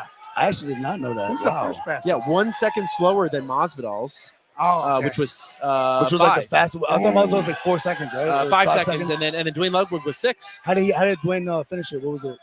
A right cross. I will ask my guy. I have someone feeding me the info. Oh, nice. Okay. How did that get finished? He's also TJ Dillashaw's coach. Yeah, I Good, knew that. good liver shots from McAfee right now. Good liver shots from Arturo. Yeah, he keeps ending up pinned down there. I feel like eventually he's going to take one. And He's getting his ribs. He's getting his liver right Aline now. just had a huge win as well over Carol. And Aline Rosa. was like, she was like minus 240. She came in as, plus 240. She was a big underdog, and she came in there and controlled the whole fight. It was very impressive. Yeah, right hook, by the way, for Dwayne. Right hook. That's what I thought it was. Yeah. Okay. Yep. Oh, go. Attack. Oh, It's over. oh. It's about to be over. I think he's getting tired. Oh, big hit to the head. Big hit to the head. He's covering up well. Going for that, starting that guillotine. See, I'm saying you just grab the guillotine. You don't finish it, but you can hold on to it. You can take the air out of it. That's smart. That's very smart. All right. This is about to be a hole. So I'd say, the punch ratio on this is Not a even huge Yeah. difference. Oh, yeah. He's hurt now. He's hurt. He's done. Oh, But he's a dog. He's still going. Yeah, he's still fighting. those for it. legs keep coming up. But he's definitely tired now. We can see he didn't have a camp. You can tell now. Yeah. Arturo still looks great. Arturo, he came out here 4 weeks early on his own dime. Yeah. I haven't seen a single fight where Arturo looks tired. He doesn't get tired because guess what? I'm in the gym at 6 a.m. He's there. I'm in 11 a.m. He's there. 12 a.m. He's there. I gotta get with you They're guys. getting ready to stop it now. Oh, you gotta stop that. Come on, stop it. Yeah. It's done. And once again, Arturo, 6-0. What was it, 6-0?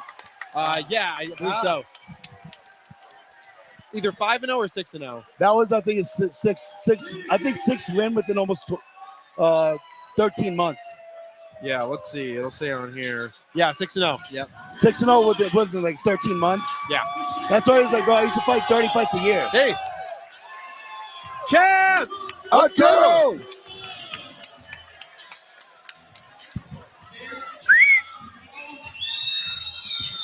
He had a really good. His last fight was incredible. His last fight was against a real challenger. Too. It was. Oh, it's And it was incredible. yeah. Hey, there he goes. And he came out with what, the flying knee? Was it the flying knee? Yeah. Yeah. Good sportsmanship. Go say hi. Thank you for taking the fight. Oh, he's a class act. He's a class act. He always is. Good man. Yeah, Good man. good for him. He's in the zone.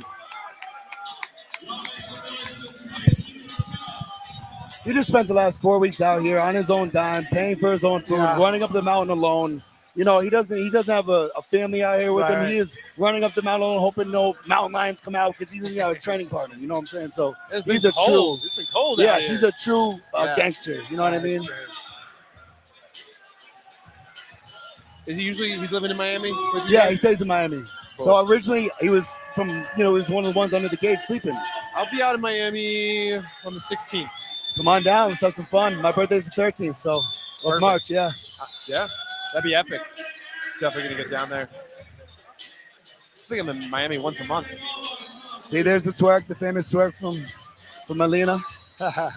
Bro, it's only 9:40. This is the fastest card by like an hour. That's what people ask me, like, what do you think it'll be over by 11? I got off work at 11. I go, look, I mean, you could have somebody like, Robellis come out and just knock the guy out in 1 second, and then, the fights are over by like 9:15. Yeah.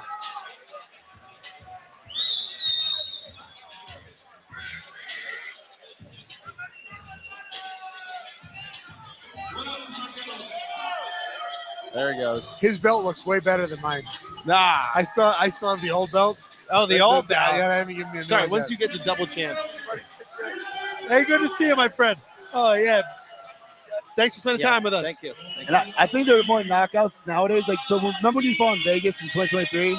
Yeah. Were the gloves a little softer than when you fought in like Mexico? Because I heard that they made the gloves a little harder and a little thinner. Maybe. I remember when I fought in Vegas, like I didn't have gloves till I was walking out. They were like finding gloves. Oh, I remember Vegas. It was someone stole the gloves. It was a big something like that. sabotage. No, and so I think he and I ended up with different gloves, and then we ended up switched, and then we ended up fighting the same ones. But I think we had just Hayabusa 6 ounces. Oh, okay. I believe.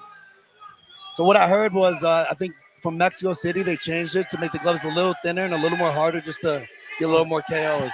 Yeah, I'm real comfortable with him. I feel good with him. Oh yeah. All right, I think they're pulling him in for the interview.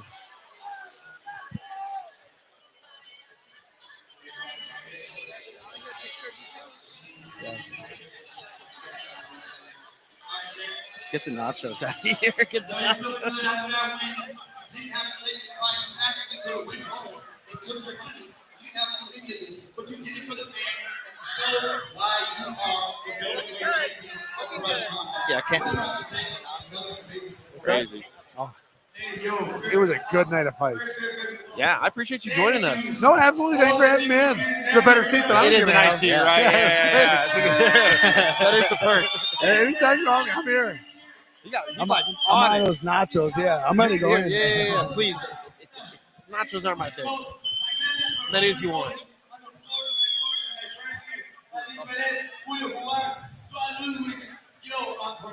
Thank you to my mentors, for my coach, Sergio Menez. I'm doing this for all my fans. I gotta try it.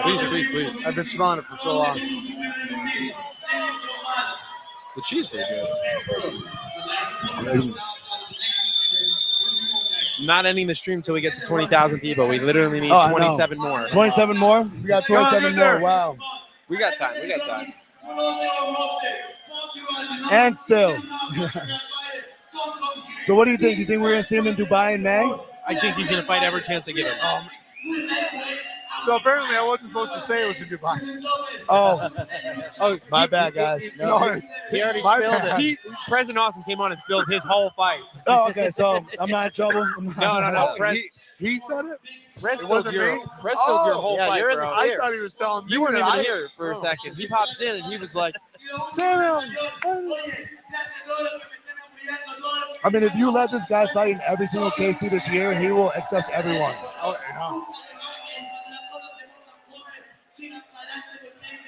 here's the Chilean.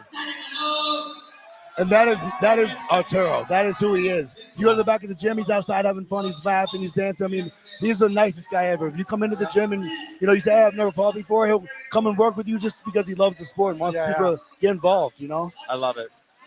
How much weight training do you guys do versus actual fight training? So I would say for Goat Shed, they do a ton of just like live sparring, a ton of different classes for different things. So like we'll practice one move for like 2 hours and like really get that down. But weight training wise, I would say if they put in like 40 hours of training a week, they probably put in maybe like 15 hours of actual weight training because you don't want to be too tight. You got to train the right muscles. You train your shoulders and stuff.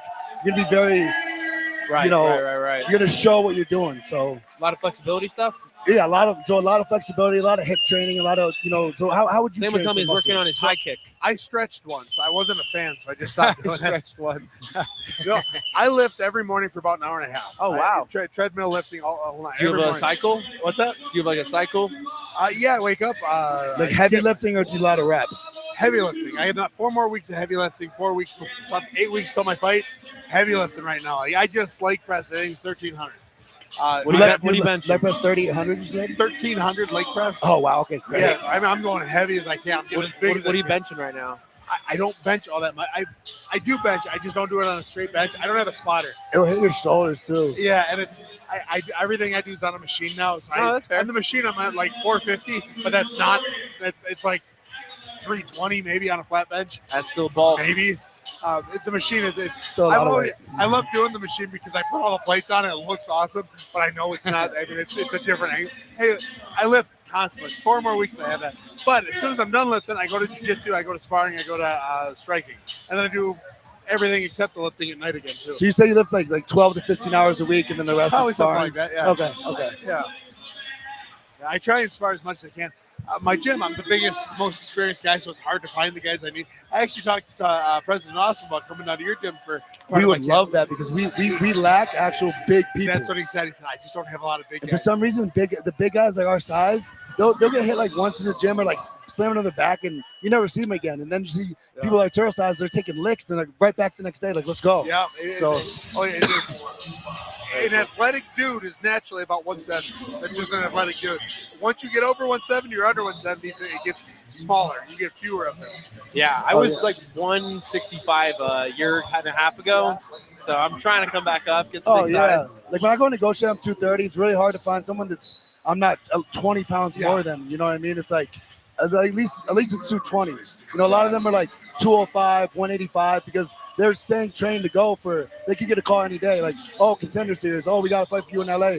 So they stay almost out there fighting weight at all times. So even if the 185ers are usually walking around 215, they're ready at 200 at all times. Like Coach makes that thing. If you fight at Go Shed, you are ready to be on call every day. Yeah. Coach does it right. I used to stay close. So right now I'm walking around about 240, 245, trying to get to 205. I could do it comfortably. It would take me about a month, comfortably. But if I needed to, I could do it faster. You could get to 205? Yeah. In You a mean month, my it means size? you're 40 pounds, right? I mean, What's there's 40 pounds in a month. You Yeah, 40 pounds. It would.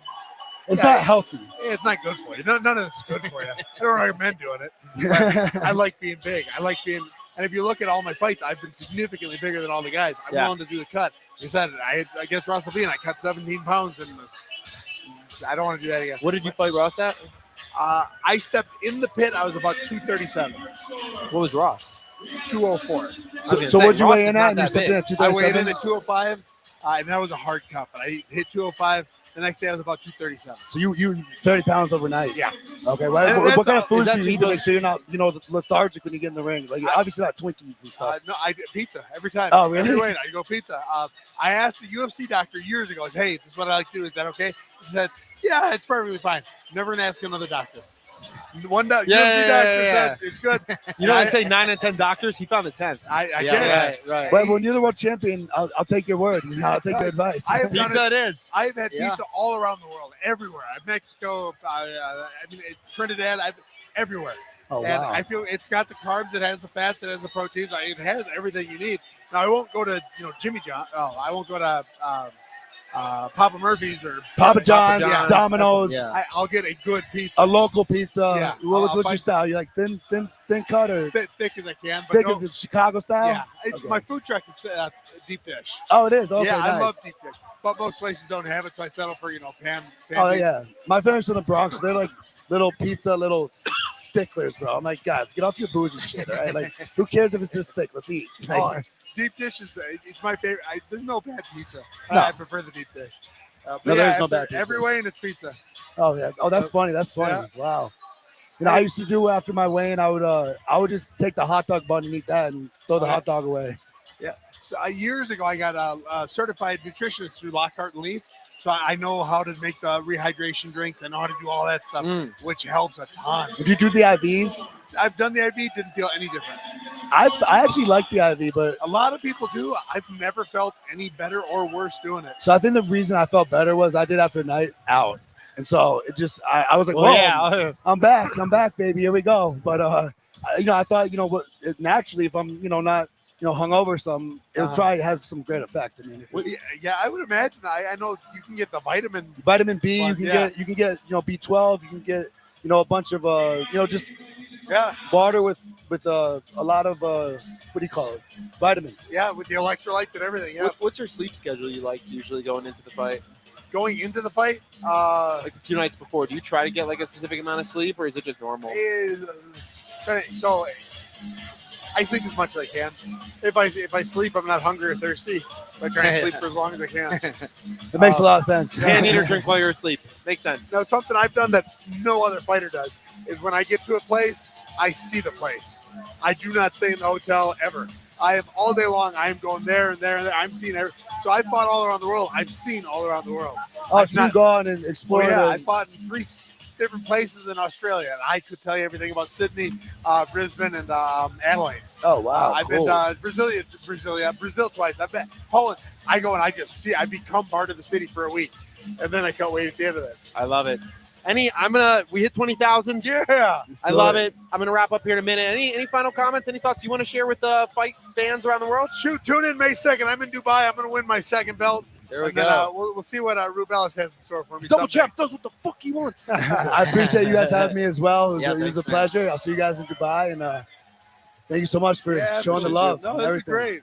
Yeah, absolutely. Love it, guys. Thanks everyone that tuned in. 20,000 of y'all. Another great night.